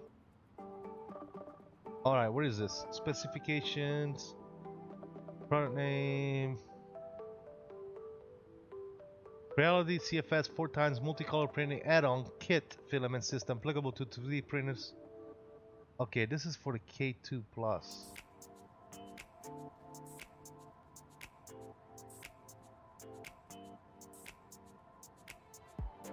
Bum, bum, bum.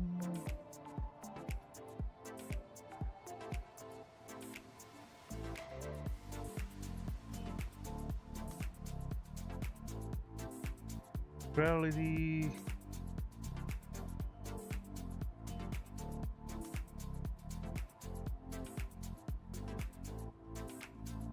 All right.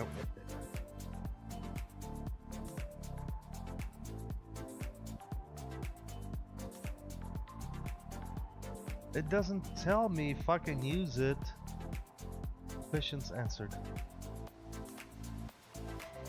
I know there are plans for the Max, so I'm expecting to hear something for the K1. As of now, we use the CFS or ship it in Europe.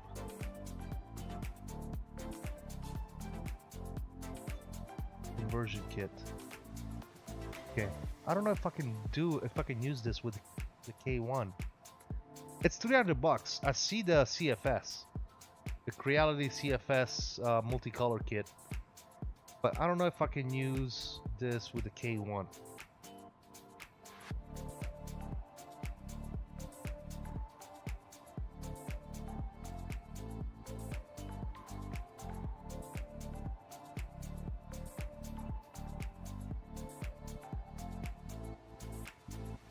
Multicolor FLIGHTBEAM. To know more, let's count down 3 days for the Creality 10th anniversary. Da da da.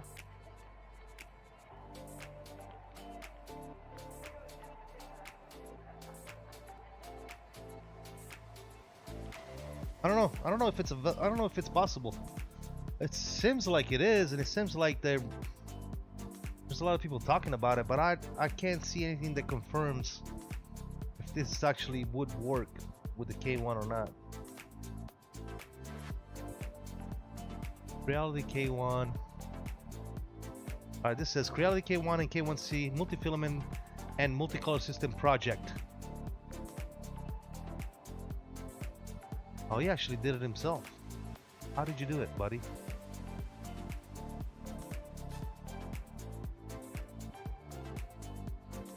How did you do it? Show me. Okay. Oh, he put that on top of that thing. Okay. This dude built his own, dude. This dude literally printed his own filament holder for multicolors. But how would that work?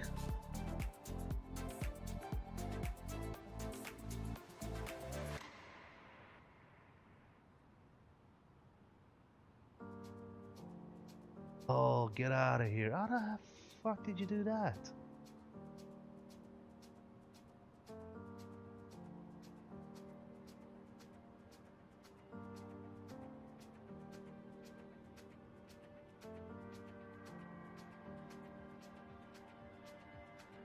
I don't know. I don't know if it's possible, dude. I don't even know if it's possible. I'll keep researching. I mean, at this point, might as well just buy one that already comes with it. You know?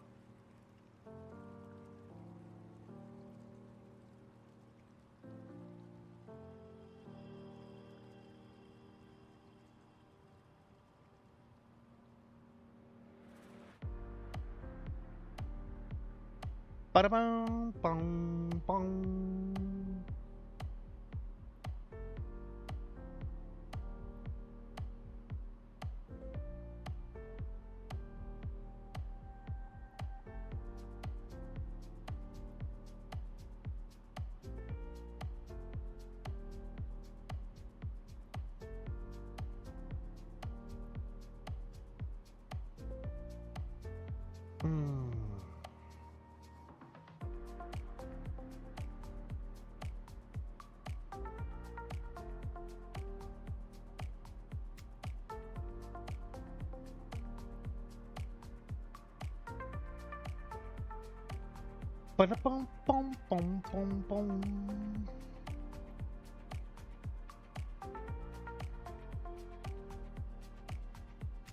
3 hours and 13 minutes to go. Let's check on some progress here. Let's see what we got.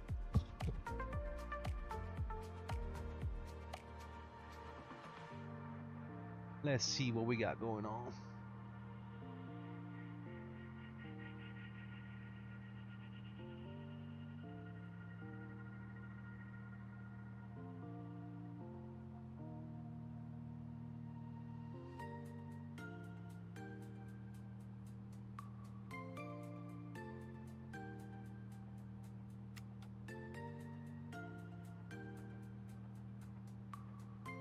All right. Whoa. Hello, Moto. All right, if we go to a performance page.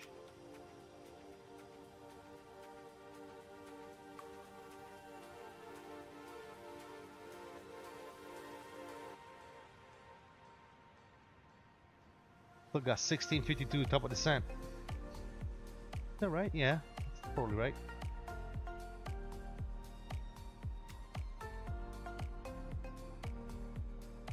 We might be able to go up to 3.9. You think that's gonna make a difference if we go up to 3.9, guys? Can we try it? What do you guys think? Should we try to go up to 3.9?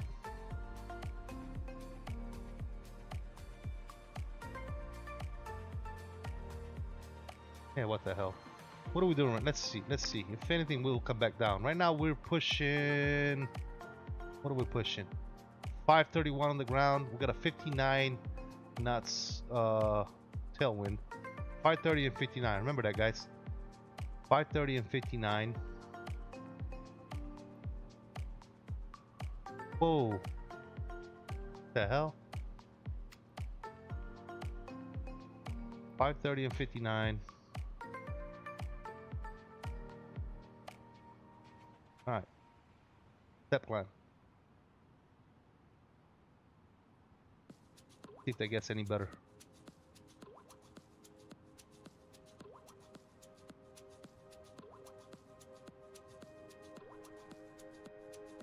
Absolute darkness out there, guys. Nothing to see. Absolute darkness. What time is it in the sim right now?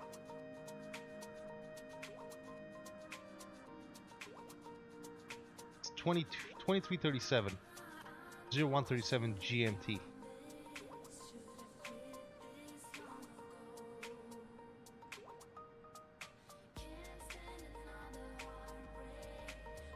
I mean, look at that skybox though. What? Sexy.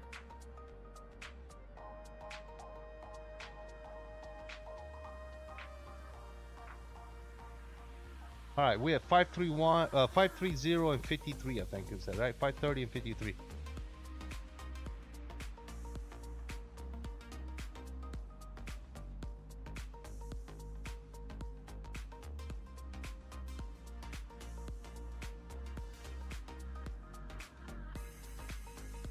We already went up to 59 tailwind and 532, so we got 2 extra knots. Working on 60 for tailwinds, so it's getting better as we climb.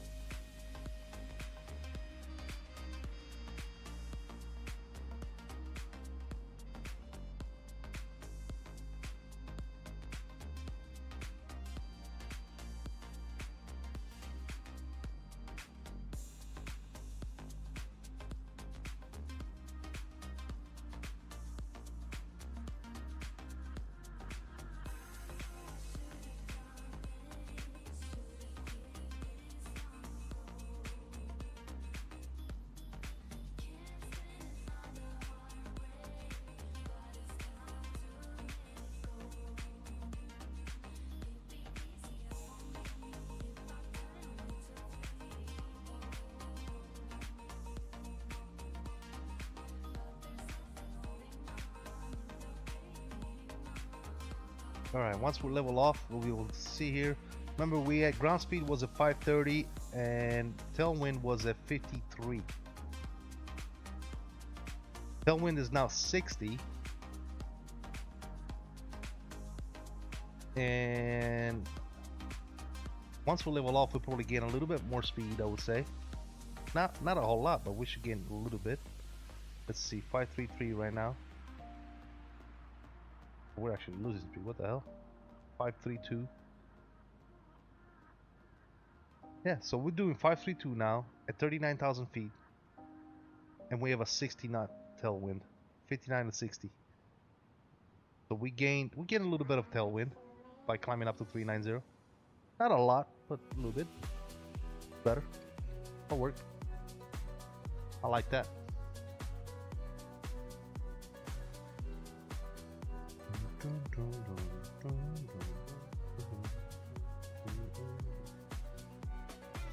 Alright guys, give me 2 minutes, I'll be right back.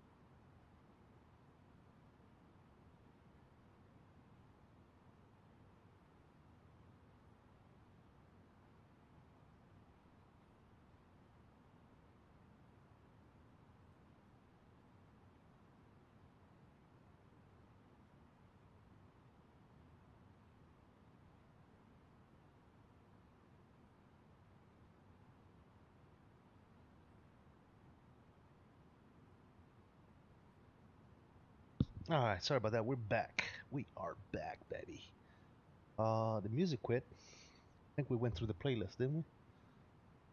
Start playlist. What is this one? Let's try this one. Oh.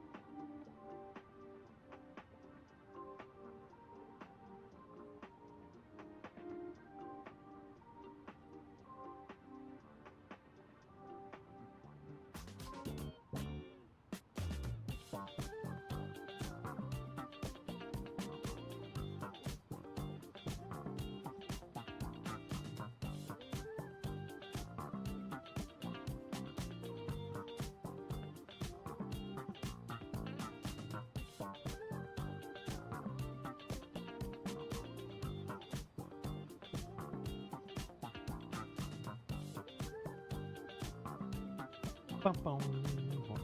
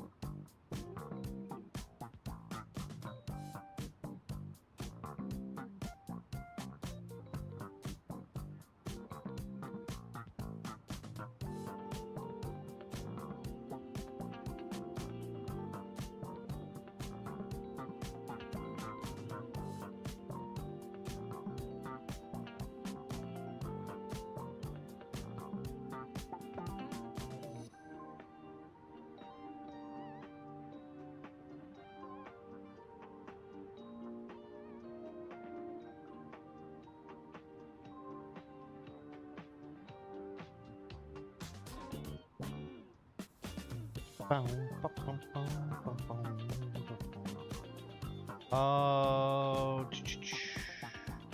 Took a phone call. Did I miss anything? Not much, man.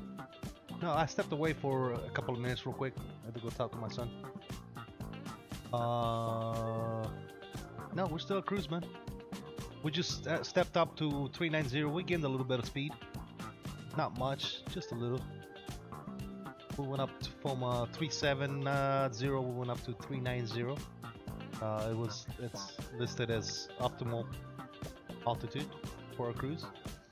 So that's what we did. I'm looking for watcher.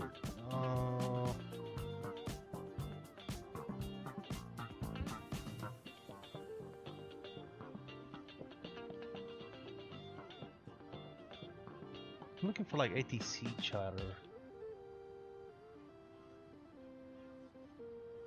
What is this?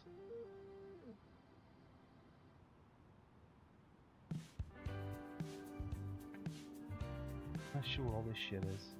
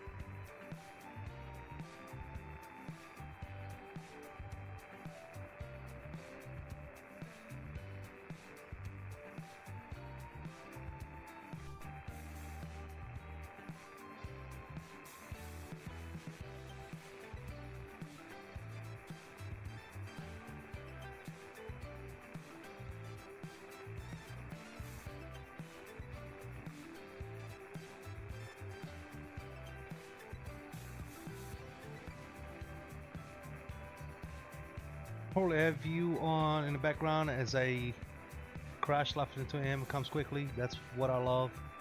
That's why I love Saint Tensions. Chat is cool. Oh, that's why you love Saint Tensions? Yeah, I don't have Saint Tensions yet. I want to reach out to them. See if they'll let me check the thing out. Give me 1 second.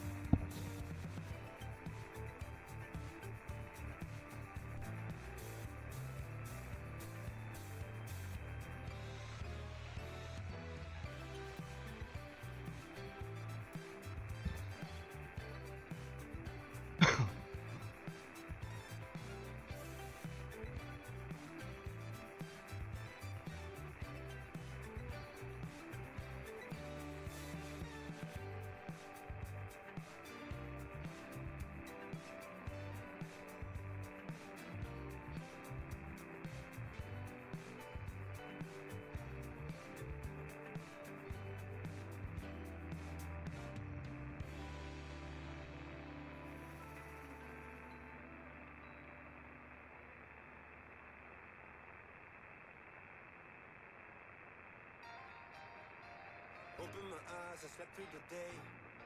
Slept through the day, feeling uneasy, I push it away. Push it away. Last night was fun, don't feel like today. Feel like today, let's do it again, let's go on a day.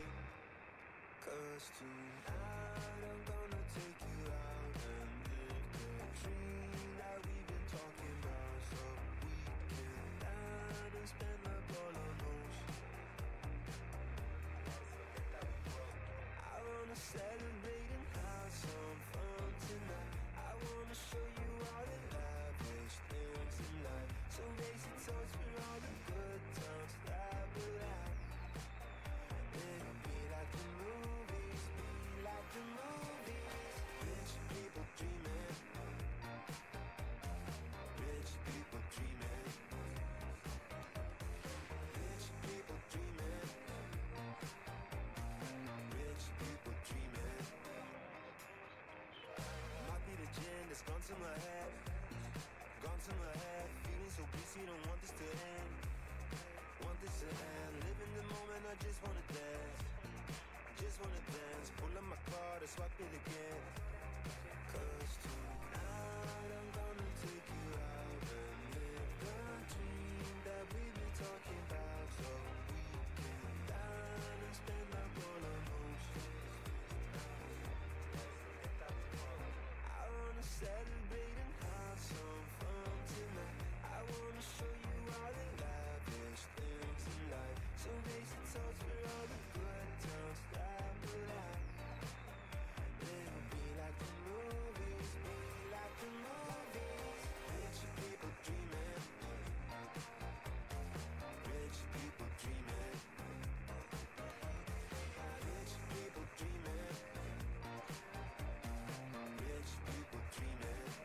I wanna celebrate and have some fun tonight. I wanna show you all the lavish things in life. So raise a toast for all the good times that we'll have. It'll be like the movies, be like the movies. Rich people dreaming. Rich people dreaming.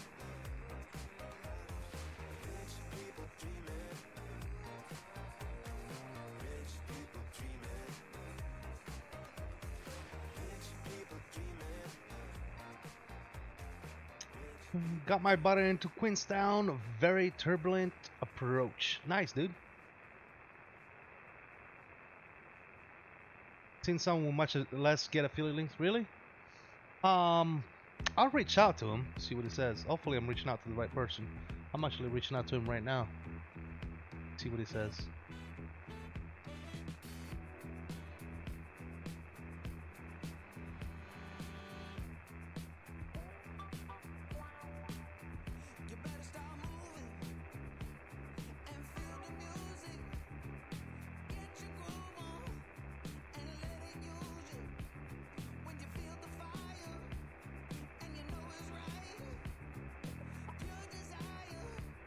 Just hold on tight.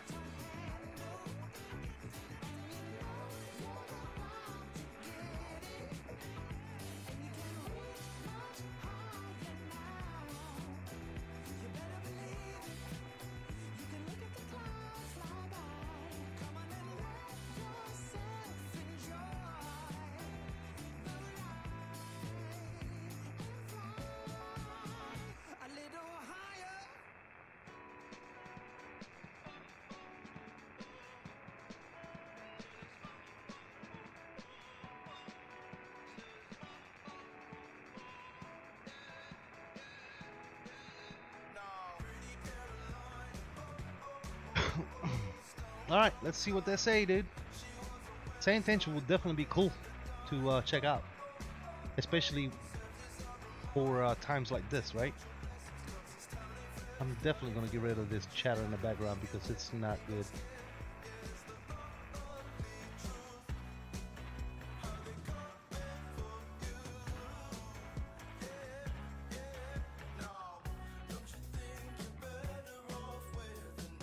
Let's see what Say Intentions say.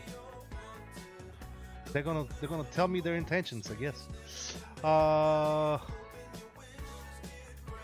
Negative 800.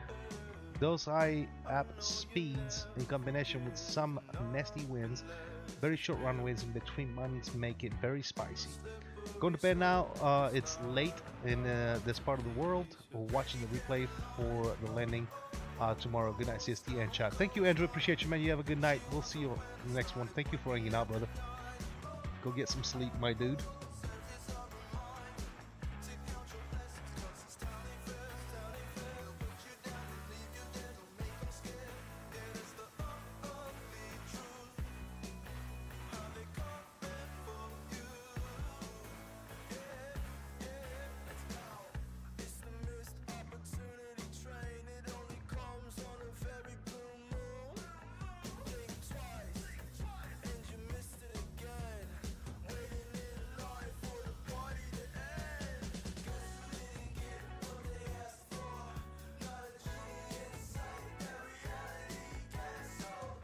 So let's see what we got. It says right here we have about,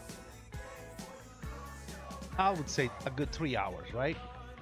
We have 3 hours before we get there. The time in the sim is 3.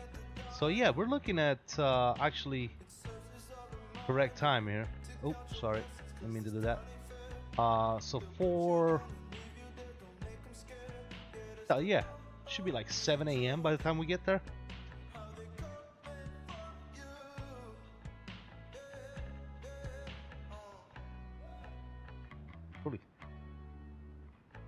Here in a little bit, we should start seeing sun popping out.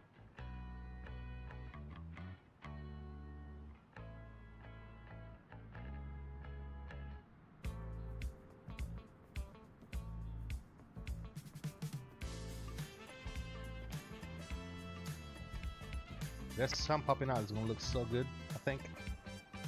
My humble opinion. Yeah, right now if we go to wing view, dude, you absolutely see nothing. Just red flashes. You can make out a little bit of the wing right there, but not a whole lot. That's why I prefer staying in cockpit view here. So at least we can see something, right? Look at the reflection on the windshield of the stuff in the center pedestal over here. Look at that. Pretty cool.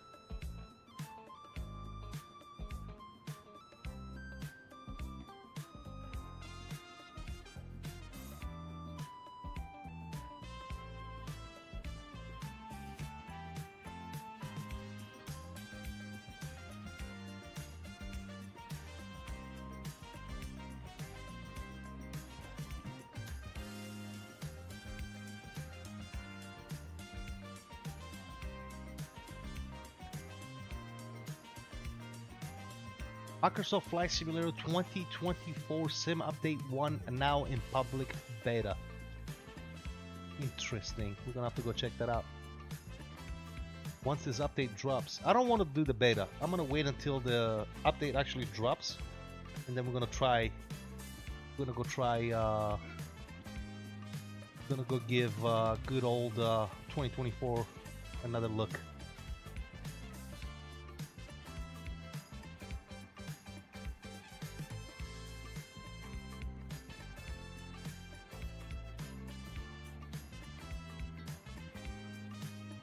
Get in there, fellas.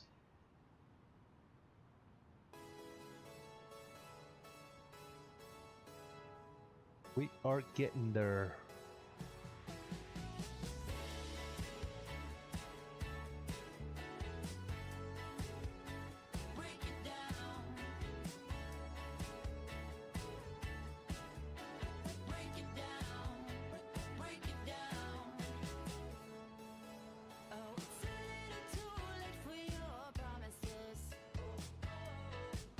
Is that a different way of viewing? Oh, right here. This is it? No, this is not it. Is that like a dark mode?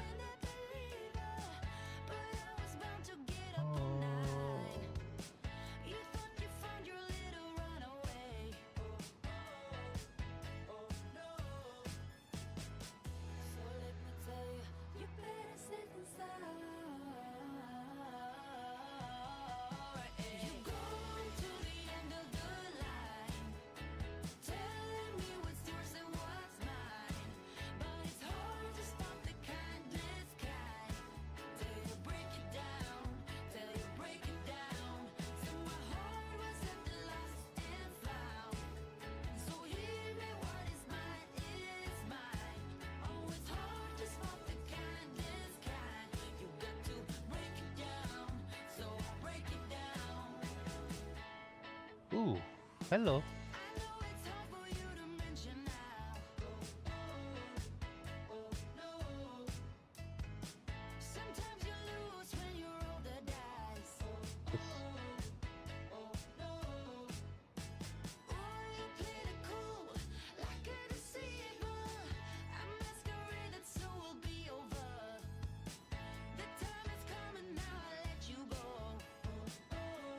I think I'm gonna leave it like that. That's pretty good.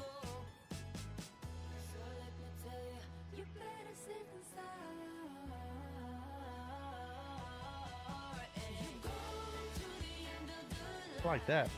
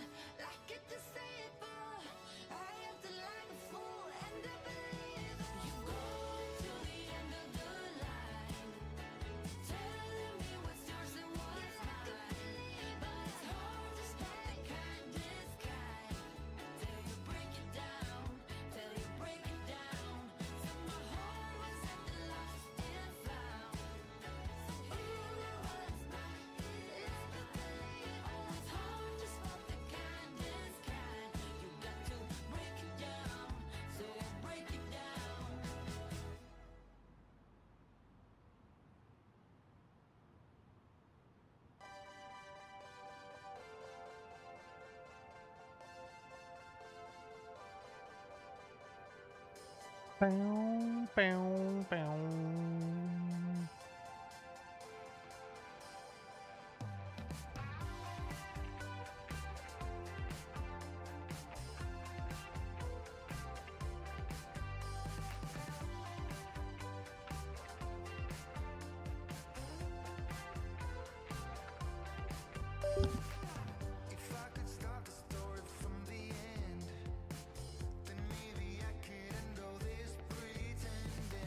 I'm not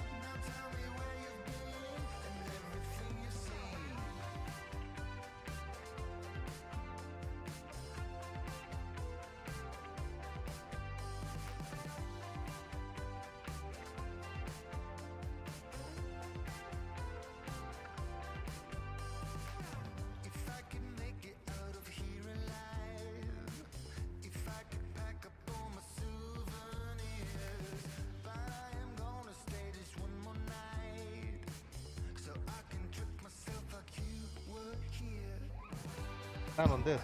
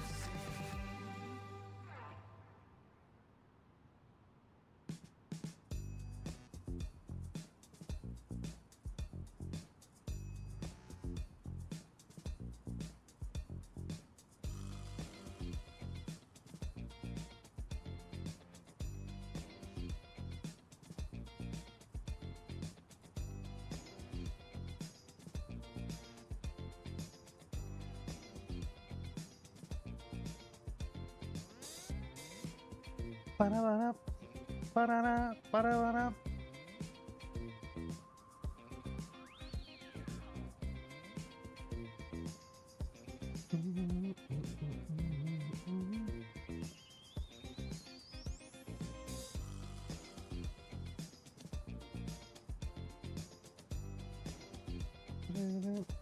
Ba-da-ba-da, ba-da-ba-da, ba-da.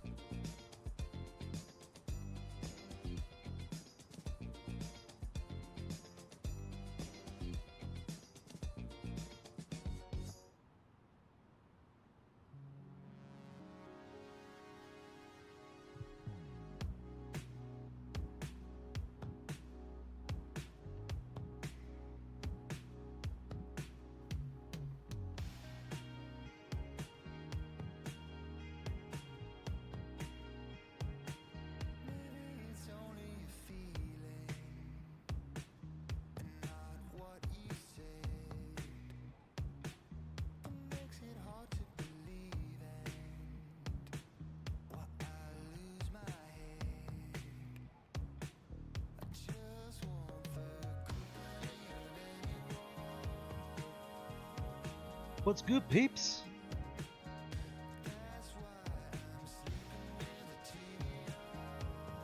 What are we, fellas? Dying down, man. Dying down. People are going to bed, I guess. What's going on?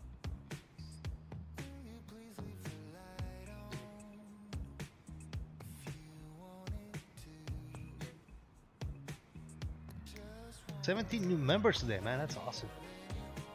Good shit. Good shit.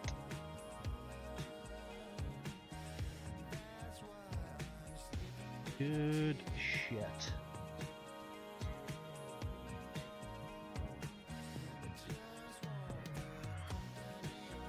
Can't wait for that sun to come out.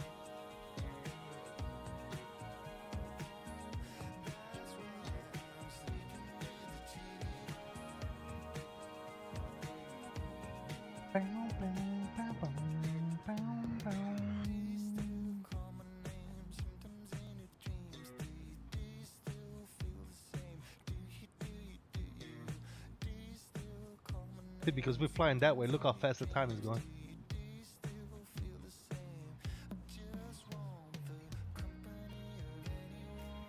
Wait, how did the time change?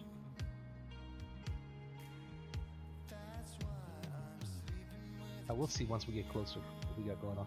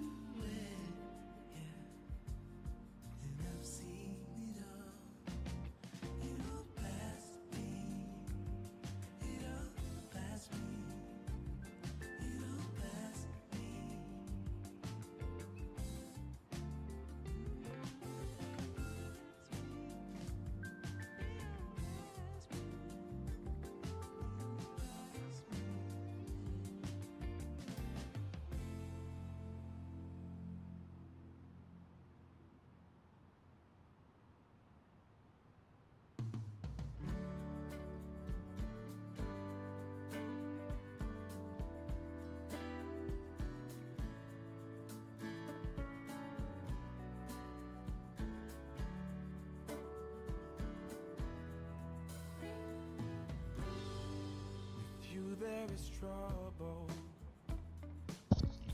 Yo, yo, yo! This party fucking died. You move my heart every time. Sprint you magic in. You belong with the fairies. No matter what I say, it's black or white, not gray. Gotta stay loose when next to you, for sure, or else you get bruised. There's no pick and choose, for sure. You set the weather, every cloud, every rain. You're above and beyond. Oh, every tune is your song. Doesn't matter what I say, there is no other way. Gotta stay loose when next to you, for sure, or else you get bruised. There's no pick and choose, for sure. Oh, don't shift, don't change. Keep driving me crazy. Easy kids, colorless. I like your man. Gotta stay loose when next to you. I wanna be sure, or else you get used. There's no pick and choose, for sure.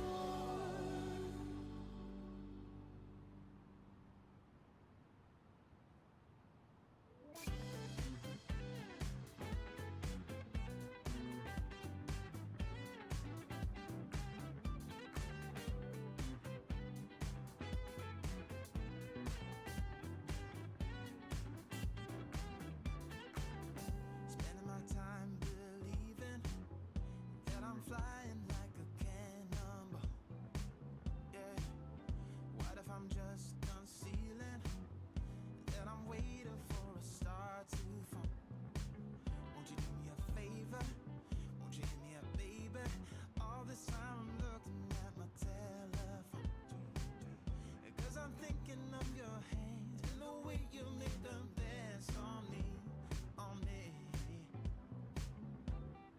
Make a wish, take your pick, let me out before I sleep. Take your pick, take your pick, hit. Dynamite, you just blew my mind right now, right now, right now. One more night, baby, come and show me how, show me how. Yeah, yeah, you just blew my mind right now.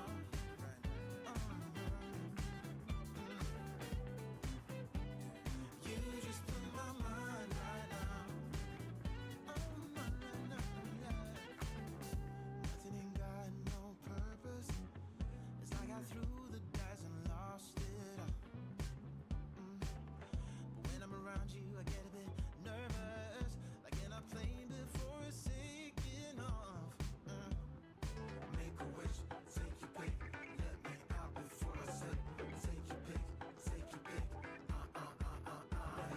Make a wish, take your pick, let me out before I slip. Take your pick, take your pick. Hit.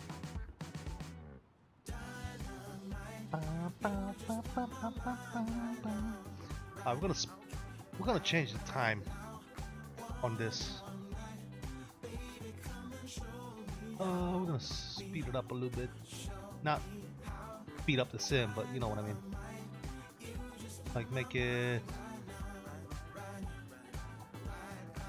about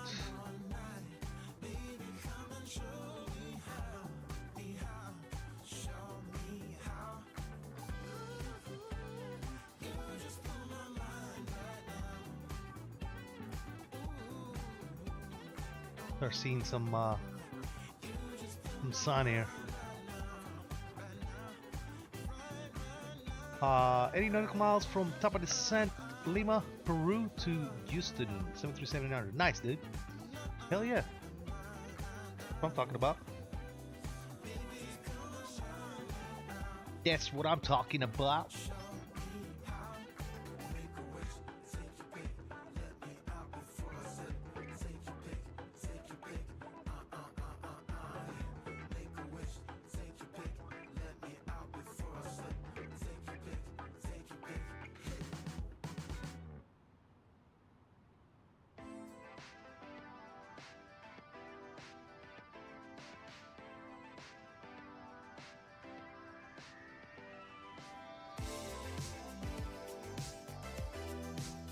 Been flying out about as long as you. Nice. You should have flown. You should have flown with me. If that's the case. You know. It's all good, man. It's all good. It's all good in the hood.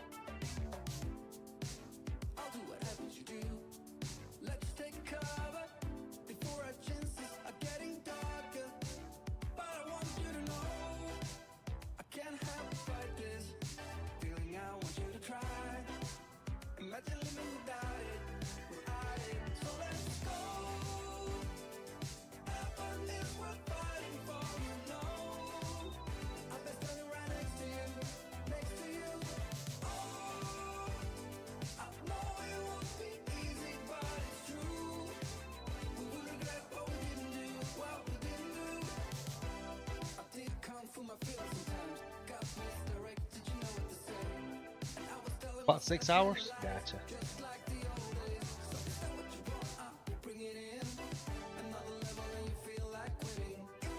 Gotcha.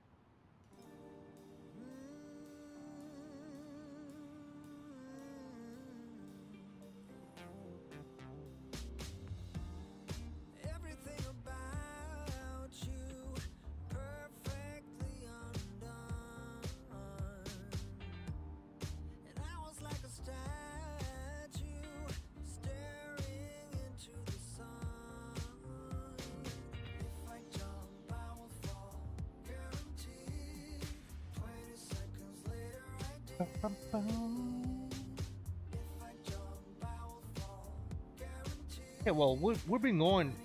I started the stream 5 hours ago, so yeah.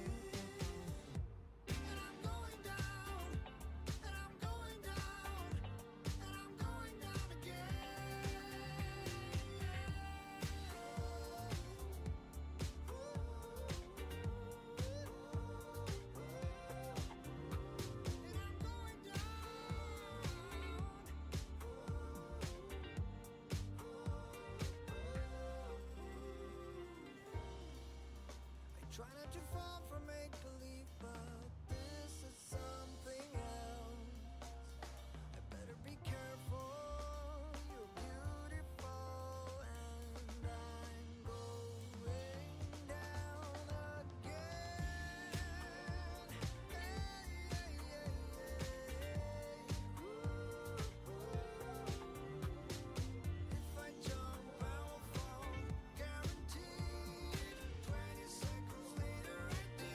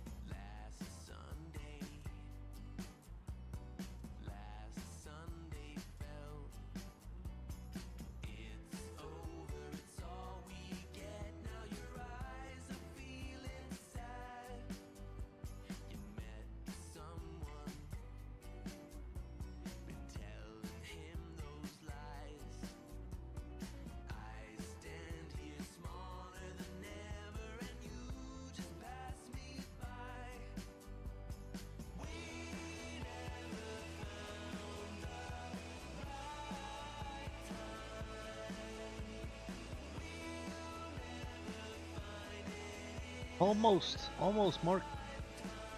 Not very exciting on this side of the situation here. Not very much going on. Not very many people watching, following, keeping me company. I've fallen asleep 4 times, bro. No, I'm just playing. No, yeah, we're almost there, dude. Doing good. I'm excited to see this freaking sunrise.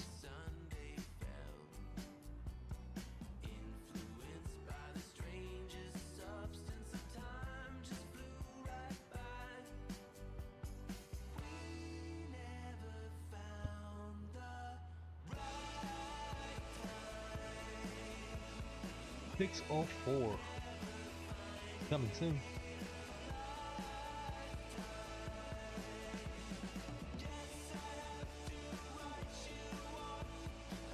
Mr. Older, what's going on, man? Can't believe you did a long haul. I was hoping that some of you fuckers would join me, but no. Friday night, ain't nobody working tomorrow, ain't nobody got time for that, but none of you flew. All of you want to act a fool, milking around. It's all good. Top Notch, what's up, man? Currently en route from Boston to London. Nice, dude.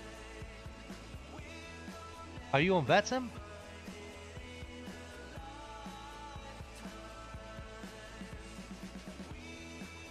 Tell us about the upgrades for this plane. Well, the only thing that's been updated on this plane is the cockpit and some flight dynamics. I haven't flown in a long time, and I can tell you what, right now, ground handling feels a hell of a lot better. I can tell you that right away. My rotation taking off felt really good. You just need to adjust your sensitivities and stuff to your liking. And yeah, but here's the changes right here, guys. Let me turn the dome light on so you guys can see it. So the changes are right here. We now have a realistic 330 cockpit, right? The one thing that kind of sucks is that all 3 of these MCDUs are linked together. So anything you do with one MCDU, it does with all of them. See? I really wish they would have separated those. That's one minus as far as this is concerned, right? And the other minus, which they've already said it's coming on phase 2. This is only phase 1 of this update. Is this all cockpit that right here, the bottom portion? So the glare from the glare shield down has been updated. Phase 2 is going to be the overhead panel. Right now we're still rocking the 320 overhead panel, as you can see. But phase 2 is going to bring us a full 330 panel, overhead panel. So this cockpit will be complete at that point. It flies decently. I mean, again, guys, keep in mind this is a free plane. All right, you must keep that in mind. It's a free project. They're not charging a dime for this, and it's a different plane to kind of, you know, it's not a payware. It's not a PMDG. It's not a Phoenix. It's none of that. But for the price, it's a very good plane.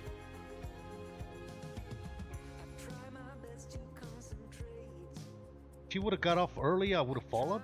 What do you mean? I started this afternoon, bro, and I'm landing here in about what, 2 hours? It's 8 right now. I'm landing at 10. You guys are always up like all night messing around on Discord. You could have flown with me, dude. Don't give me that bullshit, Mark. At ease, soldier. Top Notch says, I departed on VATSIM because Boston was fully staffed, but disconnected an hour in because I need to use auto cruise as I'm short time. Gotcha. Mr. Holder, thank you so much for that Mr. $5 Holder, bond, $3.05. Thanks for the insights. Appreciate you, brother. Thank you so much, man. Really appreciate that. Very kind of you, brother. Guys, if you haven't already done so, please, please, please, go ahead and give Mr. Holder good old CST salutes. Thank you, brother. Appreciate you, man. Very kind of you, man.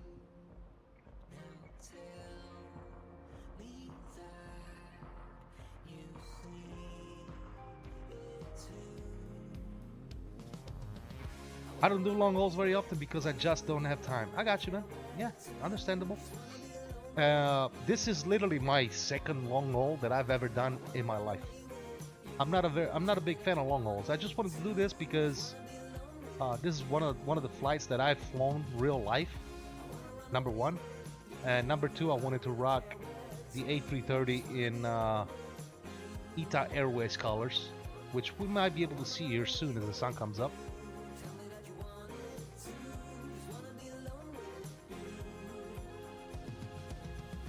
Oh yeah, we're starting to see some stuff. But yeah. Fair enough. Yeah, absolutely, man. Yeah, dude, this is literally the second time I ever do a long haul. I'm not a huge long hauler type guy. I like my multiple flights during one stream. Technically, I mean, this is gonna be, we've been streaming for how long now? 5 hours and 33 minutes. Normally in a 5 hour and 30 minute stream, I do 2 to 3 flights. You know what I'm saying? Obviously this is gonna be slightly longer stream, long haul. Once in a while, I think it's okay to do a long haul. It doesn't happen a lot in my channel, I can tell you that right now. I'm not a huge fan. But maybe since we're getting all these long haulers, you know, the 380, the 330, the 350 is coming out hopefully soon by any builds. Maybe at least once a week we should probably throw in a medium to long haul to do with those planes. I think that's only fair, especially because we're getting so many good planes.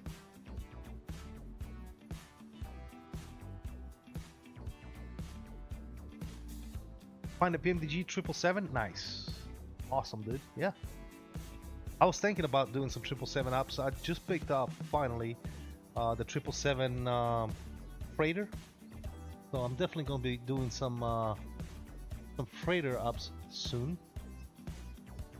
We'll see what that looks like. But yeah, this actually goes by quicker than I thought, dude. I mean, it's already been 5 hours. We've been in and out. I turned off the camera, you know, I stretch. The thing is, I can't possibly sit the whole time, dude. My back is all screwed up, so I gotta like get up, walk around, stretch out. So I can't just sit in front of my sim in this chair for an extended period of time. I just can't do that. So I gotta, every so often I gotta get up. I gotta kind of like relax my back, stretch out, stretch my legs type deal, and then sit back down type deal. But that's what I've been doing.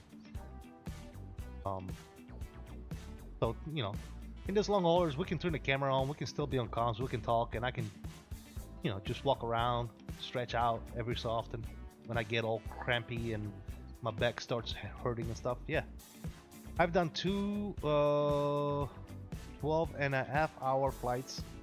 Both of them I slept for 10 hours. Yeah, see, I don't want to do that. I don't want to like take off and then go to bed and then get up and land, dude. That's, to me, that defeats the whole purpose. You gotta suffer. If you do a long haul, you gotta suffer through the long haul, dude. You have to suffer through it. Otherwise, what's the point of doing a long haul? You might as well just do a short flight, right? Or you might as well take off, right? If you want to do a long haul, take off. Once you get to cruise, go ahead and sim rate times 8, you know, times 12. Get to the other side of the pond and land the plane, dude. I mean, you know what I'm saying? What's the point? What's the point of going to sleep, dude? I think if you do a long haul, you gotta sit there and suffer through it. Otherwise, you can't call it a long haul.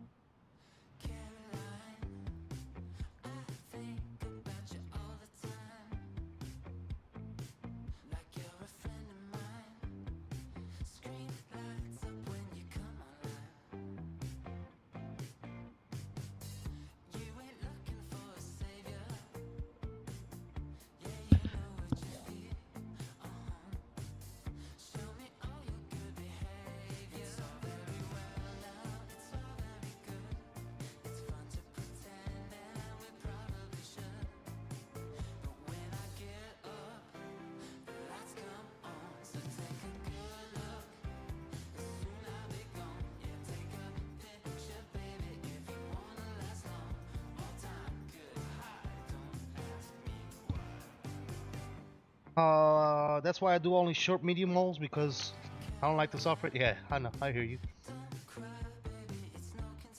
That's right. Real long haulers don't go to bed and get up and land. Oh, look at that. Mamba woke up. Morning.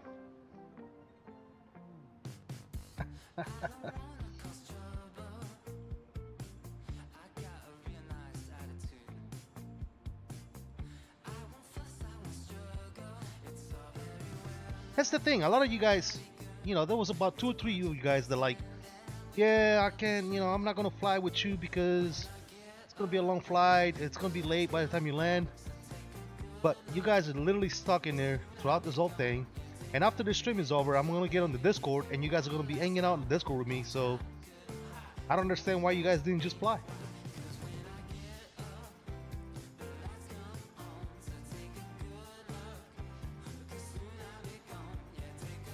I wake up like 11 on the weekends. I gotta fix that. Oh, 100%, dude.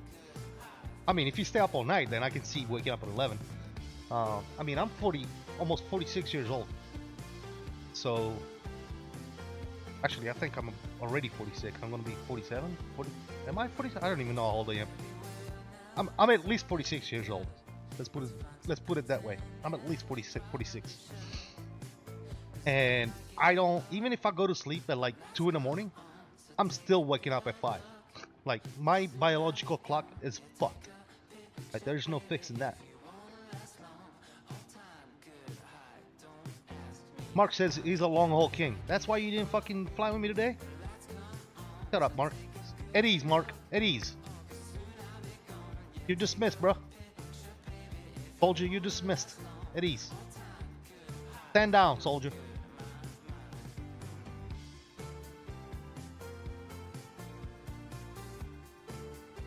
Long haul king my ass.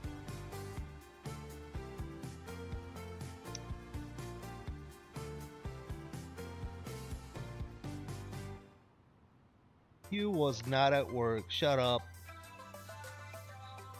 You're a freaking officer in the army. Talk about work. Who you trying to fool, dude? I was active duty, brother. You can't fool me. You motherfuckers don't do no work.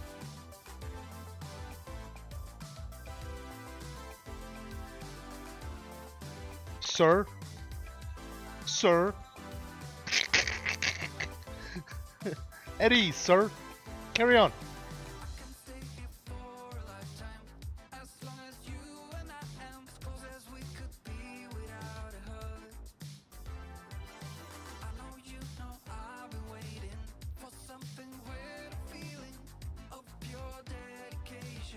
Drinking coffee is hard? You telling me?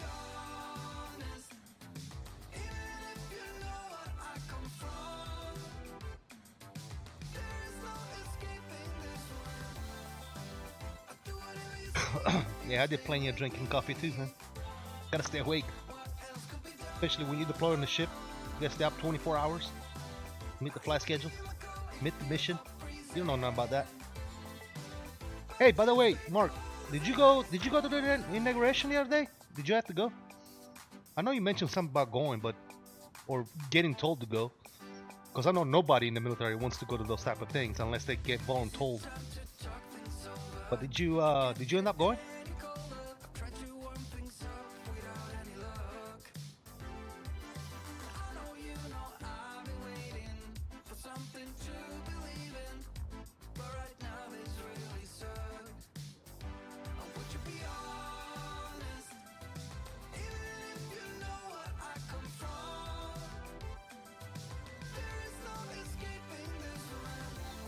He was told last minute not to go? Gotcha. You got lucky.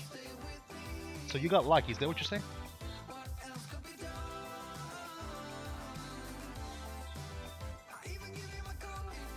Because that's what I would consider it. If it was me, I'd be like, fuck, I got so lucky, dude. I didn't have to go stand out there for like 3 hours.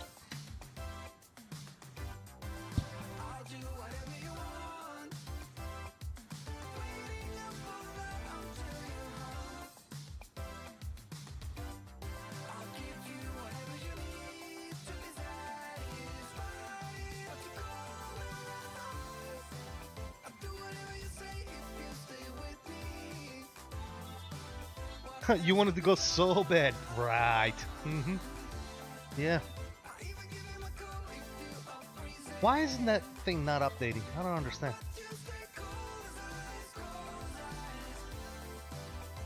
Like this thing right here in the right corner, right here, the map, the navigraph, not updating for some reason.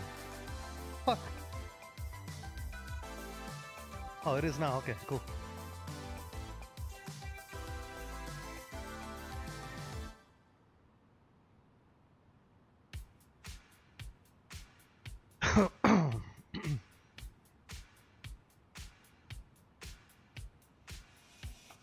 Ended up flying Air Force One the entire day. What? What, in the sim?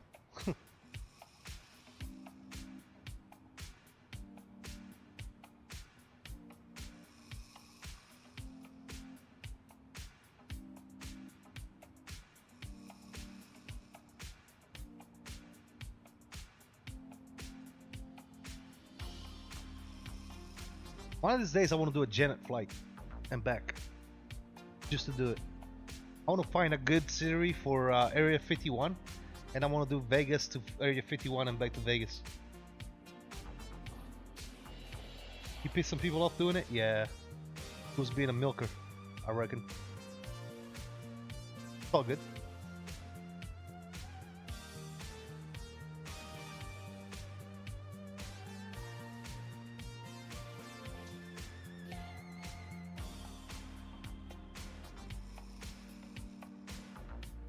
Bro, how is the sun not up yet, bro?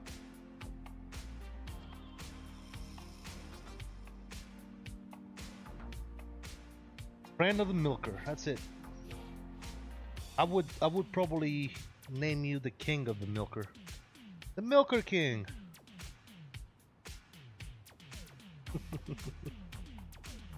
Oh.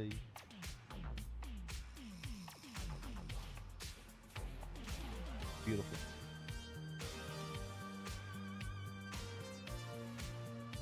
Milking away.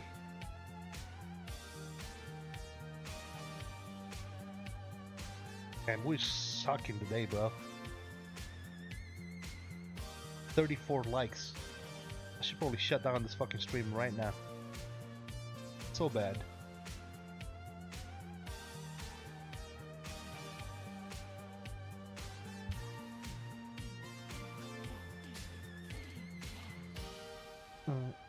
Alright, I'm tired of this shit.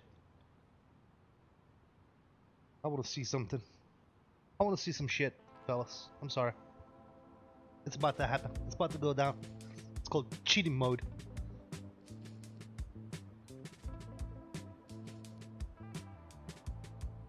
It's almost there anyway. Almost sunrise. Just gonna pretend like time is going fast. Ho ho ho ho, there it is. That's what I want to see right there.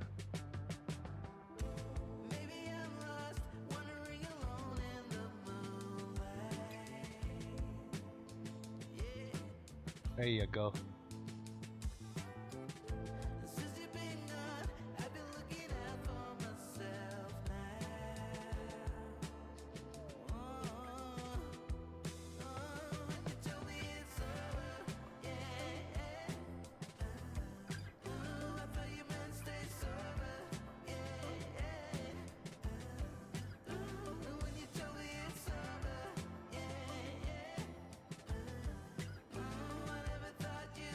I'm guilty of auto cruise, so that's nothing.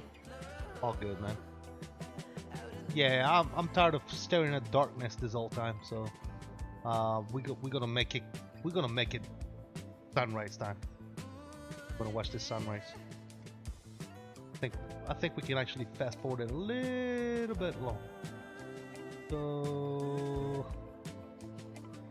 let's see, when does the sun peek through?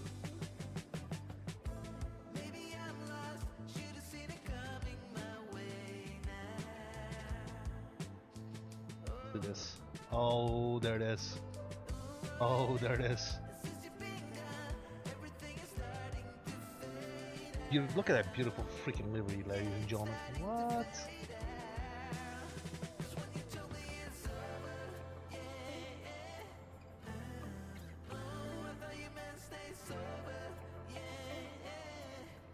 Livery is so sexy.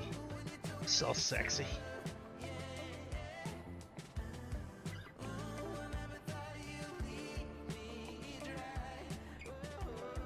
Don't tell nobody. We didn't change the time. What are you talking about? It's real time. Stop about Willis. I don't know what you guys tripping about.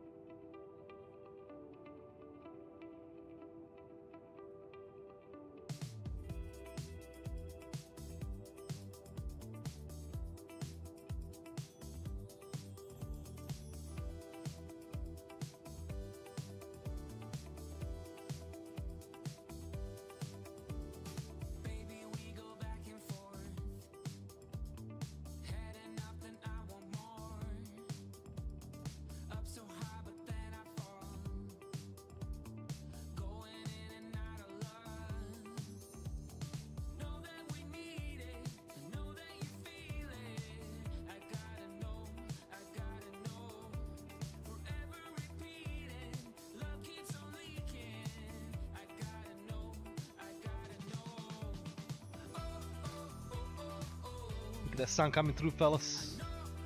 Yes, sir.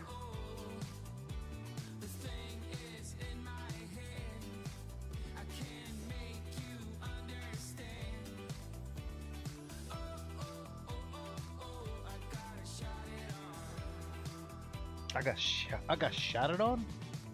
What do you say?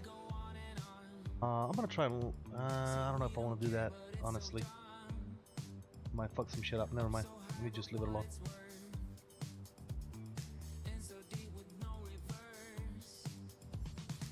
Jordan, what's going on? Lifetime is on? No, we are a little bit ahead. So right now in the sim, real life, it's right here, right? Right here will be real life. We are right here, which I am totally fine with. Because we've been staring at darkness this whole flight. I want to look at some light.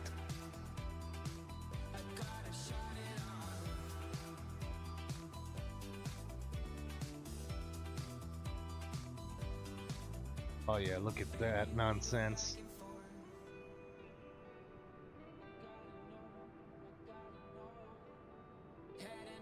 Such a beautiful livery. I love it. Itai Airways liveries, dude.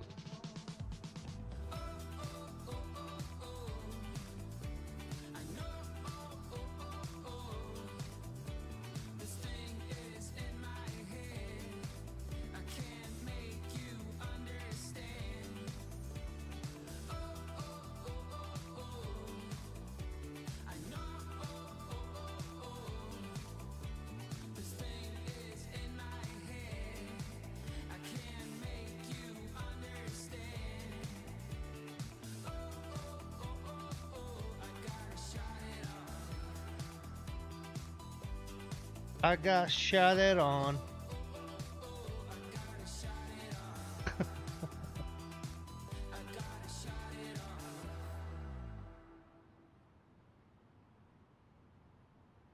the way, guys, if you haven't already done so, please be so kind and smash that like for me, man.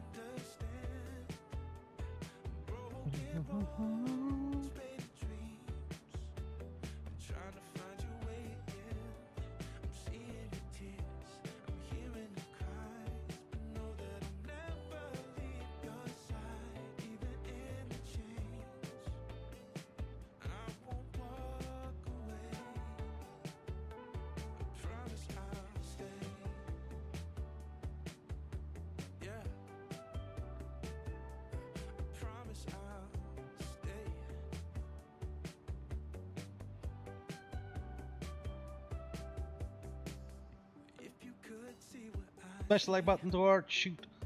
When your phone is shattered, my parents are going to kill me. Oh, thanks, man. Appreciate it. Sorry about the phone.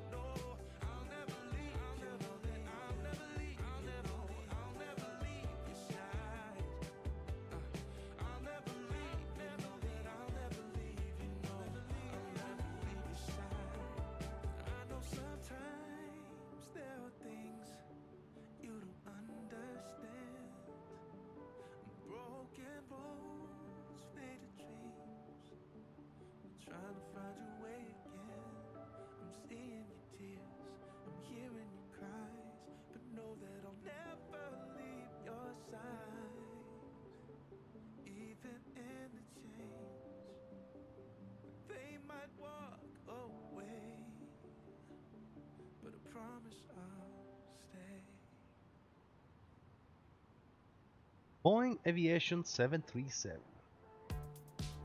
Crazy how fast it went for me, for you too, already reached Europe. Yep, we're about to be off of the coast of France. You won't be here for the landing?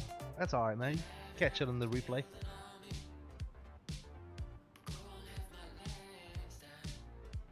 Appreciate you coming by though, man. Thank you.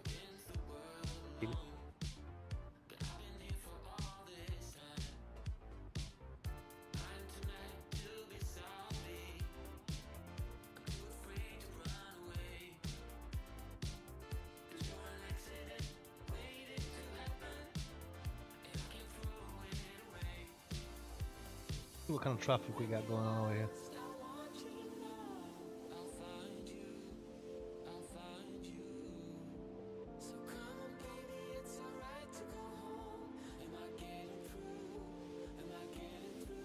Got this guy going to Milan.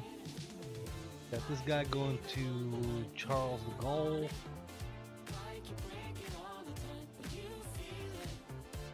Oh.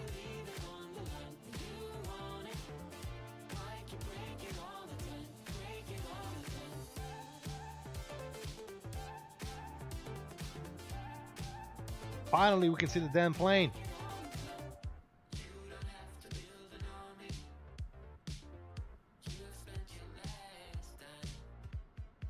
Bright ass sunlight right in the face of the pilot and co-pilot, dude. That's gotta suck, huh? If you're a pilot, you got that sun right in front of you. You can do the sunshades, I guess. There you go.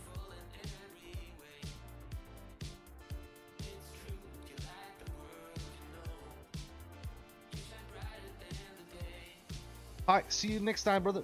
short final. See you next time, Boeing Aviation 737. Bill said it's in short final in Houston. Nice.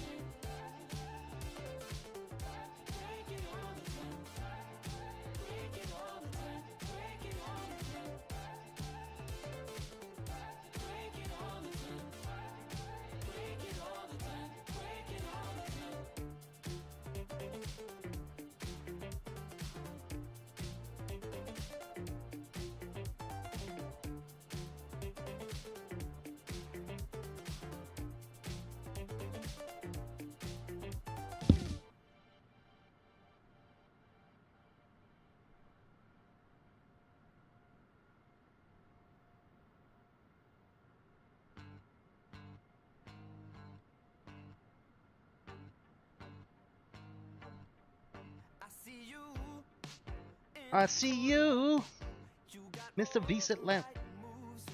We're still in the hair? Yeah, man. We got about another hour, 45 minutes to go. Yes, sir. Long hauler, dude. We're going to Italia, baby. Roma.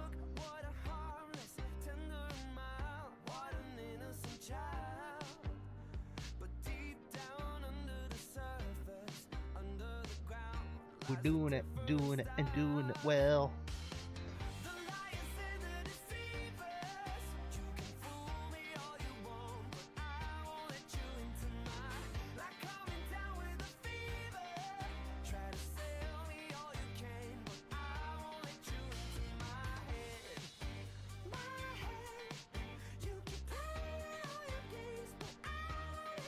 Yes, sir. You been doing any flying, Visa?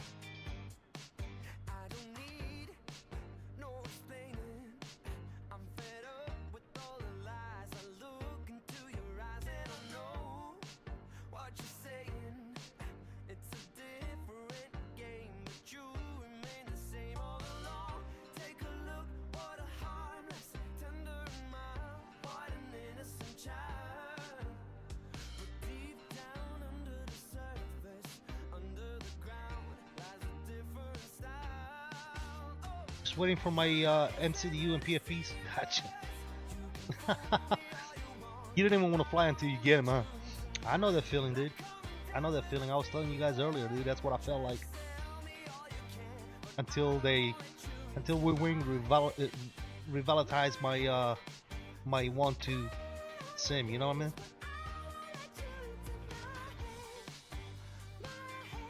I believe guard frequency is 1215, right? It's the emergency frequency where ATC will try to reach you if you are unresponsive. I'm not sure, Top Notch. I don't know.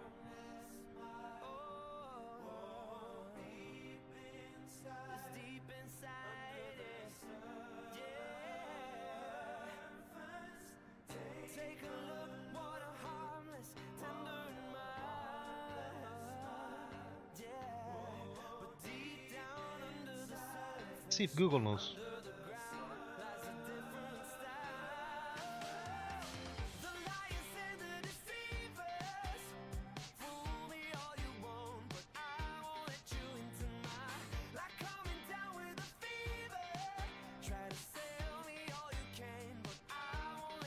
One to 1.5. Yep. VHF 121.5 and UHF 243.0.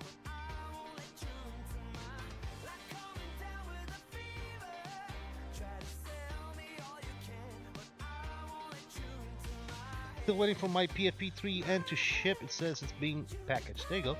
If it's being packaged, that means that it's in stock and they're gonna ship it soon. I do fly right now, then I don't really have a purpose for flying. Burned out when my MiG-2 and PFPs arrive. There you go.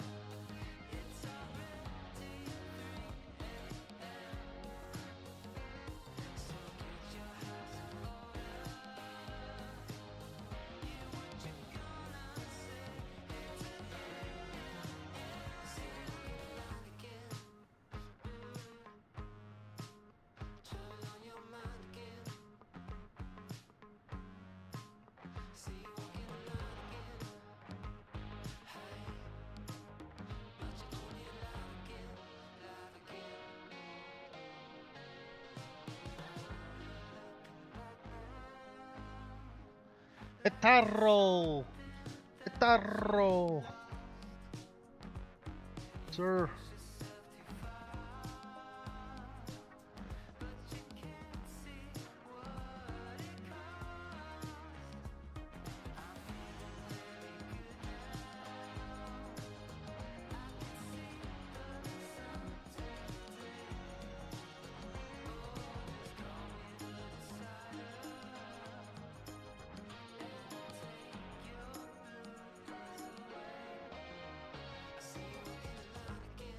Doing a lot of Boeing and just flying when I get my PFP since 4 sound packs were released.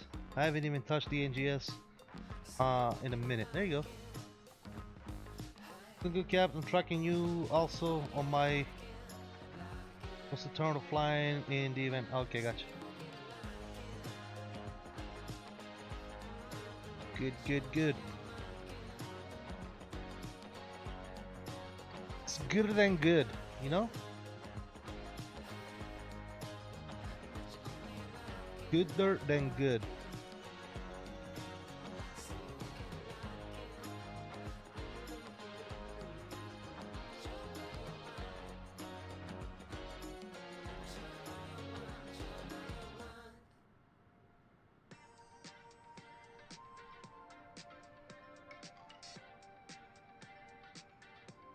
So far it's doing everything it's supposed to do, so we'll see once we start descending what she acts like. The climb out of JFK was not bad. It climbed as it was supposed to, I think. Yeah. I think so far it's been doing everything that it's supposed to, man. Can't really complain too much.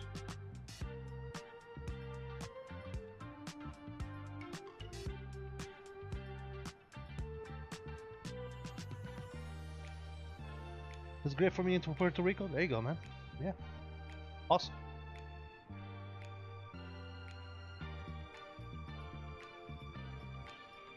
We'll see how the flare logic will be on landing.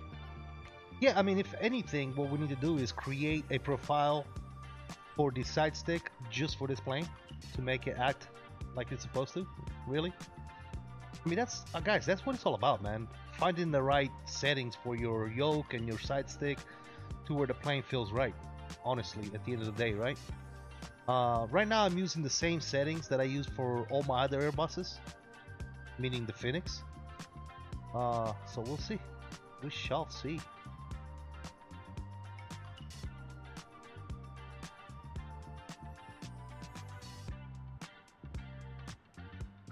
That's what a lot of people fail to realize. Like I've heard people many times say, "Oh, the plane is too pitchy. As soon as I touch the stick and the nose goes up and down and okay, well, adjust your sensitivity, my dudes. That's all you need to do is put a curve on your sensitivity for your side stick so that it reacts, you know, turn down the reaction time and all that good stuff. And get it to where you like, you know? All you gotta do, man. I really wished I would have flown it a little bit more offline to kind of see how she acts, but I just wanted to go right into it, man, and kind of share the first experience after the updates, because I haven't flown this plane in a long time. So there's been quite a few updates on this plane since I've flown it last. So I'm hoping that it acts a little better, yeah. Every plane is different to your shit. Absolutely, that's exactly what I'm saying, dude. You can't expect to fly this plane with the same settings of other planes, right? You set your settings of the side stick based on how the plane reacts to your movements, right? It's either that or you leave your side stick linear and you just get used to how the plane reacts, right? It's one of the two. But yeah, I mean, even when you look at Phoenix, right, they give you like a suggested curve for your sensitivity, right? That's why that's there, to make the plane feel better, right? If you just leave it linear, it's not gonna feel right. That's why a lot of times when people complain, we're like, oh, you know, this plane or next plane flies so much better. Well, okay, adjust your sensitivities on Microsoft Flight Simulator, and I'm not saying it's gonna be the same, but you can get it very damn close to anything else, right? And it's all personal preference too, man, because you know, we're not real pilots. We don't know what these planes actually really feel like, and you can never replicate the real plane in a sim, guys. It's never gonna be the same, ever. You know, you can just get it to whatever feels right, yeah. And whatever feels right for you is not what's gonna feel right for anybody else, right? That's why you gotta tune the plane to your liking. Mr. Dominic finally shows off after 6 hours that we've been on. What's up, Dominic? How you doing, brother? Thank you for stopping by. Don't forget to smash that like, dude. You'll make 3 likes for the stream today. Thanks, appreciate you, brother.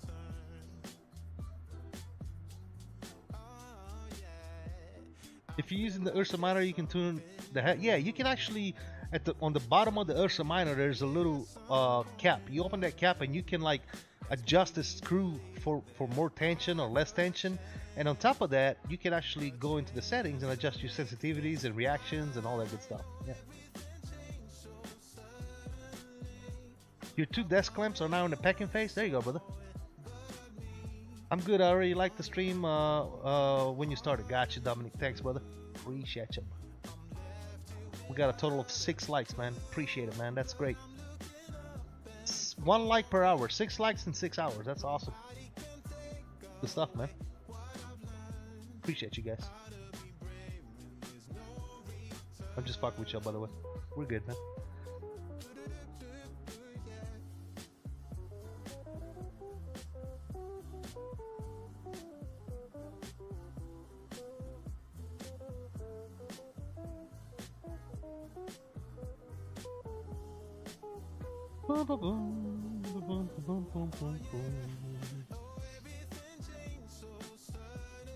Alright. Switch it up, fellas. Switch mics, get back in the cockpit. Just the screen real quick. Bam.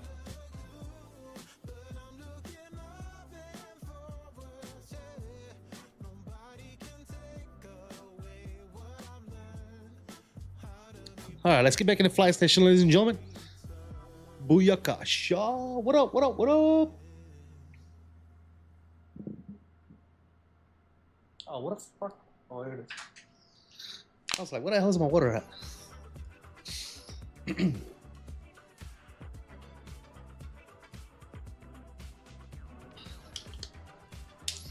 So I said, so you got like 38 likes? That's not what I'm seeing, man. I'm seeing about 6.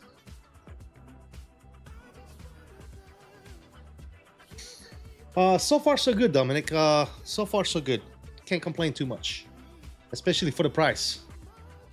This was a very cheap add-on, so yeah, can't do too much complaining, that's for sure.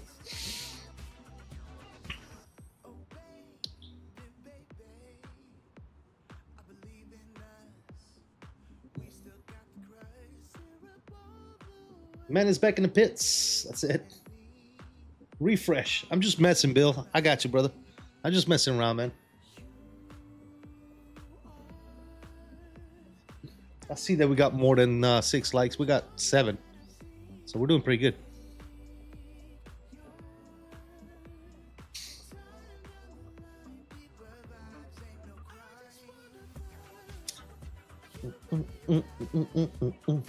All right, let's take a look at some Shiat.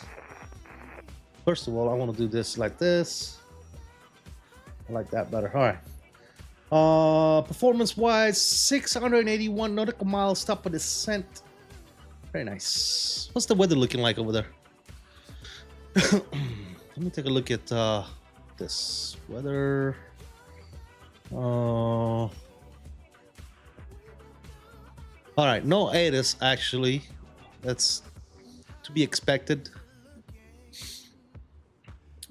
020 at 5, so we can still land.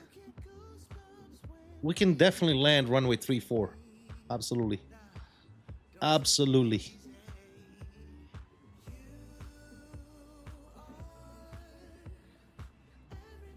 Absolutely.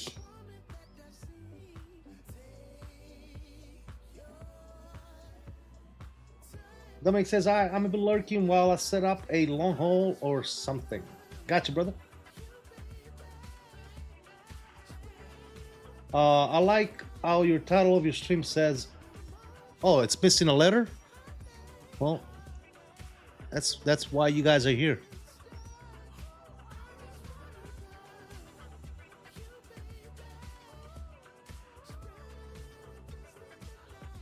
There you go. Should be fixed now. Thank you, VSET. Appreciate you. I mean, thank you for letting me know 6 hours later.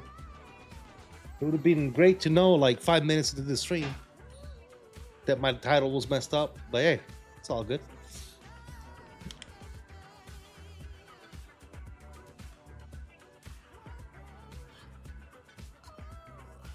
Tyler Rock is running for president. Mr. President, you can't run for president, Tyler. You don't have the air. You gotta have the hair. Sorry.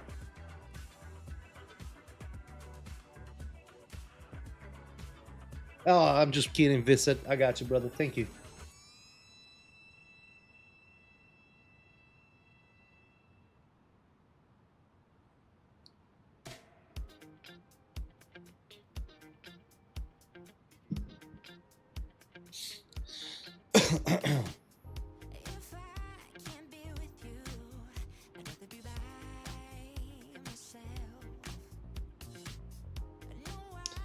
Don't you have to be 100 to run for president? No, you gotta be at least 75 years old.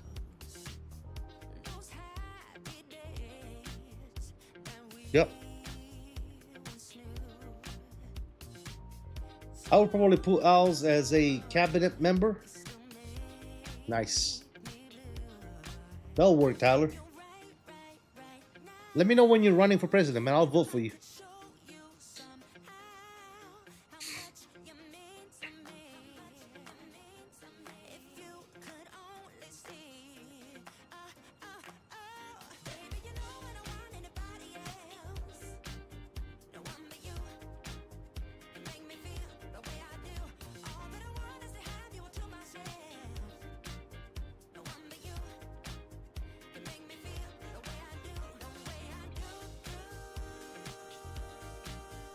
The way I choo choo.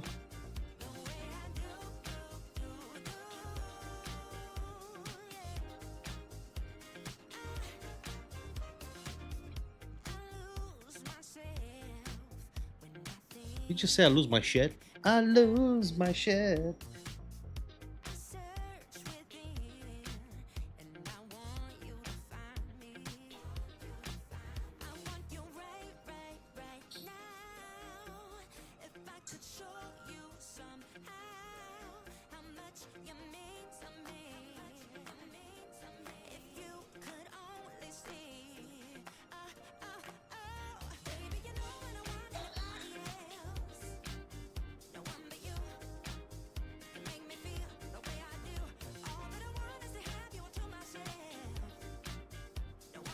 The tunes are vibe today? Yeah. Sounds good, doesn't it?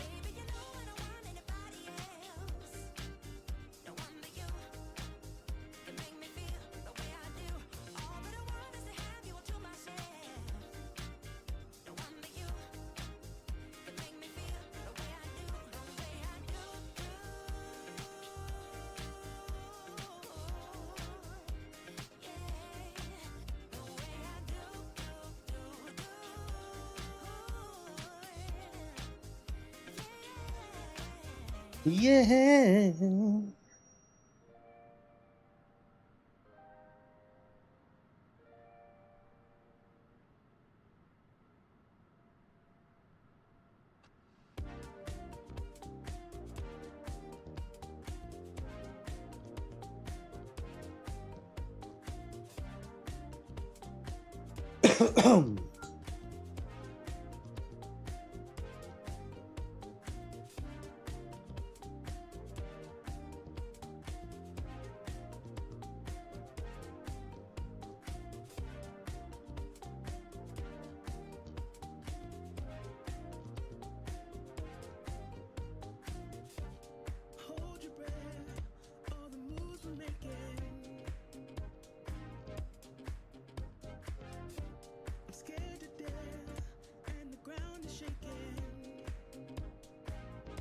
And the ground is shaking.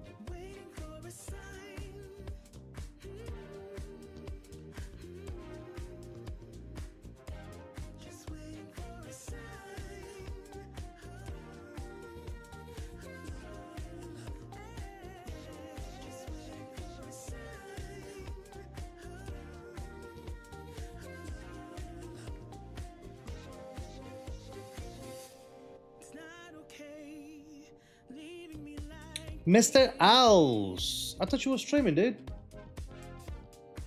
You done streaming?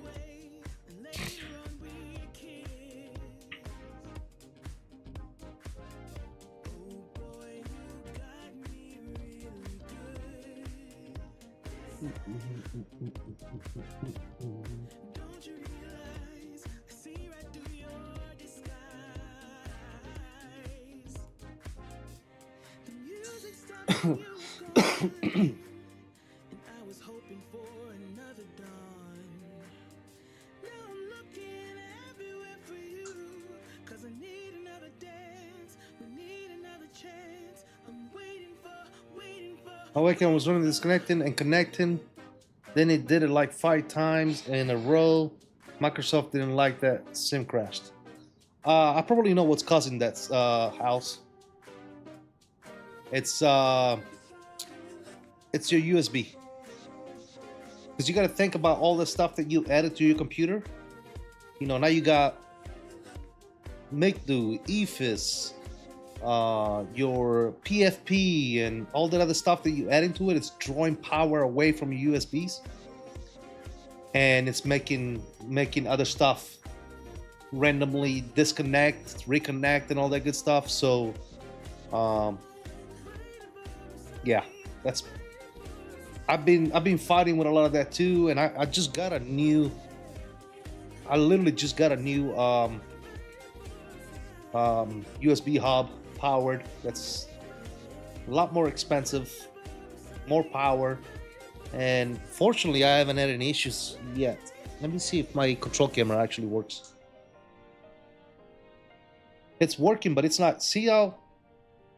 What is that? Is that because? Hold on. Let me do something real quick. Stand by. Why is it doing that? Let me go to studio mode. Switch this to control. Is it because...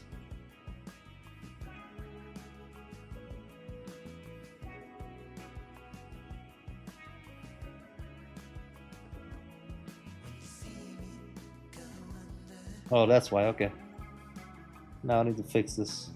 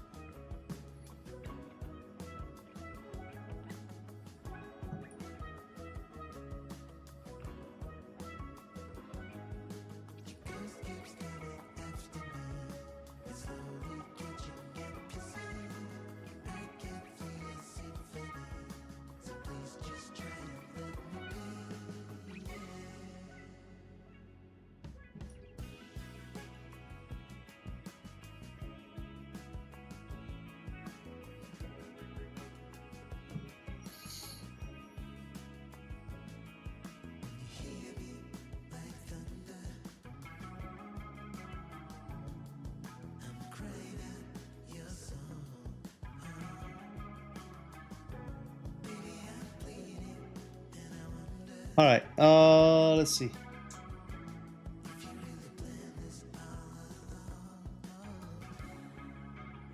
All right, now it's good. Cool.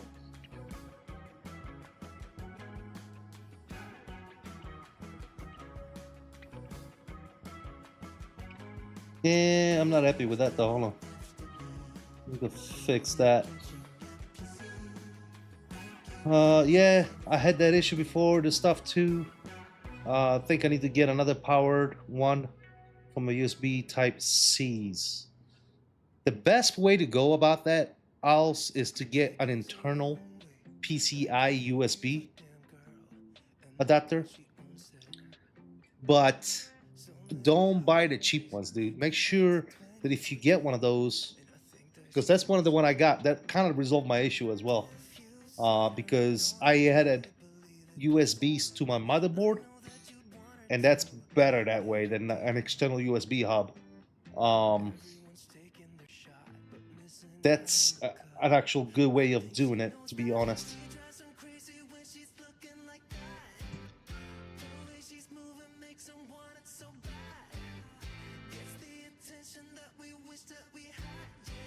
Let's try this again.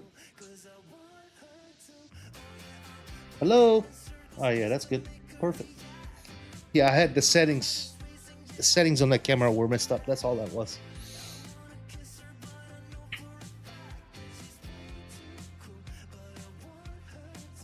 Hey guys, if you haven't already done so, let's help me out with some likes, man.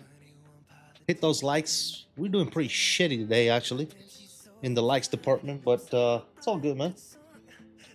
It's all for good fun, I guess. I'll talk with you later tomorrow about it. I don't think anything wrong.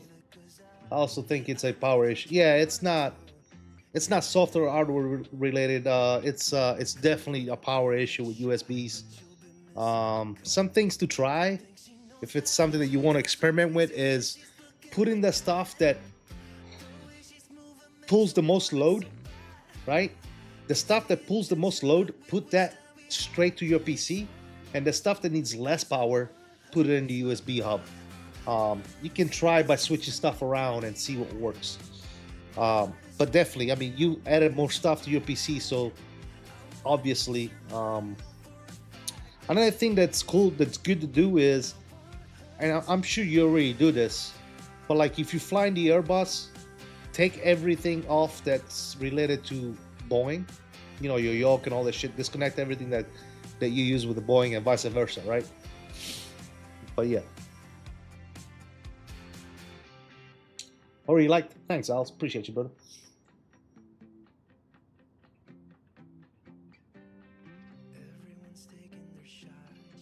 Yep, I do that. Yeah, there you go.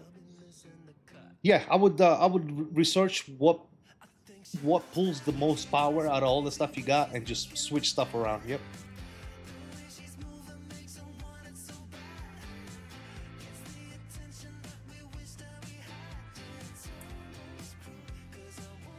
Yeah, but it's not. There's nothing wrong with your computer, dude. It's just you got more stuff hooked up now than you did before. That's all.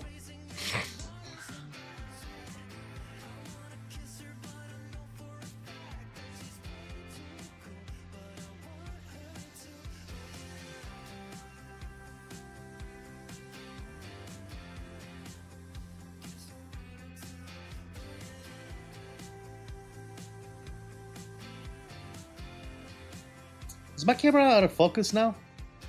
Did I mess up the camera? Oh, goodness gracious.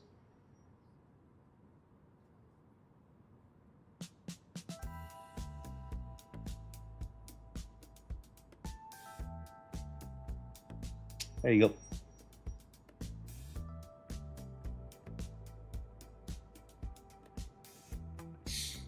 That's butter.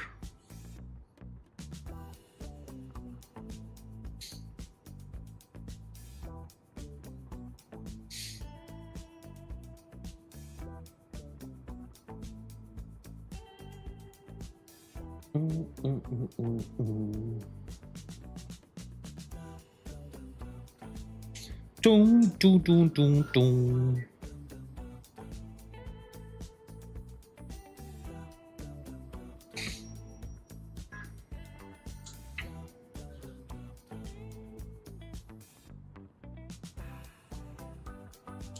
Good flights. So far, so good, man. So far, so good. Most of the flight was in the darkness, obviously crossing the pond, but I fast forwarded the time a little bit to get some daytime as we approach Rome. We're flying over France right now. We're gonna fly over the Alps, actually. That's gonna be cool. And then down into Rome. Yep. The approach is gonna be kind of cool. We're going on the inside, on the east side of Rome, and then we're gonna turn around towards the water and then go land 3-4 left. Decided to land on the left side because we're parking right there in the international terminal. So yeah, chasing the day, pretty cool stuff. Yeah, I sped it up a little bit, a few hours. Nothing too crazy. We were supposed to get there by the time we got to Rome. It was supposed to be daytime anyway, like 7 a.m. or something like that. But I fast forwarded to like 7 already, so that we can have some light.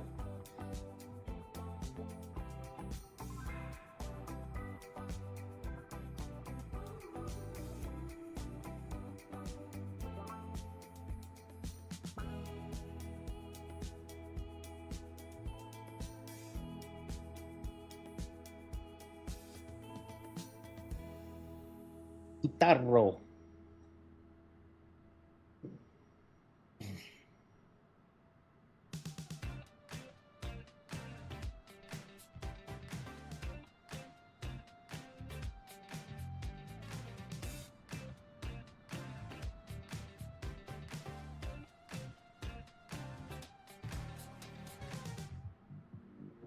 The plane looks okay, man. The plane looks pretty decent. I like it.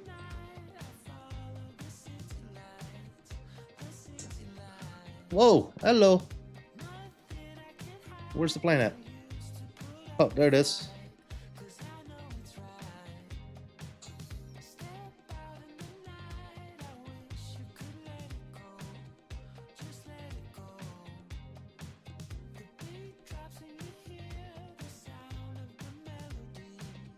Looks better than it used to. Yeah, they're definitely improving, that's for sure, man.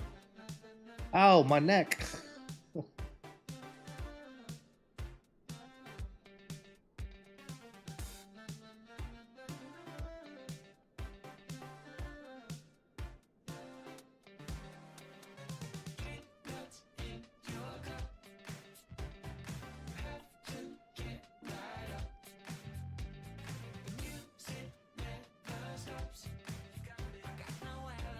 You know what, guys? We're gonna do about a flyby. Oh shit! What the hell did I just do? Hello, Moto.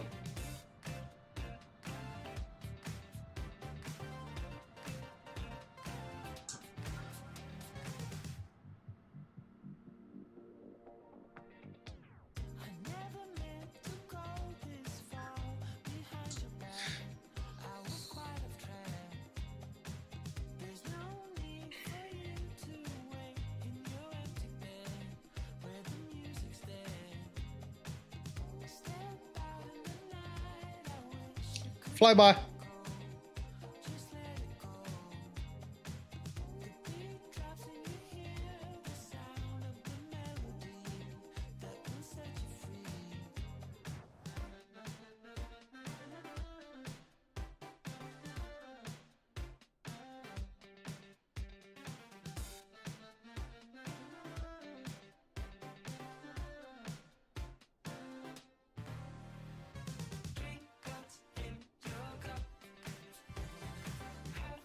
Who said we can do a flyby on Microsoft Flight Simulator?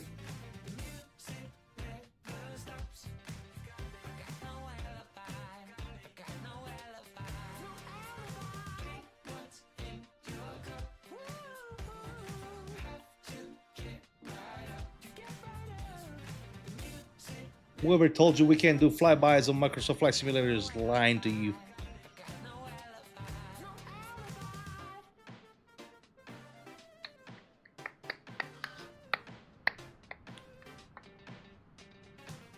Bam, bam, bam, bam, bam.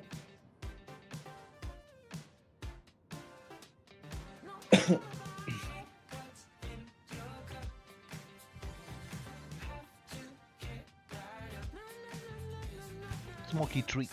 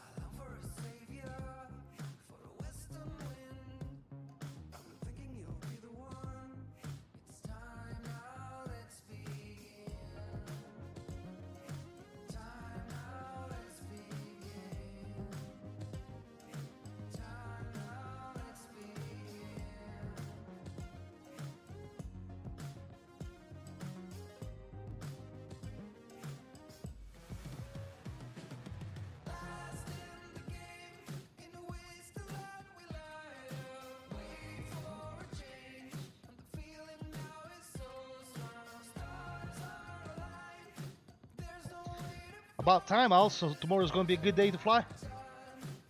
Is that what you're saying? Or is it going to get canceled again?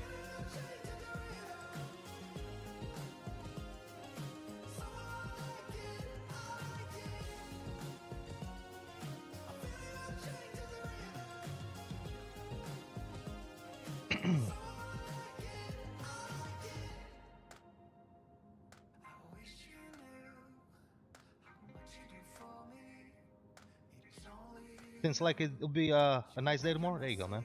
Well, I wish you the best, brother. Are you gonna be recording some stuff or what? Did you got those glasses, those Google glasses or whatever they're called? You'll be able to record some stuff, no?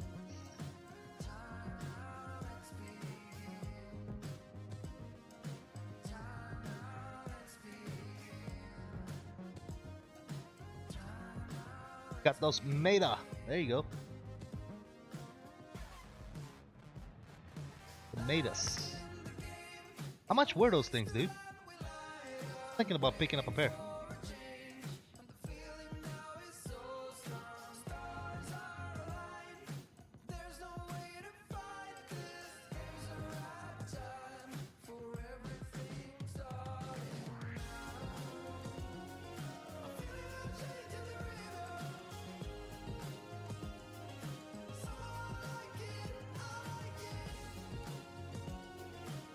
They're Ravens, right? I think they're Ravens.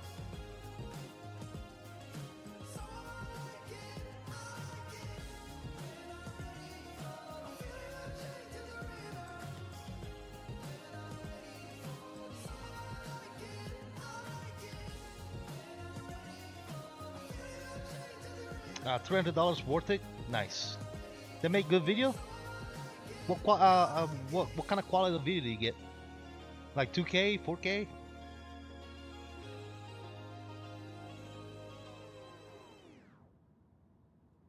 Okay.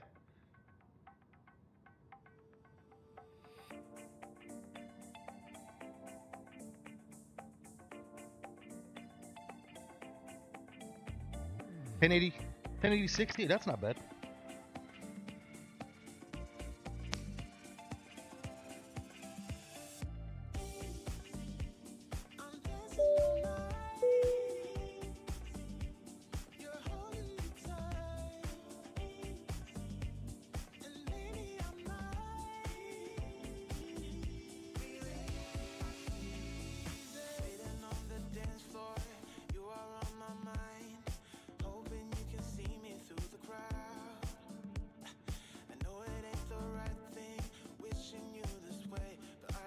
Was that Yoam coming in with that membership? Thanks, brother. 10 months. Holy shit, dude. Thank you so much, man. Appreciate you. That's awesome.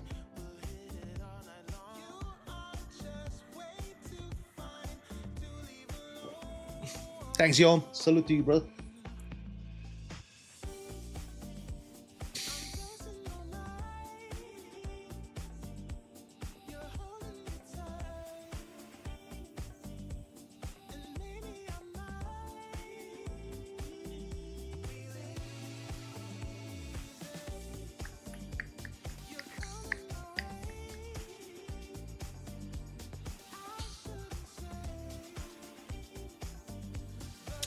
Are they doing CTAF in Europe now? Or not yet? Do you guys know?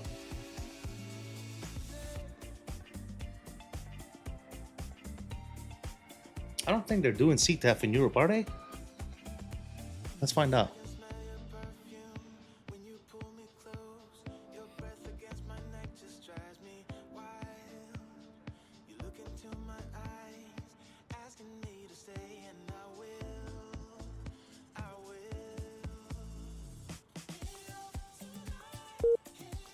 Nope. No CTAF in Europe. Only Canada, and US, and Mexico. There you go.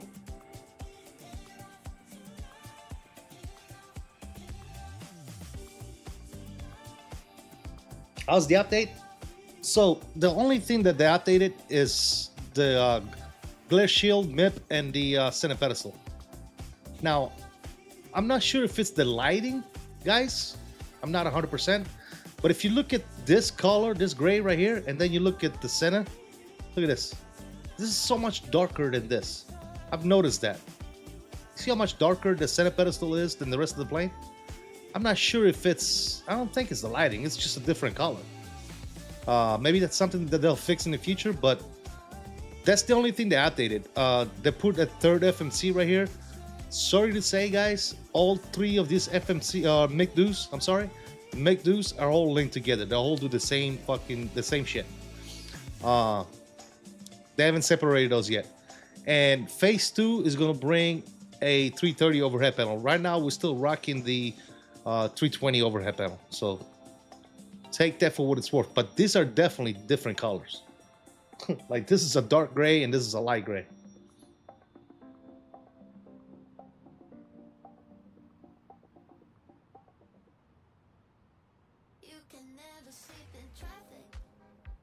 Yeah, they stated that the overhead panel is coming in phase 2. This is phase 1.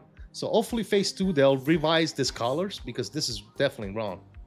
There's no way that this is right. See, even the overhead panel is like a different color. Right now, this is, I don't know. And I don't know which color is right. I don't know if this is right or this is right. I'm not sure. Not quite sure. How did I not see that? I don't know, but yeah, I've noticed that. I didn't say nothing about it, but I noticed it. I mean, it pops right out at you, right? Yeah, it's kind of strange. Maybe do you think they missed it? Like they didn't pay attention to it? How do you not see this? Like, how do you miss this? It's a totally different color, guys. I don't know. But yeah, as far as looking, the way it looks like a 330 cockpit, no doubt. They just, like I said, these colors are not right at all. I don't know what the deal is with the colors. At least they don't look right to me. So, I don't know.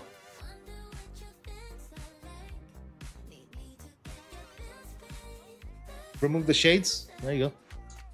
It's the same shit, dude. It's literally the same. I mean, you can see it. Look. It's literally two different colors. You see what I'm saying? It's two different colors. It's not the shades. It's not the light. It's literally two different colors.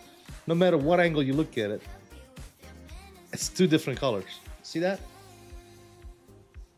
Yeah, that definitely sorry, that definitely screwed the pooch on that one.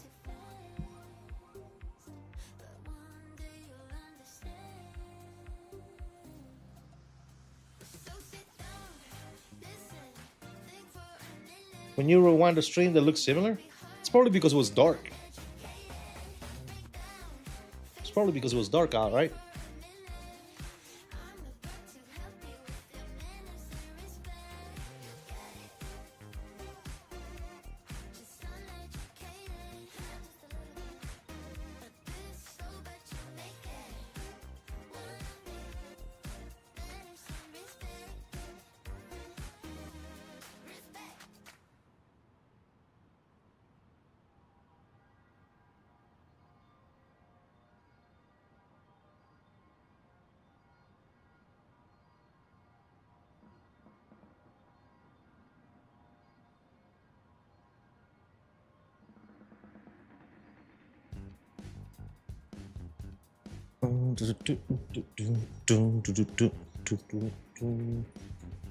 All right, I think we can turn this off now.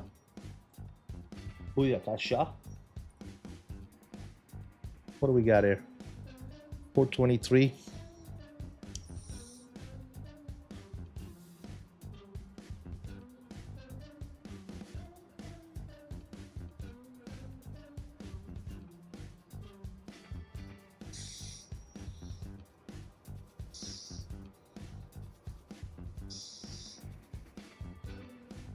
Neighborhood 6,000. Let's see how good this thing is.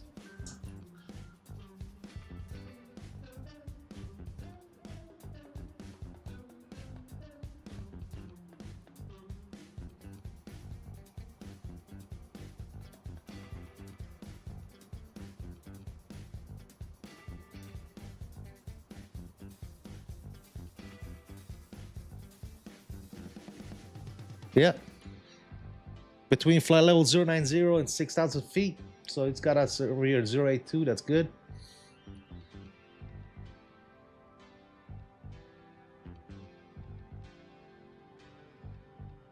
Diesel, Odula, 2500.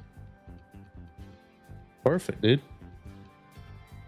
2500, 200 knots. So everything is right here, guys. Everything is perfecto mundo. Now, question is, can we do fixes? Nope, no fixes. Okay, cool. Just joking. Just joking. Fuel prediction at FOB. Estimated fuel on board, we're looking at 7.9, so that's good as well. Yeah, looking good. Looking fantastical. So far, so good.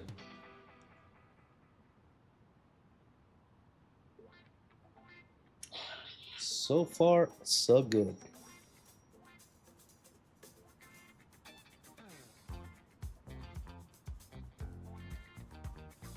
Estimated fuel board negative 1.2. I'll just shut down the airplane on final. How about that? I'll start the APU in flight, shut down the airplane, shut down the engines. We'll do that.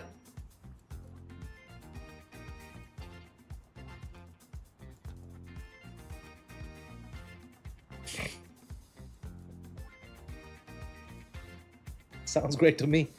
Yeah, I bet. I bet it sounds great to you.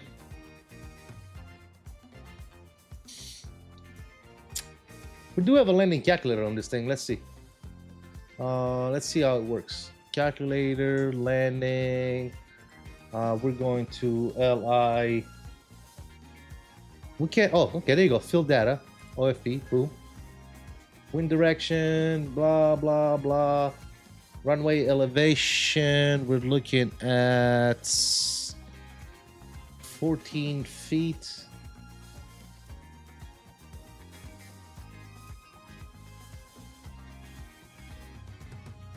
Oh, what the? How am I supposed to type this in?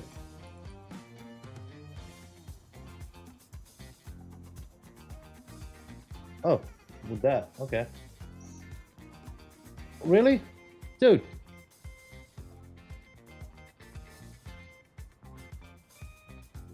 $14. Then we're looking at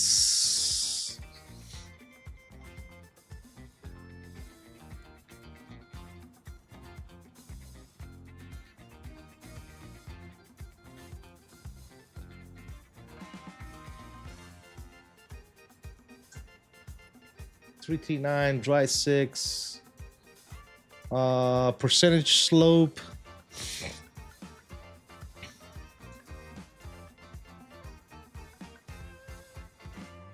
We're looking at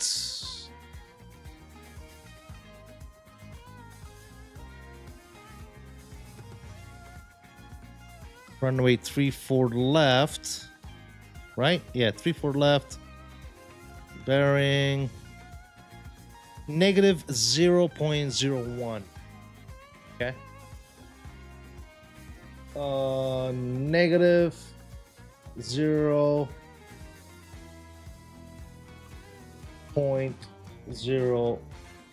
on the slope. Our landing area is 12,802.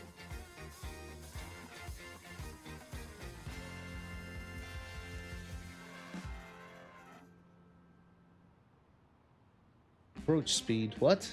I'm supposed to put that in there?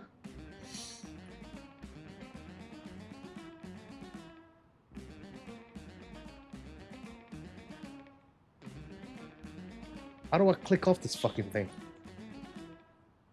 Okay. So if we go to performance,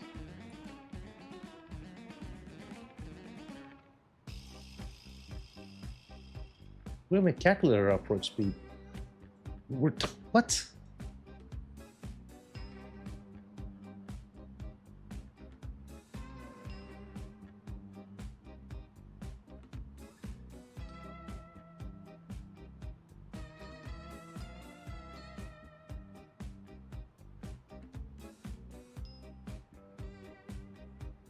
How are we supposed to put the approach speed in there?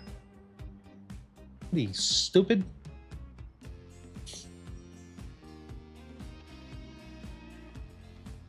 Low 65.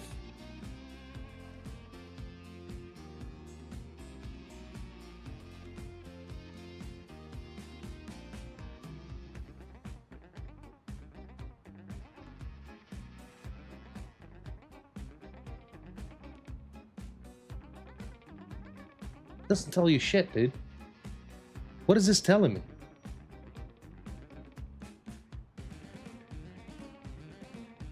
What if we do flaps 3? What?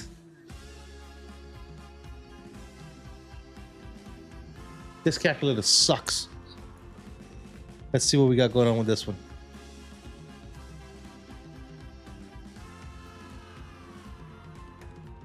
Show options.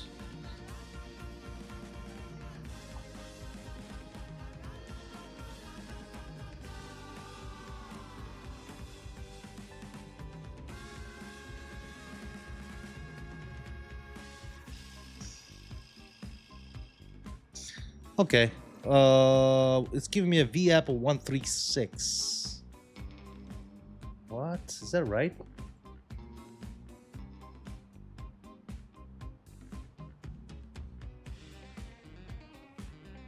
And it's giving me a config of full. And this is saying, that one is saying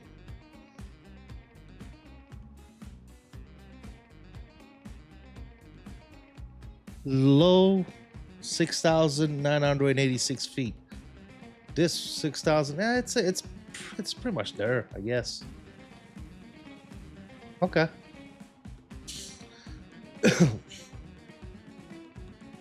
I guess we'll rock with that. So full flaps and low on the brakes.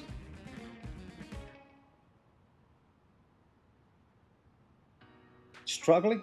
No, it's just like trying to figure out how to use that calculator. I haven't used it in a long time. The blue button? What blue button? What are you talking about? The calculate button? Yeah, I know that's how you do it. I was just like, they want us to actually input the approach speed. I always thought that there was something that they gave us, but I guess not. I guess not.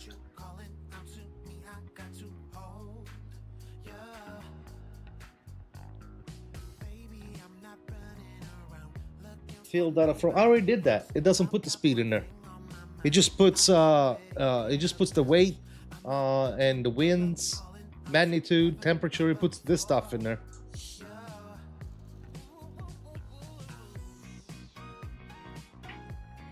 $10.21, is that right? Let's see. Where do we get that from? Right here. $10.22. Close enough.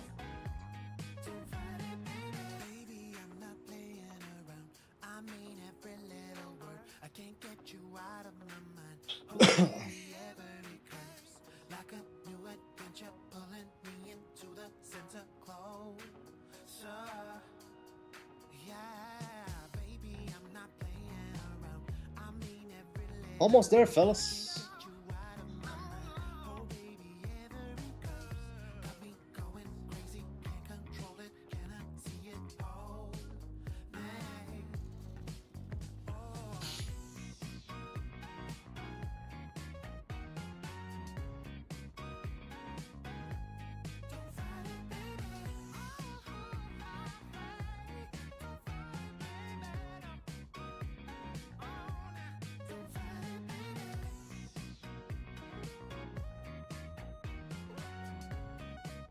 Right now it's 9:23 p.m.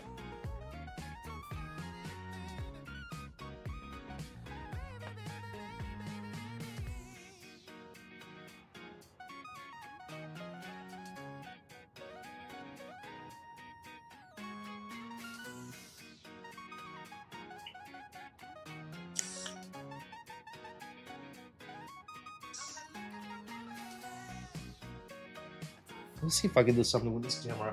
I don't like the way this camera looks controlled now.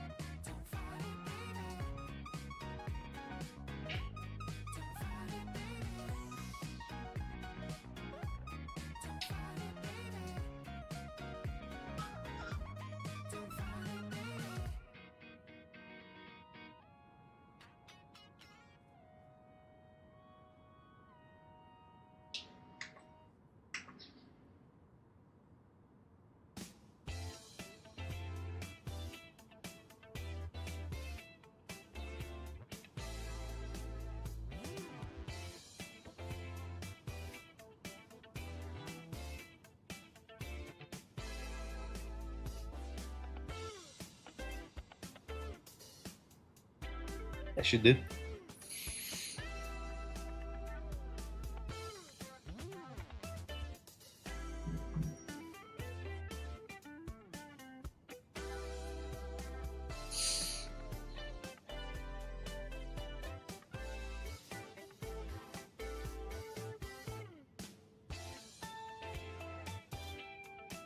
Got some funky music tonight.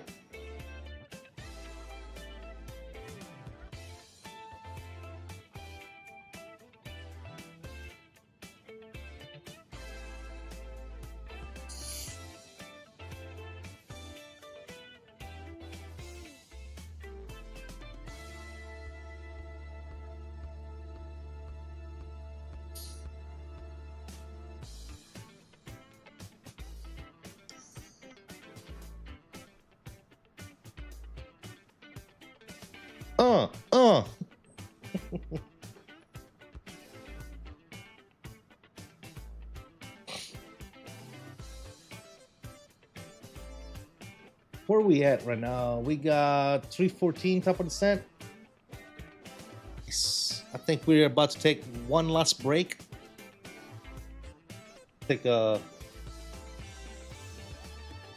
drop some toxic waste real quick on the way to smoking a pancake.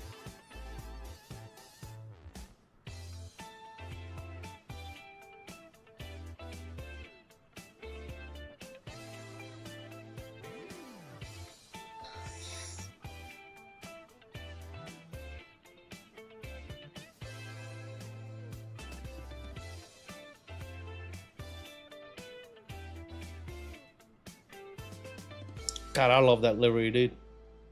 So good. So good.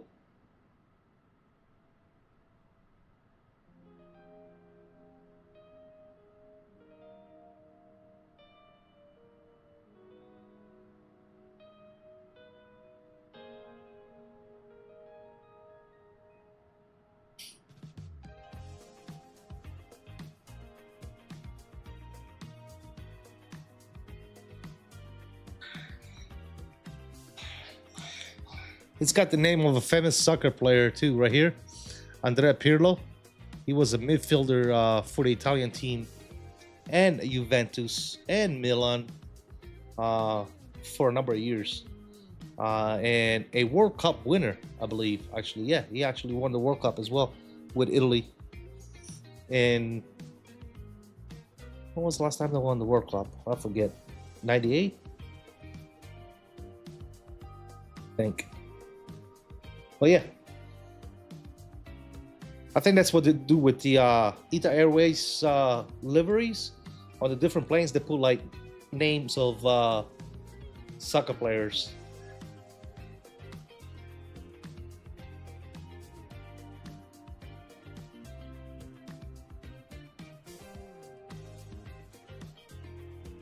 Yes, Tyler Aviator. It's 9:28 p.m. Yeah, absolutely. That's kind of sick. Yeah, that's cool, right?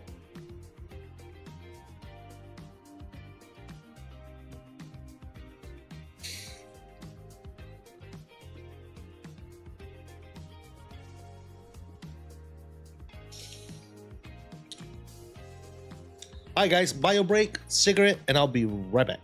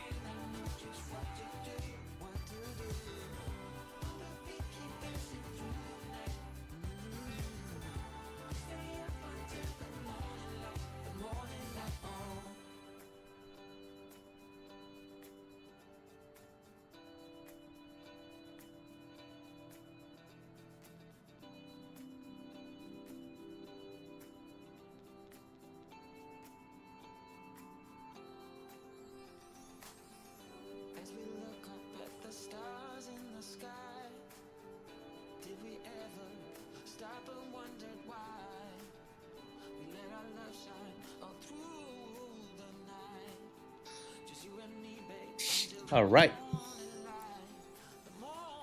We are ready. Ready to make this shit happen.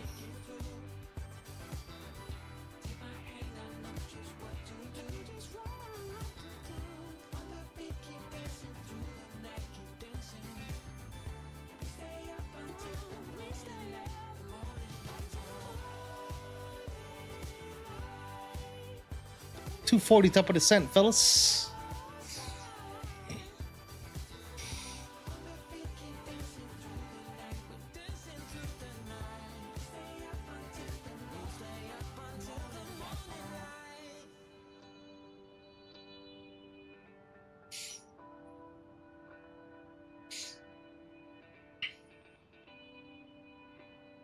Ooh, there's the Alps.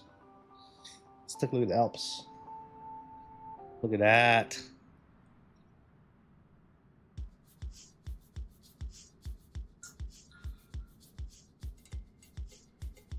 Look at that nonsense, fellas.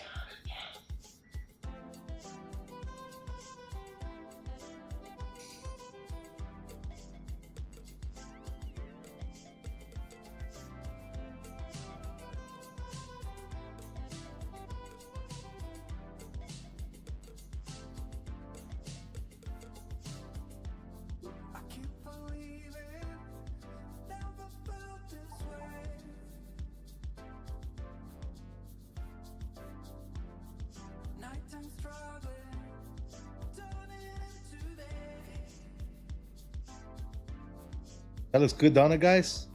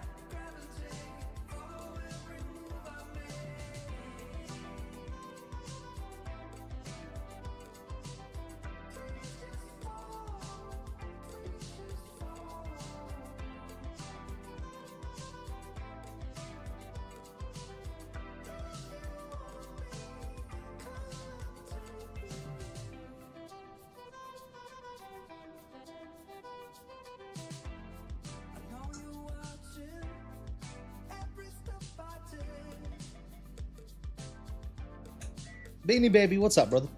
Salutes to you, man. Welcome, welcome, welcome.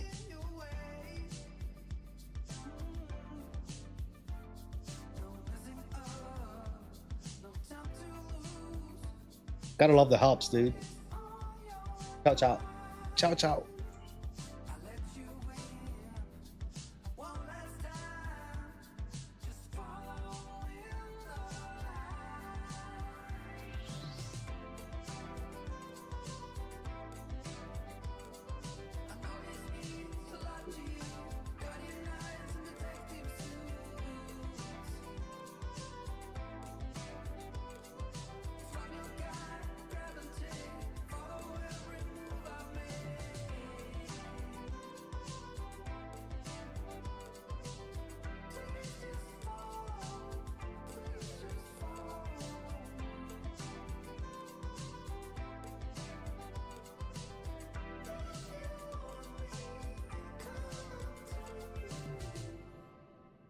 Puff Diddy is in the house. What's up? You went to grab a snack? Gotcha.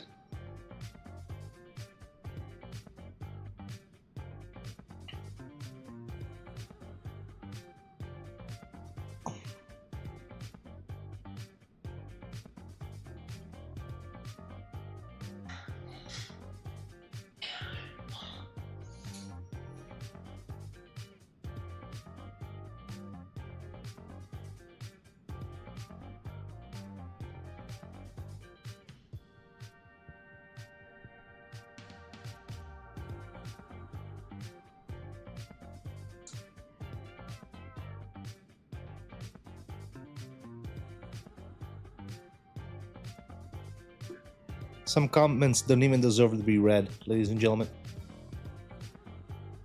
Those last two comments. Fuck.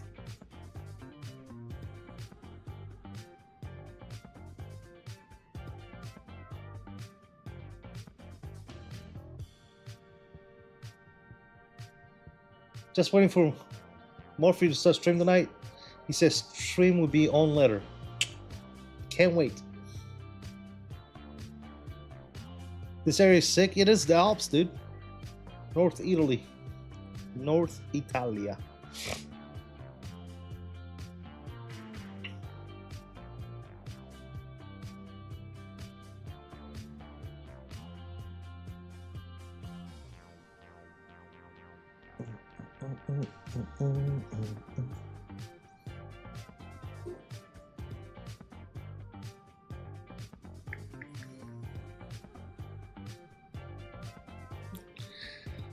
My W movement cannot be read. Tell me why. Because it's the dumbest shit that anybody can say. That's why. W. It is literally the dumbest shit I've ever heard in my life. That's why. And W movement, like, what is that supposed to mean? Like winning movement? Like, it is the absolute dumbest fucking thing anybody can say. W, guys, W. W's in chat. Fuck out of here with that bullshit. Go somewhere else with that W bullshit. I'm fucking 46 years old. I ain't got time for that fucking little kid bullshit. Well, then go tell Morpheus then. Don't tell me that bullshit.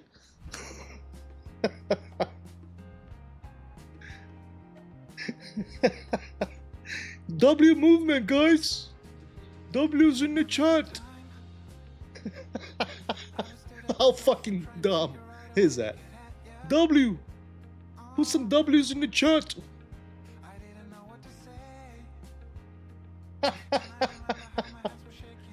God, fucking kids are so fucking stupid nowadays.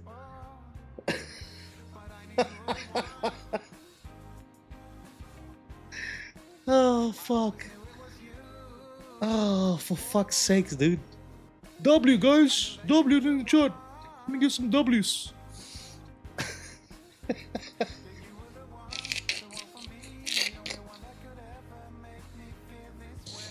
OMG. Let me get some of that W. OMG.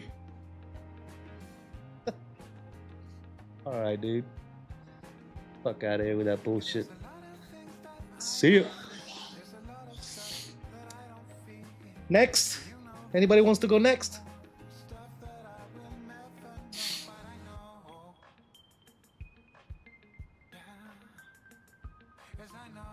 Anybody wants to go next? Come on. You motherfuckers coming in thinking I'm Mickey Mike, dude? I don't need you motherfuckers. Get the fuck out of here with that W bullshit.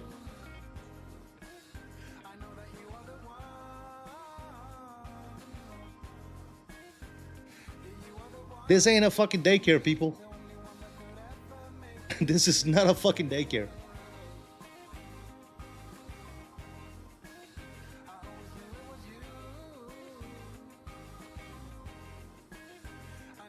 I only say shit one time, people. Come on, Beanie.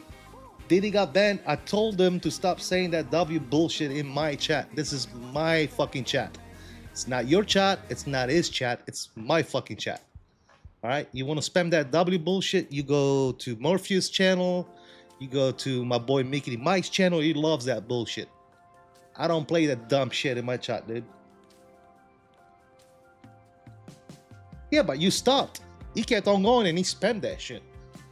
So, see ya. Wouldn't want to be you.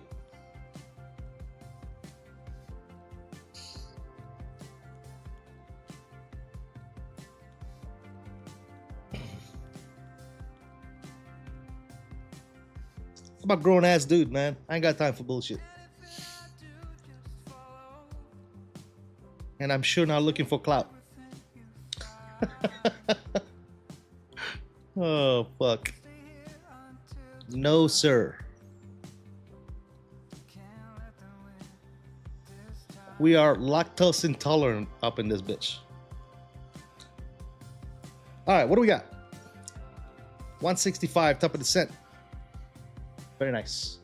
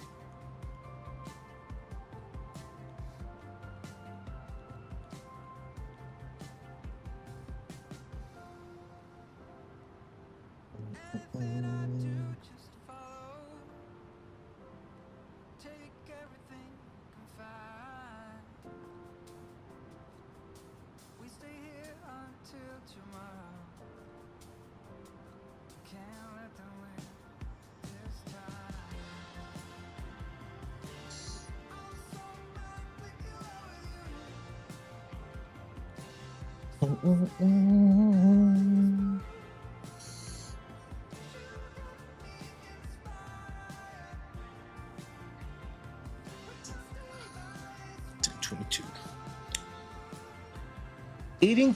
Gotcha, man. Eat that good food, brother. Do it.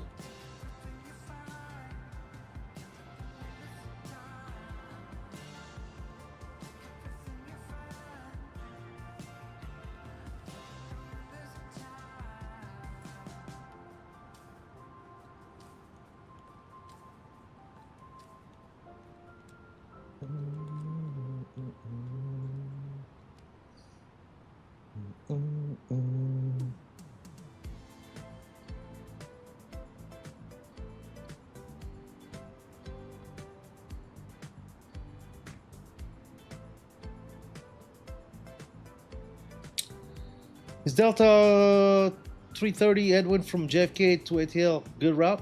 I think it's a legitimate route. Yeah, Jeff. I don't know. Is it? I'm not sure. Let's see.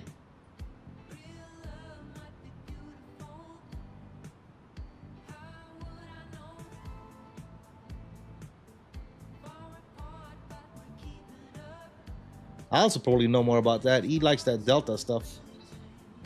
Let's see, 7.5. I mean, they don't fly it in real life, but I mean, if you want to do it, Delta does fly from JFK to ATL.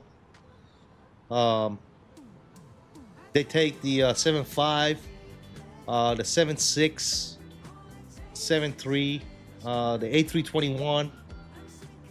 I don't see a flight that's done with the 330, but hey, if you want to do it with the 330, man, knock yourself out, bro.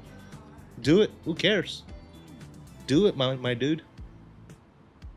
It's a good route. It's a good flight.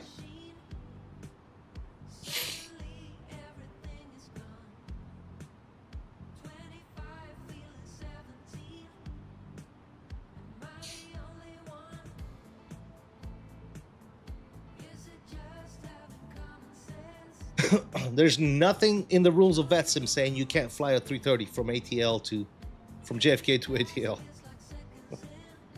And there's nothing in the rules that says you can't fly a 380 from JFK to ATL. So that's what you want to do, man. Knock yourself out, dude. I see people do it all the time. I see people flying EasyJet in the United States. There's no rule saying you can't do it. So if that's what they want to do, so be it. Let them do it. At the end of the day,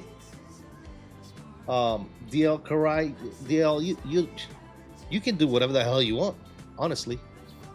Only because certain people like me and Owls and Mike and Captain Canada and all these other people that stream, they only because we like to do realistic route, you know, it doesn't mean that you have to do the same.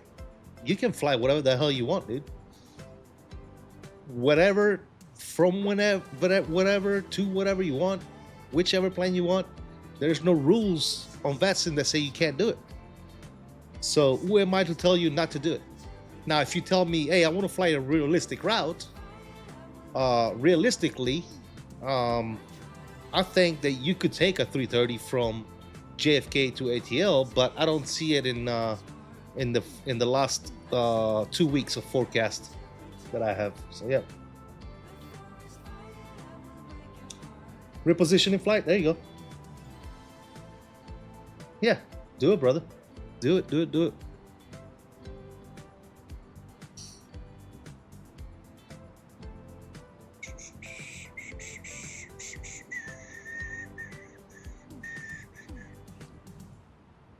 There you go.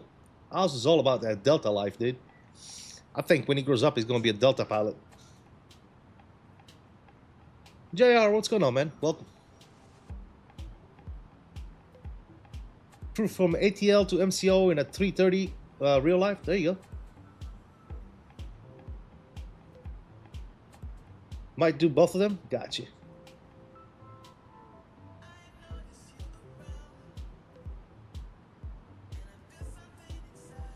Going back to CDG.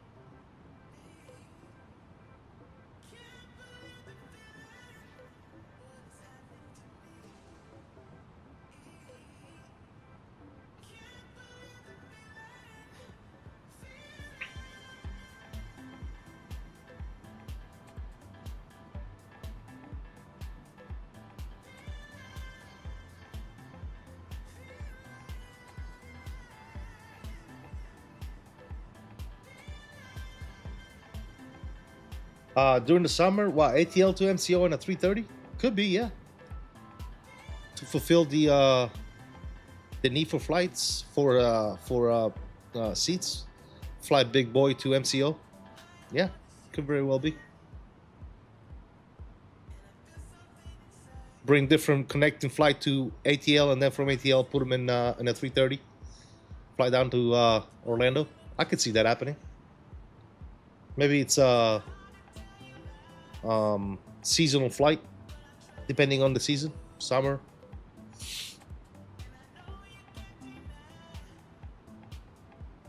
Absolutely.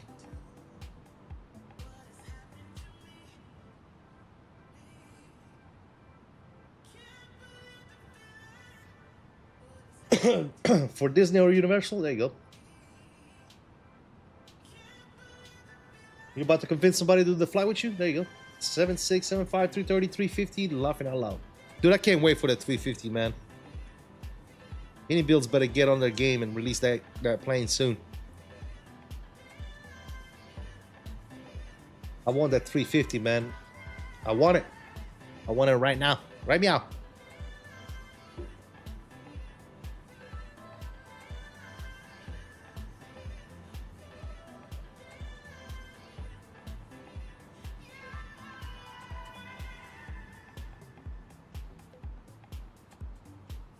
Can I use reference from your stream title? Sure.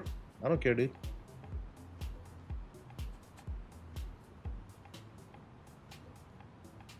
Looks like after the team is a PVD. They're making a scenery? What? What? Living on a player. What's going on, man? Welcome. Good to see you. By the way, guys, if you're just now stopping in, don't forget to smash that like for me, man. Appreciate you guys stopping on by.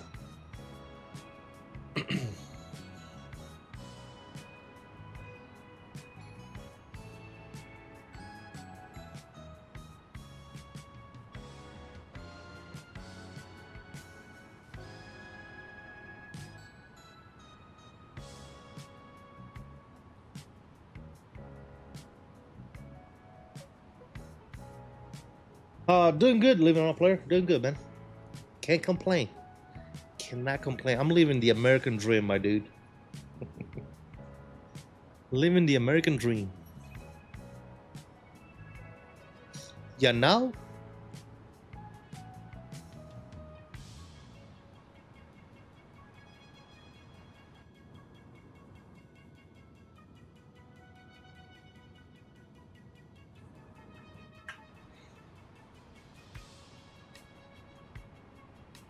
Skystream Aviation. Everything I import my flight plan, every time I import my flight plan into the 330, it won't show in the ND. What? In this plane?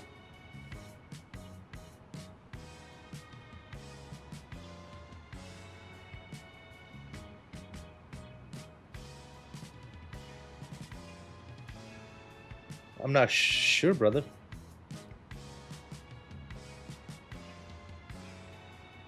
Did you make sure to align your ADIRs? Make sure those are lined up here. And nav. Make sure that they're actually aligned.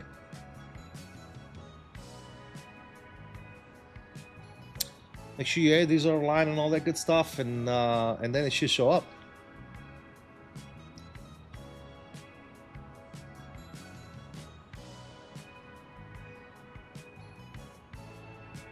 Yeah, I'm not sure, Skystream. You're not doing something right, because it shows it for me. No issues whatsoever on this this end.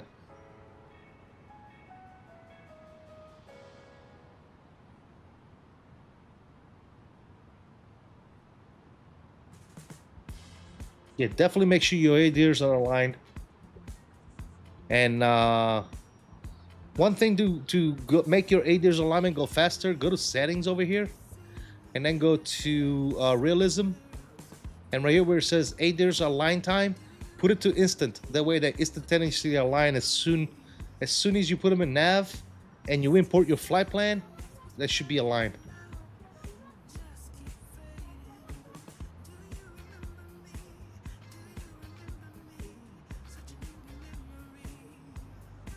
Trying to do Sydney to Los Angeles. That's a hell of a flight right there. And you're going towards the wind, so you're gonna have a headwind all the way. Sydney to Los Angeles. Maybe not. Maybe not so much a head. No, never mind. You should have like a quartering wind, if anything else.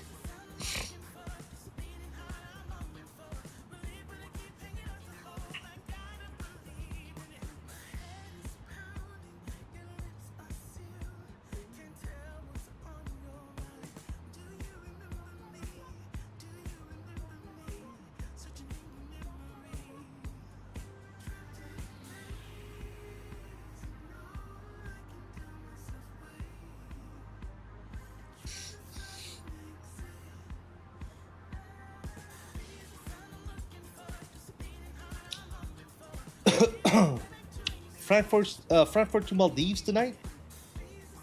That could be cool.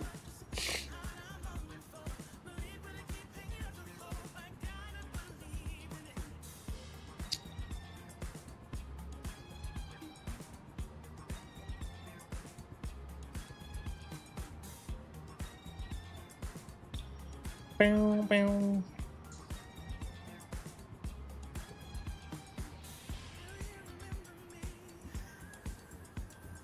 Condor, that's it. Do it, man.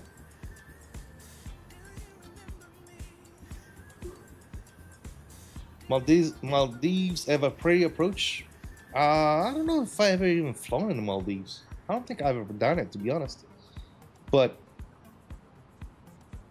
I'm sure it's a very, very nice approach.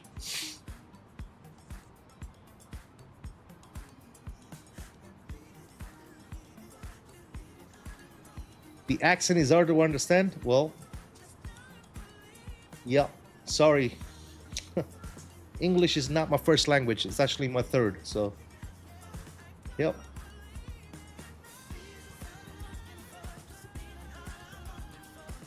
And you know you can put that in one message, right? I can never fly there. That accent is so hard to understand. You can like do one message. You don't have to do 16 messages to get your point across, huh?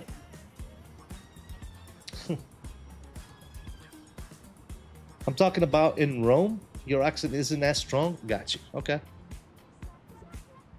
Yeah, try to use one message, man. You don't need to do like 6 different messages. One word per message.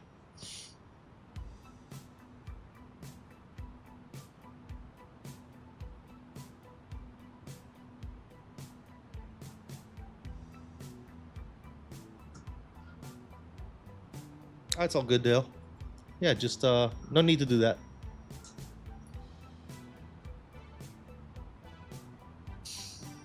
All right, fellas. Yes, sir. 45 miles, top of the descent. Exciting. You can see the coast of Italy right here. Look at that. What are you doing?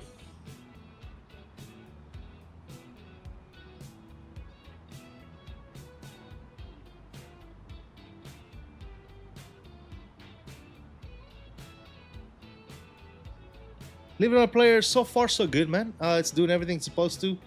One thing that I've noticed, obviously this has all been updated right here. Glare shield, MIP, and center pedestal. One thing that pops right out is the color difference between the center pedestal and the MIP, right? And the other thing is that all 3 of these MICDUs are all linked together, so they all do the same thing. And we do not have a 330 overhead panel yet. But that's coming in phase 2 of the update, so we'll see.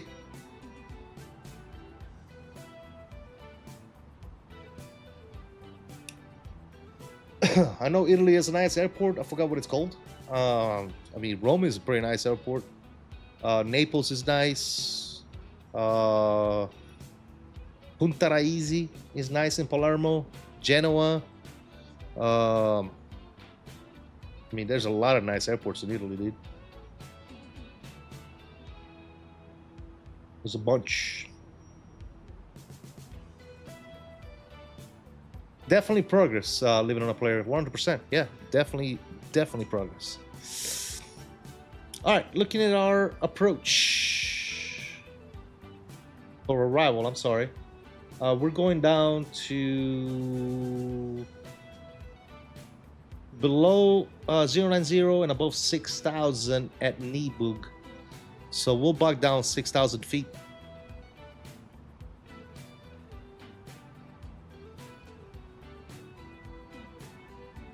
And transition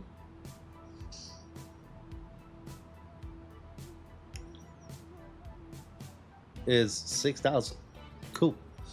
I wonder if they got this right on there.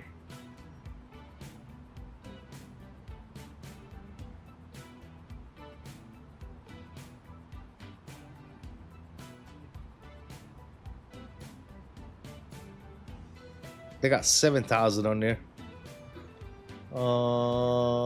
It's actually 6,000. There you go.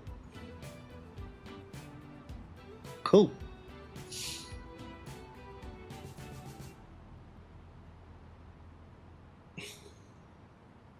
Very nice, very nice.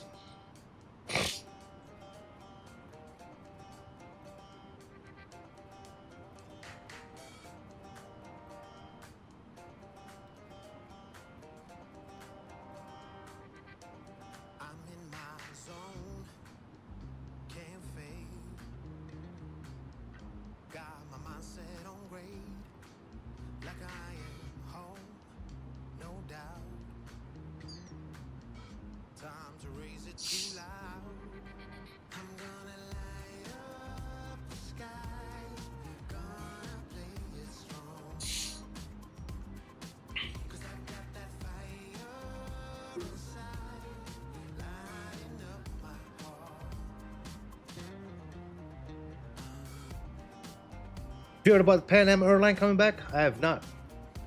Really? I mean, I don't see why that would be a thing, but okay, I guess.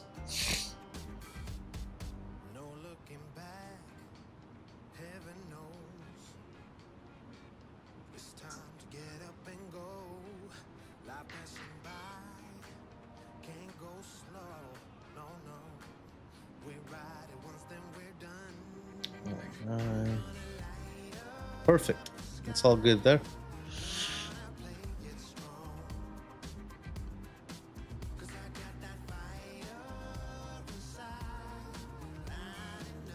Pan Am is coming back this summer? Okay. That'll be interesting. Pan Am, huh? Wow. Okay.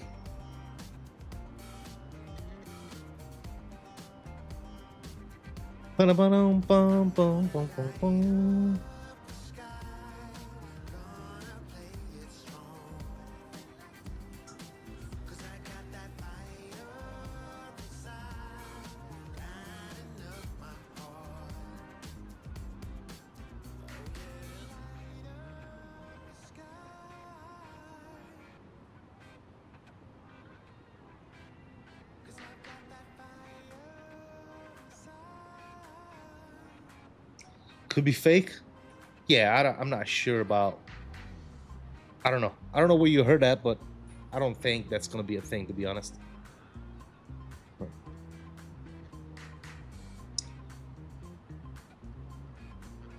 Captain Zep, the kid himself says, "Don't believe on the internet, kids."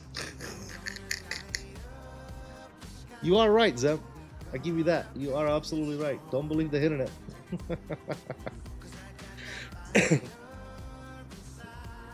You are absolutely correct, my friend.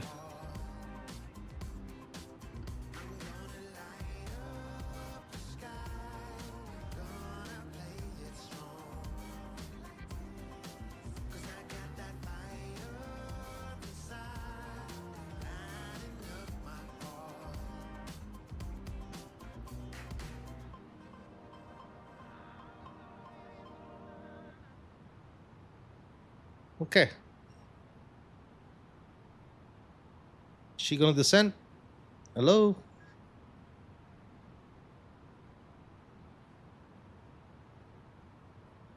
All right, she's descending. I started the descent a little bit late.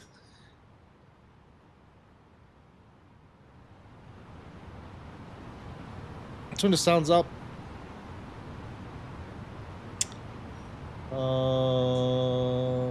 Music. Can go ahead and stop for right now. That's good. We're parking at Terminal 3. That's fantastic. As we have noticed, we have begun our initial descent down to our destination. Now would be a good time to wrap up any business you need to take care of as we prepare for approach. If you are up, once you return to your seat, we ask that you remain seated until you have enough. All right, let's see what we got here. We got 1022. Temperature is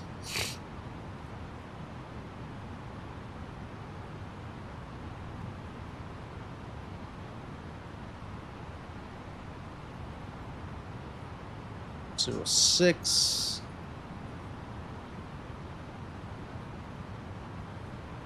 Our winds variable at 02, so we'll do 00002. And we're looking at a barrel of 214.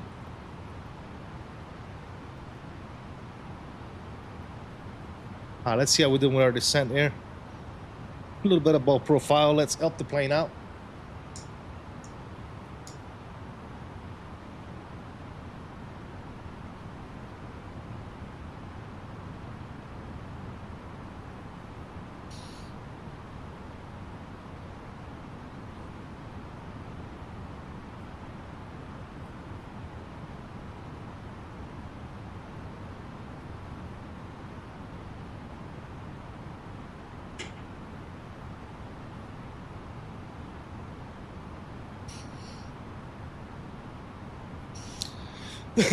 Bow, bow, bow, bow.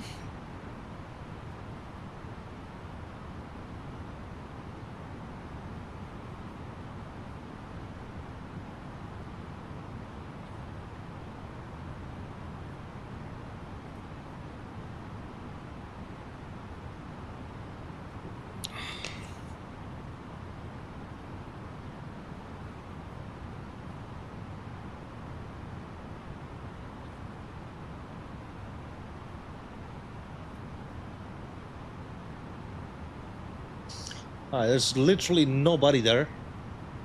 Everybody in Italy is probably sleeping. So there's no traffic whatsoever in Rome right now, so I'm not even gonna worry about no calls or nothing like that. Yes, I know my speed brakes are out. I put them out for a reason. There you go. Coming back up on profile. Looking fantastico.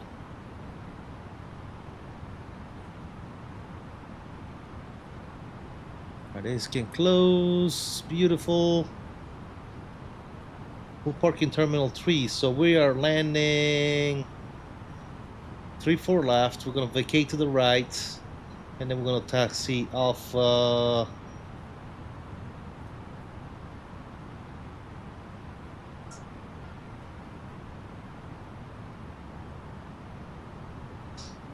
Alpha Mike Sierra.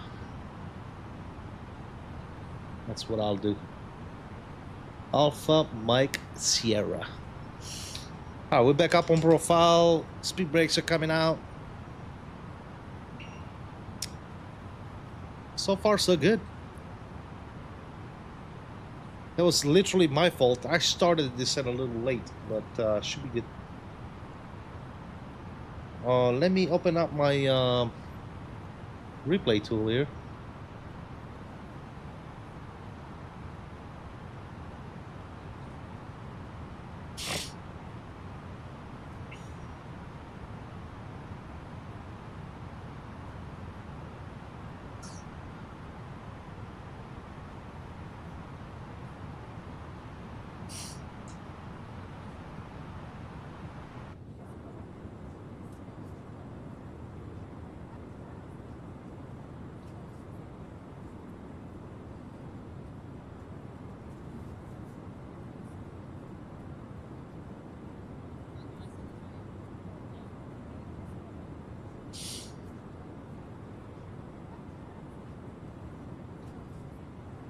JJ Stevens is in the house. What's up, man? How you doing, brother? Hope all is good, dude.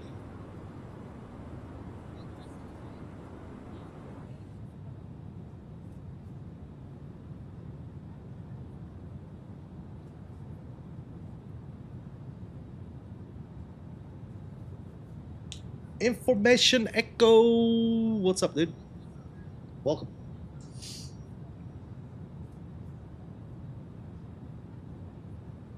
Help, chat.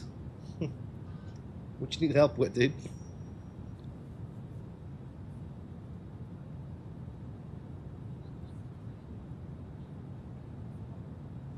You loading into 2024 with the Headwind? Good luck. Good luck, my friend. Wish you all the best of luck.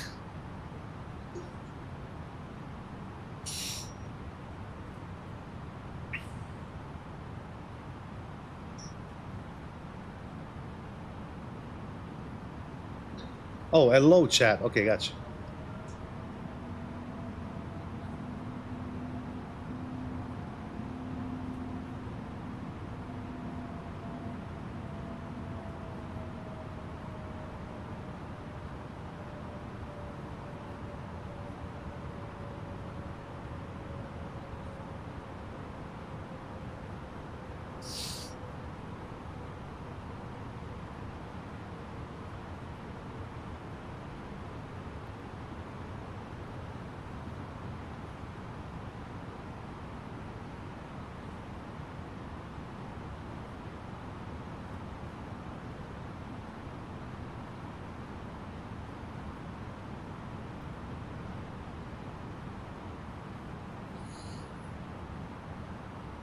Ow, dude.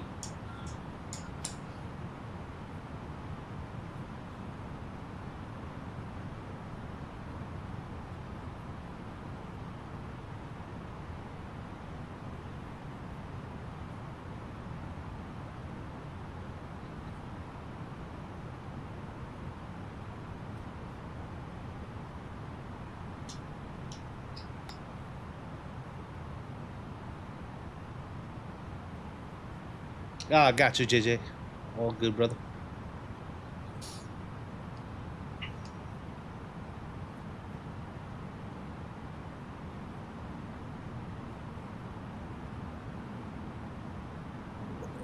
Good. Constraints work on this thing? Let's see. Yeah, we get constraints as well. Look at that. Okay. So we can't do fixes. What else did we see that we couldn't do?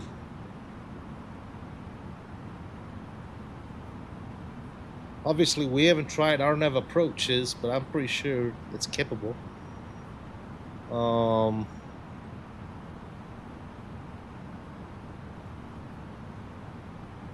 not sure it's able to do holds.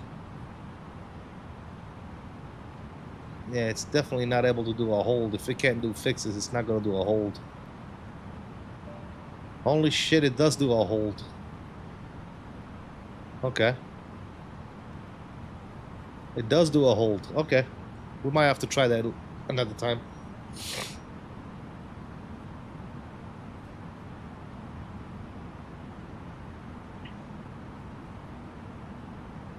Flyby system cannot do RNAV approaches? Okay. Well, belay my last. I should have this thing running. Does it auto run? I don't know. So I don't think my terrain is gonna work because I don't have that thing running in the background. Whatever it's called, sim app. I forget what it's called. Anyways, whatever. All right, guys. One last push for some likes. If you haven't already done so, please be sure to smack those likes for me. Appreciate you guys sticking around today. Let's go ahead and turn the seatbelt signs on.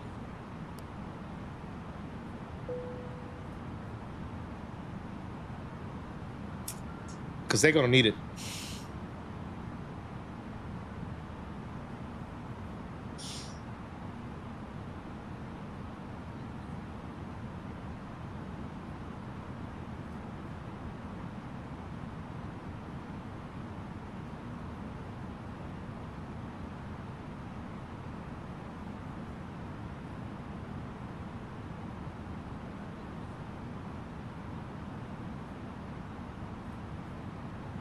They're definitely going to need some seatbelts actions. That's for sure.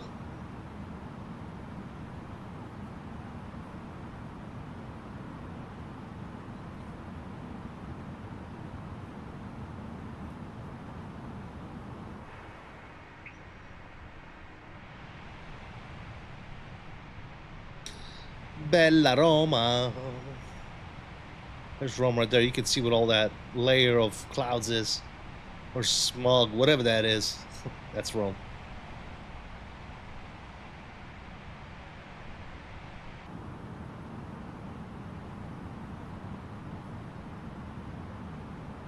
Yeah, he's still awake. Believe that? You believe that, dude? That dude is still awake.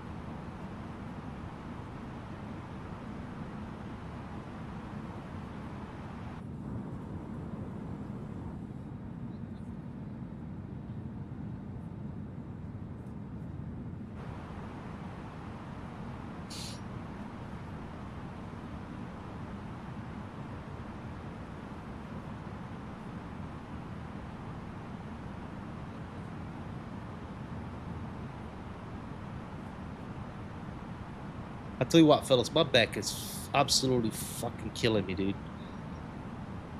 I've been on some shit with my back. Wow.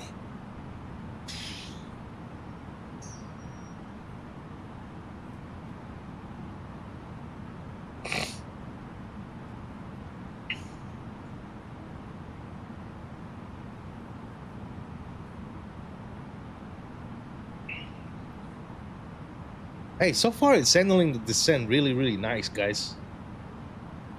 Really nicely. I think they did a good job with this plane, dude. Again, for the price, you can't really complain too much about this plane. It's not enough to complain.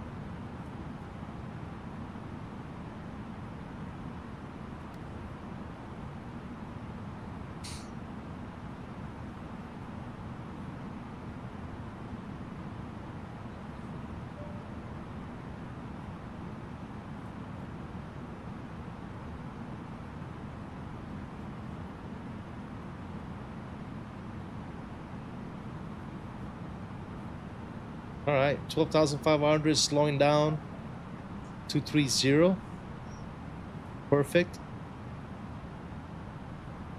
As per the approach, or I'm sorry, the arrival.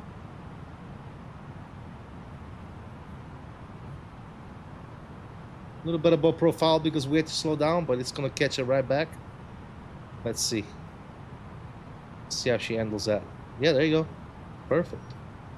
Very good.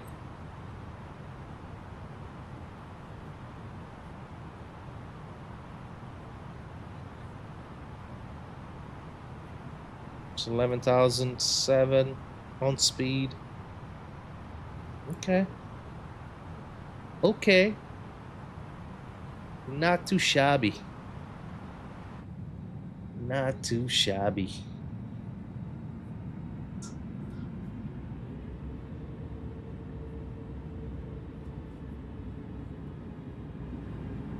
Sounds are pretty good too, man. They're not bad at all. The sounds are not bad at all. I think VSIP was saying that FTSIM did the sounds for Headwind. Is that right?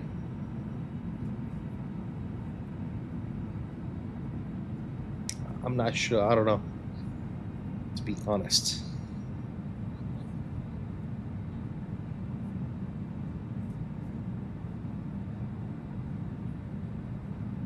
It's just another sound pack? Okay. All right. Oh, I'm off to look into getting the FTSIM pack then.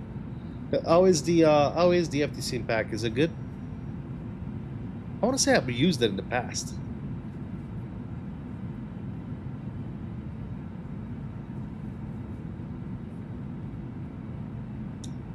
I'll tell you what though, these sounds are not that bad at all, dude. It's better, nothing crazy. Well, if it's just better a little bit, then I'm not gonna go through the asshole. I'm just gonna keep it the way it is. All right, coming up on 10,000 here. Let's do our usual. We don't need wing lights. Runway tune off. Landing lights are coming on. We'll leave the taxi lights off for right now. Seatbelts and signs are on. Everything is looking good upstairs. Let's go low on the brakes. And let's arm ground spoilers. Cool.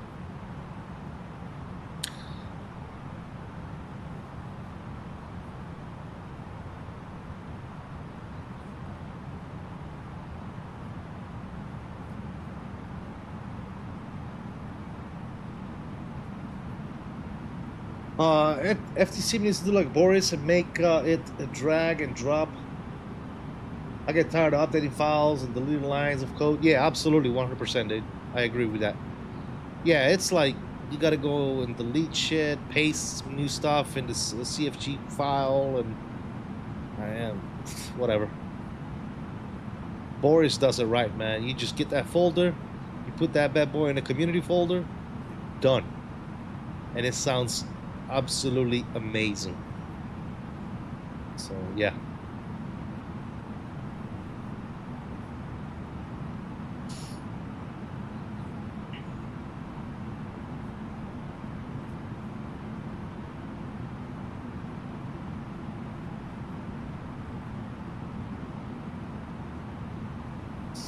All right, let's keep that descent going. 2500.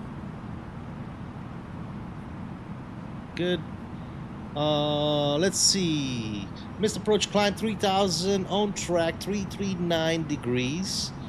Turn left, max 200 knots. Join R277 OST direct to Yupmi and old 3000. So 3000 for the go around. We'll set that once we capture. Should be good to go. And we just run the missed approach procedures. Looking good. Hey, she's doing what she needs to be doing, dude. Speed is looking good. She's doing everything by the arrival. Below 90, above 6,000. It's perfect on the money. 220 on the speed, perfect on the money. 220 is gonna be, looks like a restriction on the speed until we get to Romeo Fox 487. Then we slow down to 10. Actually, no, we're the cell right here. 486. 210 right here, and that's it. We are done. All right, 1022. Set that bad boy, 1022. Perfect. A little bit above. It's gonna catch that profile coming right back up. Perfect. I loaded in the Headwind 2024. It works, and I have 160 FPS. Sheesh. There you go. Perfect, dude. Perfectamundo.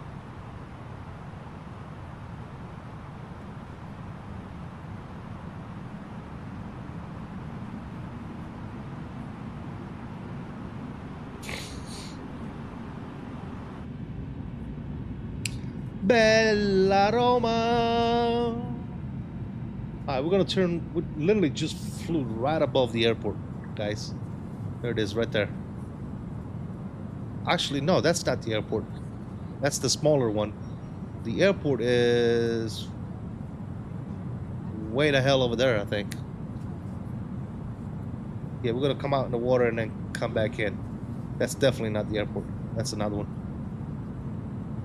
Cool.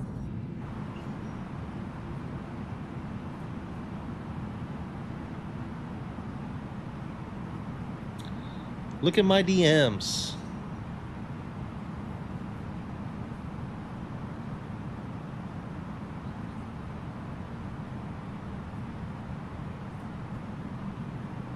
Nice, dude.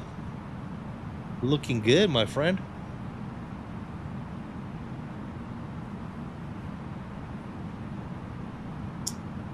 Looking good, my dude. Awesome. Top notch, what's up? Sorry, I think I'm gonna go to bed. It's so close to landing, but pretty tired. I have to be up in 7 hours. I hope that you have a good landing. Top notch aviation, thank you for hanging out, brother. Go get some rest, dude. Go get some rest, man. Thanks again, brother. We'll see you next time.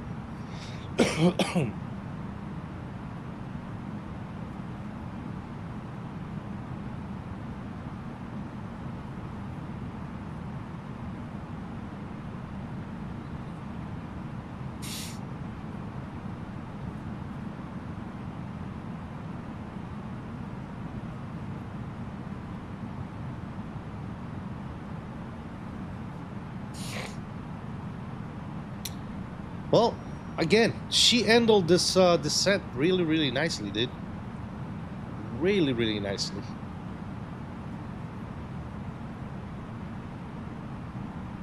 Met all the altitude and speed restriction on point. No jerkiness, no nose diving, none of that crap. I think it did really well. I think it did really well, guys. I like it. I will definitely, if everything goes well with the landing, which I don't foresee there being any issues really, but if everything goes well with the landing and I have no issues, I foresee me flying this plane more often.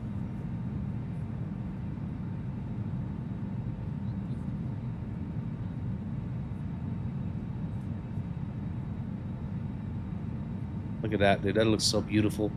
Got ships down there. How cool is that?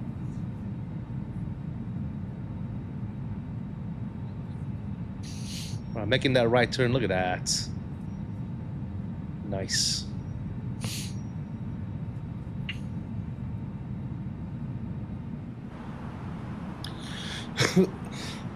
Excuse me.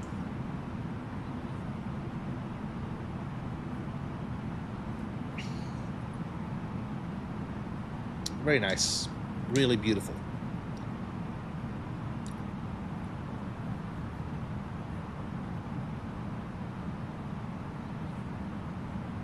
Nice turn.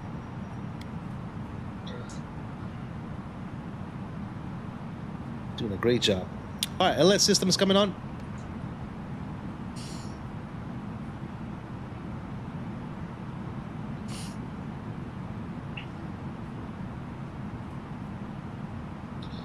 Our next decel is going to be here, and we're going down to 210. We'll see how she handles that.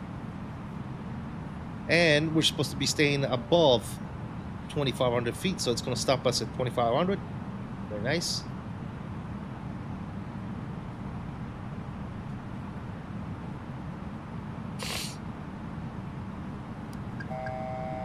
Oh, what the f... Why did I do that? Why did it change my number? I just wanted to switch to 1000s. Anyways, whatever. 2,500. 2,500. Altitude old. 2,500. Can I switch now? Is it gonna trip if I switch? Okay, good. 3,000 set for the go around. Perfect. We'll stay at 2,500 here. 2,500. That's exactly where we want to be at, Als. Als.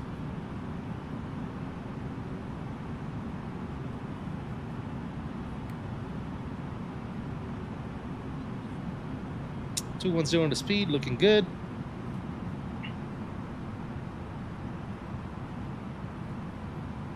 Approach face is already active.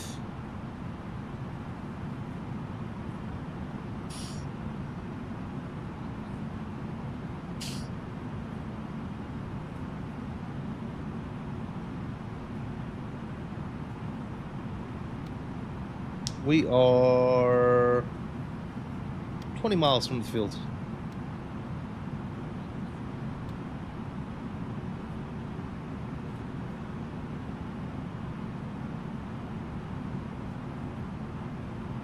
$2,500.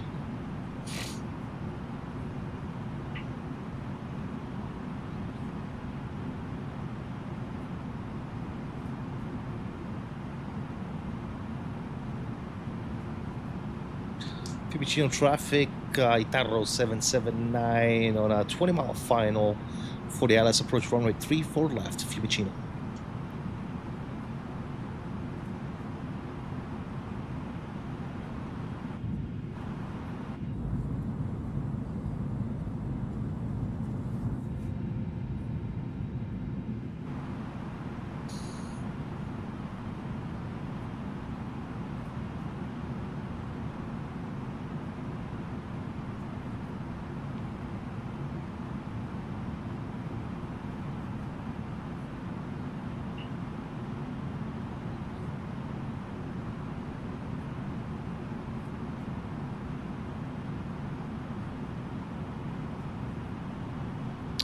All right, we'll maintain 210 for right now. Let's go ahead and get flaps 1.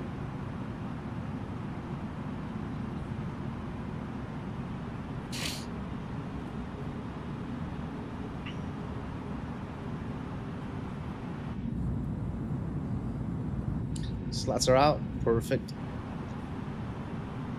Good. 50 miles out.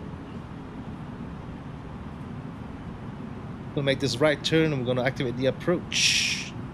So we'll catch that localizer and the glide slope.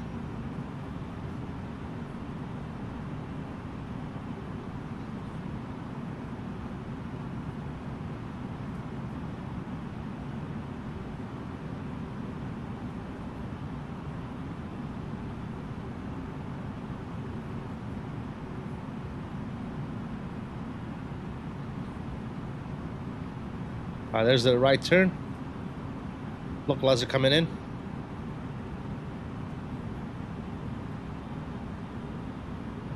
It's even drawing the miss approach, guys. That's good.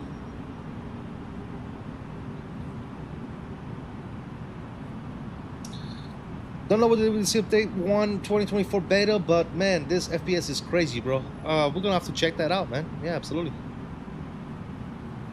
All right, coming up on 15 miles. Let's go ahead and activate the approach. Localizers coming in. Slow down. Well, not yet. Not quite yet.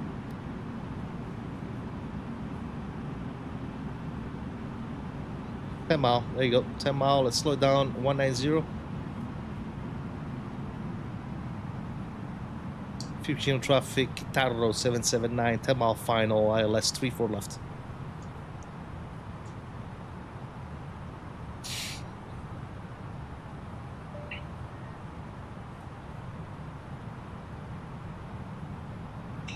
Loaded up, click to select the plane and the sim crashed. Well, that's not good.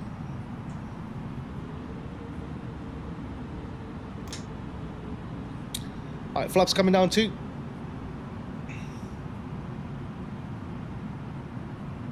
7.5. Let's start slowing down to final approach speed.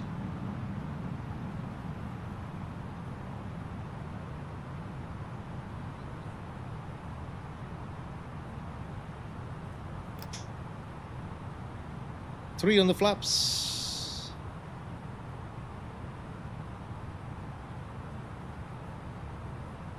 Loaded 2024, JJ. That he was talking about 2024.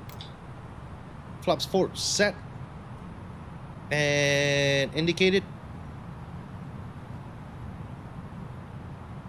2,500 and the gears coming down.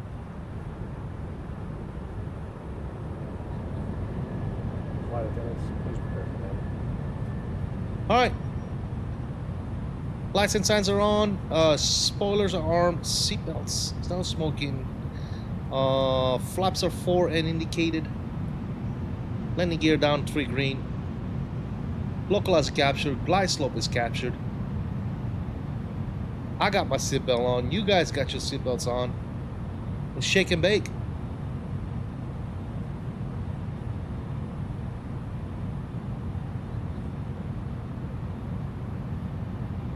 Where is the runway?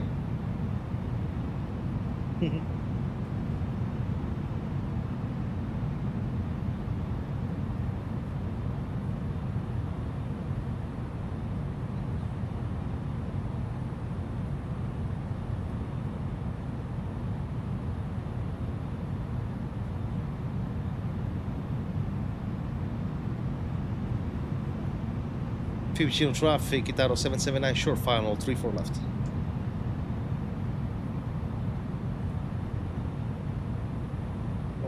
Let's hit the record. All right, guys, control cam is coming on. There you go. 1,000. 1,000. 1,000. I don't have a visual yet. Yeah, I vaguely see the runway. It's right there. I'm gonna wait a few more seconds before I take over the plane, because I can barely make it out. But we're definitely gonna get a good visual before minimums, 100%. There it is. All right, let's go on plane. Let's see how she flies.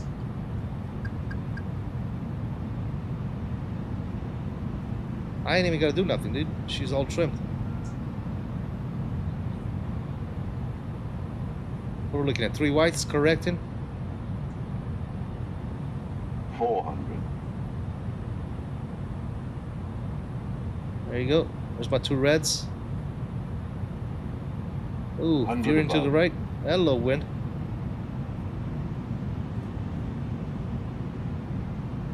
Whoa. Minimum. Whoa. We're landing.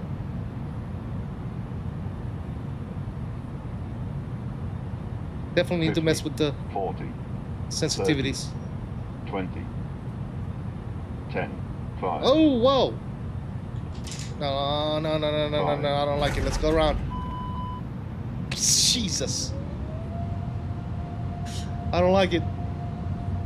Why is it not going around, dude?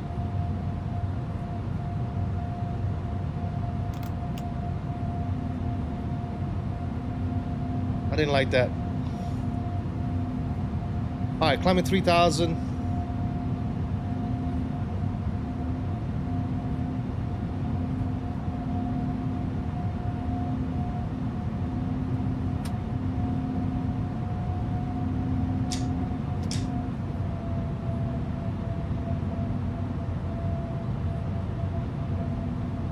Swing back around.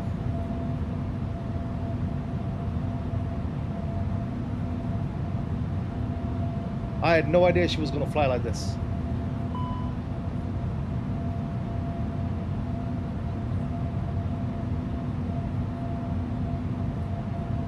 Oh, fuel low. That's interesting. Okay, we got enough fuel though. Should be fine. All right, we got flaps 1. We're good.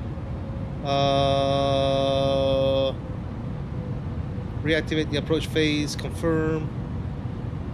Cool. Let's keep that turning going.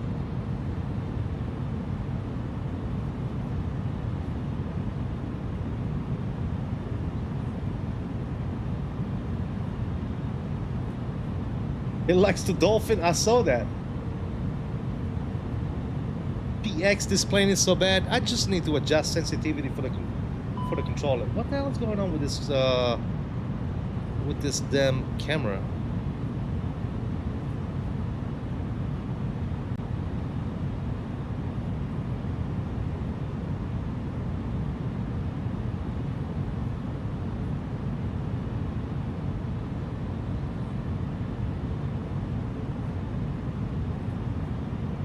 Let's go back in there.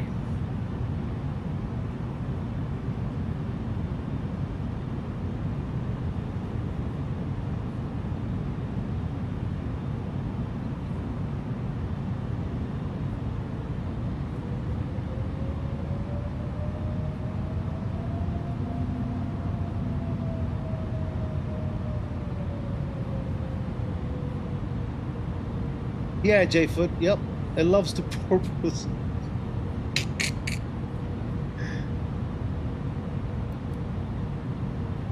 Running low on fuel, fellas. How much fuel we got? We should be good, though. Oh, we got plenty of fuel. What are you talking about, dude? What are you screaming about? 10,000 pounds of fuel? Get out of here. Dolphin diving, laughing out loud. I just need to adjust the sensitivity of the controller, of the side stick, for this plane. That's all that needs to happen, fellas. Let's be fair about this, right? That's literally all that needs to happen. You need to find the sensitivity that you're comfortable with and go from there. I think I'll do some more testing offline. But for right now, we're trying to get this thing down, right?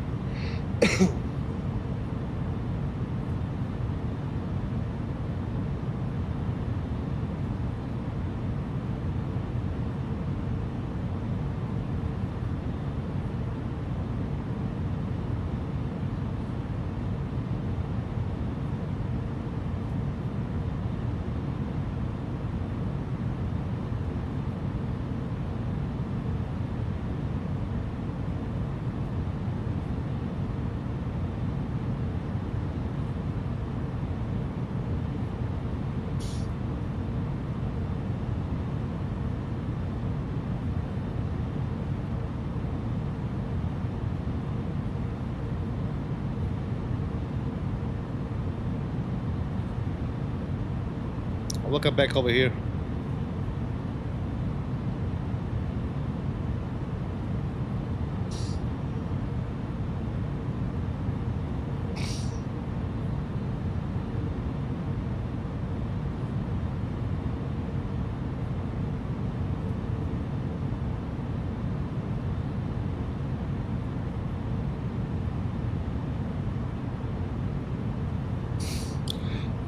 Yeah, that was horrible, fellas. I'm not even gonna lie. I told you it was gonna happen.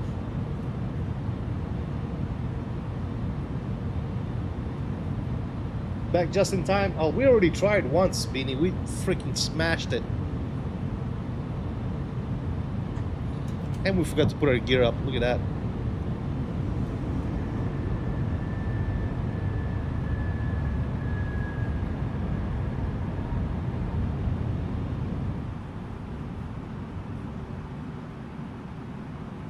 Yeah, you missed the smash.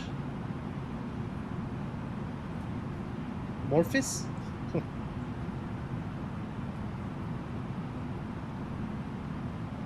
We were just calling the brakes. Nobody saw that. Alright, let's go.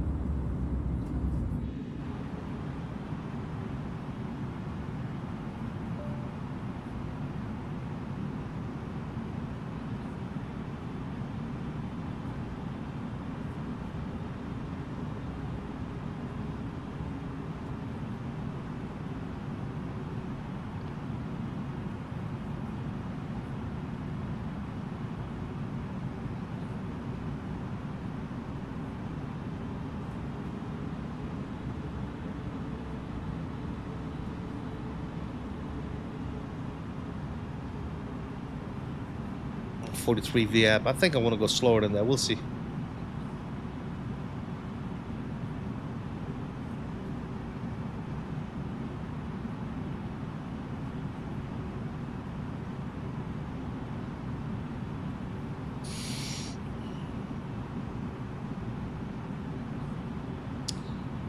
The calculator did tell me 136 on the VAP.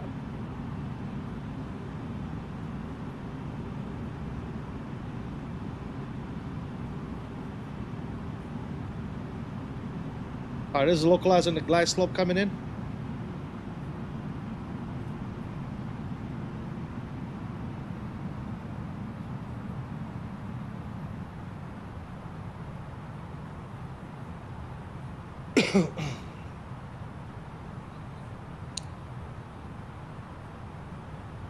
Fiumicino traffic, Itaro 779, attempt number 2 on a 7-mile final. 2,500. ILS 34 left.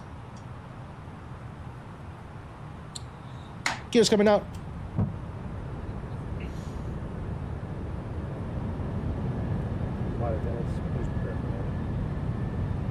Ready for landing again.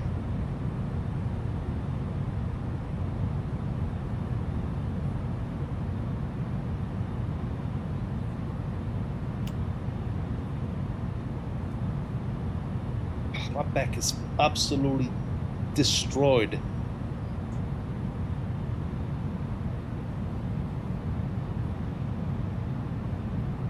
737-800 is the one that I recommend, Benny.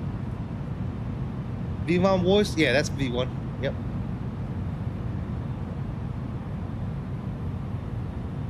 That is V1 voice. He's my FO today. He's probably like, dude, what are you doing? You're killing us, bro. Alright, flaps are full. And indicated, landing gears down, 3 green. Seatbelts and signs are on, spoilers are armed, and cabin check. Sit your ass down, people. 1,000. 1,000. I do not have any 1,000. visuals. I still do not have any visual. I'm gonna do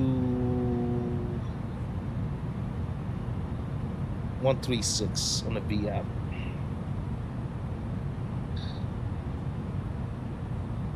Control cam is coming on, and let's see. The camera is broke again. I need to fix it. All right, there's a field right in front of us. My plane.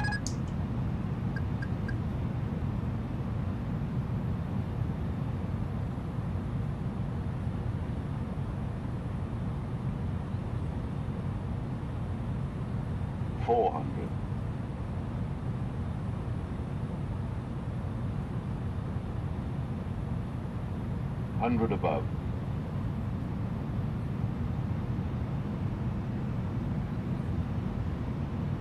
Minimum. Landing.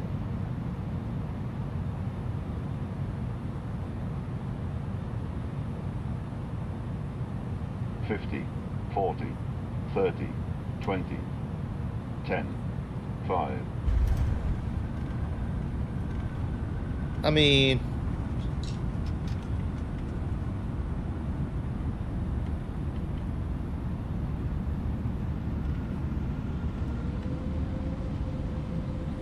that was a hell of a smacker. The nose finally went down. Yeah, she doesn't like to land, does she? Alright, there's 60 versus stowed, manual braking. Bring you guys back in. Interesting, to say the least. I'm not so sure about the flare logic on this plane. I'm thinking it's a little bit of work. I'm gonna try and mess with some sensitivity settings and see if I can do anything with it, but yeah.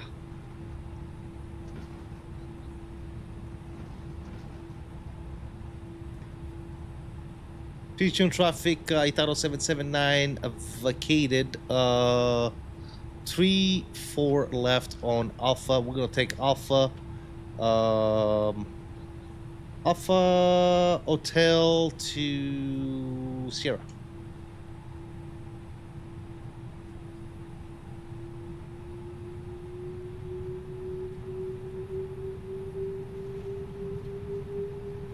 All right, landing lights coming off, runway tune off, taxi lights, strobes can go ahead and come off. Perfection. Master APU is coming on.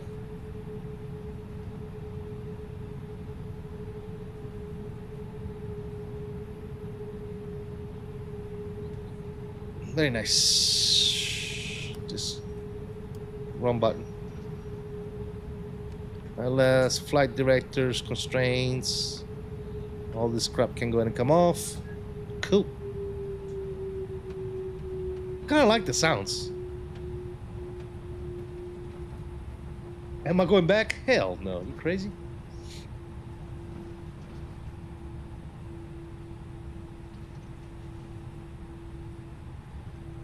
Got it down? Yeah, she's down.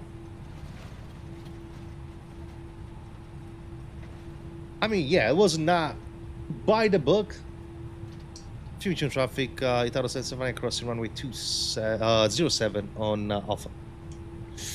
By the book, definitely not. By the book, this was not a bad landing. It was actually very acceptable. But for content creators, it was a freaking horrible landing, right? That's usually how it goes. Alright, see the crew start the APU. What are we parking at? Let's park on...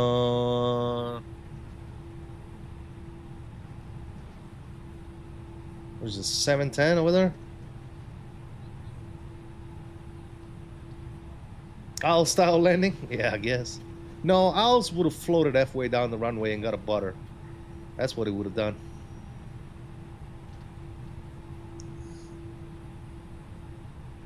That's what Owls would have done. Should I even try GSX? Because this thing is always a pain in the ass for me. So what is it? 710.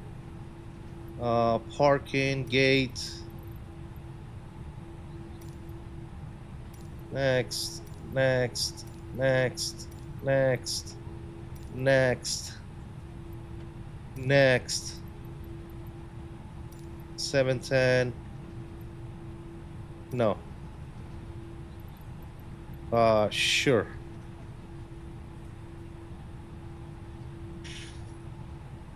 Alright, that actually went well. Alright, flaps are coming up. Spoilers retract.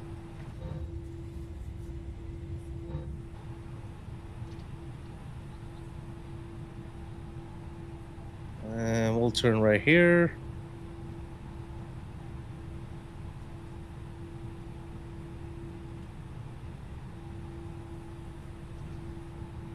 APU is available. APU bleed is coming on. I don't think we're going to shut him down, guys. I think we're going to get to the gate and we'll set up for the replay. It's been a long one today. 8 hours and 28 minutes in the stream. The flight was about, what, 7 hours, I would say? Not bad at all. What is my gate at? Right there? Yeah. Let's go ahead and turn the taxi light off. Cool.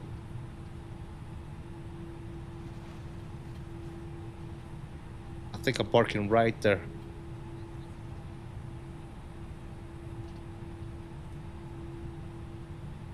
Yeah, 710. There you go.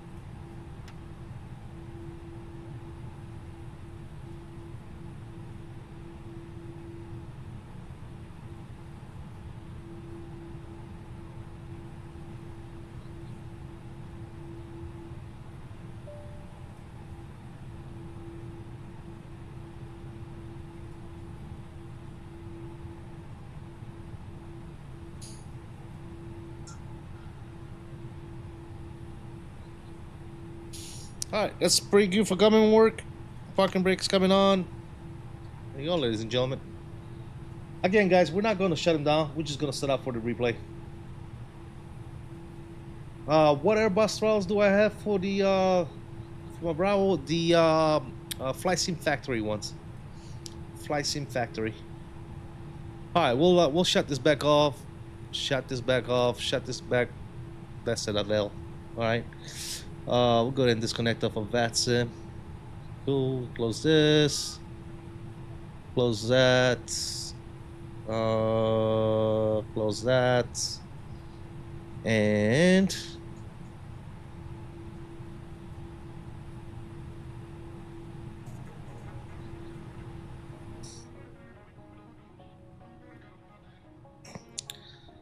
let's do the replay, fellas. All right, flaps are coming down full. We'll arm that. That was low. That's good. Cool. Anyway, we made it. The plane looks good. The flare logic. The flare logic needs to get fixed. I wish I knew how to do all that stuff, man. I would do it myself, you know? Fixing the flare logics and stuff. I just don't know how to do it. Alright, flaps are set. Everything is good to go. Let's go ahead and get rid of that. Good. And let's see if we can get this replay going.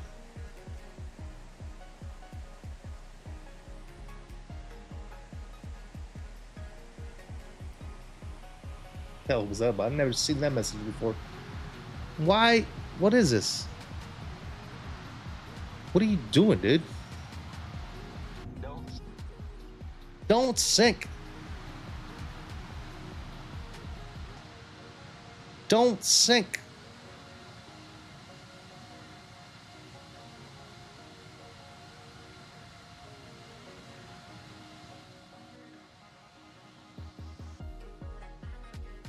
All right, let's see what this thing looked like. I know the nose stayed up for a long time. Let's see.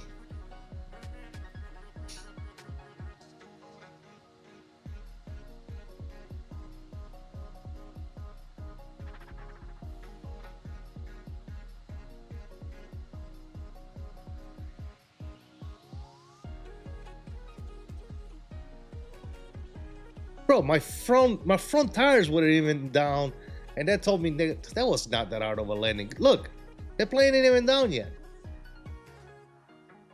Get out of here. Nonsensical bullshit. That's why I never trust this fucking landing race, man. Garbage. Did you guys see that? Did you guys actually see that? Look at this. What the fuck is this? Do you want flight pads, aircraft presets, ready for taxi? Sure, I don't give a shit, dude. What the hell? What the fuck is that message? I've never seen that message before. Look at that. Look at the tires. That's textbook, fellas.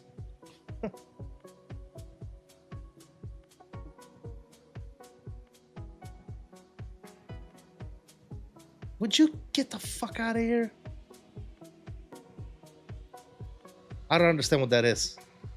I'm gonna kill somebody. And I think I landed right on the markers too. Right there. Boom. It don't get no better than that, ladies and gentlemen. That's a pretty good landing in my book. God damn it, what is that? Guys, what is that? Is that an headwind thing? Look at that nose still up, guys. Look at that nose still up. Still up. Still up. Finally down. Now the reverses went out. Fucking crazy, dude. I swear to God, dude. I don't know what this thing is.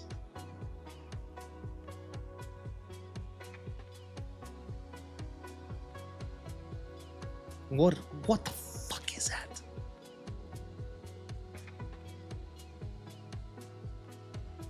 I've never seen that in my entire life, bro.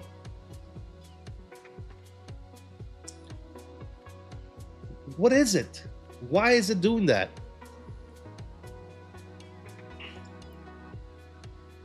God.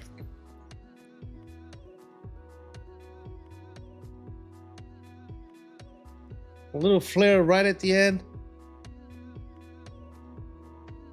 Yeah, the nose floated way too much, man. Way too much on this thing. The flare logic is definitely not there. They definitely need to fix it. Look at this thing. It's still up, still up, still up. I just flew that nose all the way down the runway, dude. Crazy. Crazy. That's insane. I swear to God, dude, I am going to break this thing. I promise you guys, I'm gonna break it.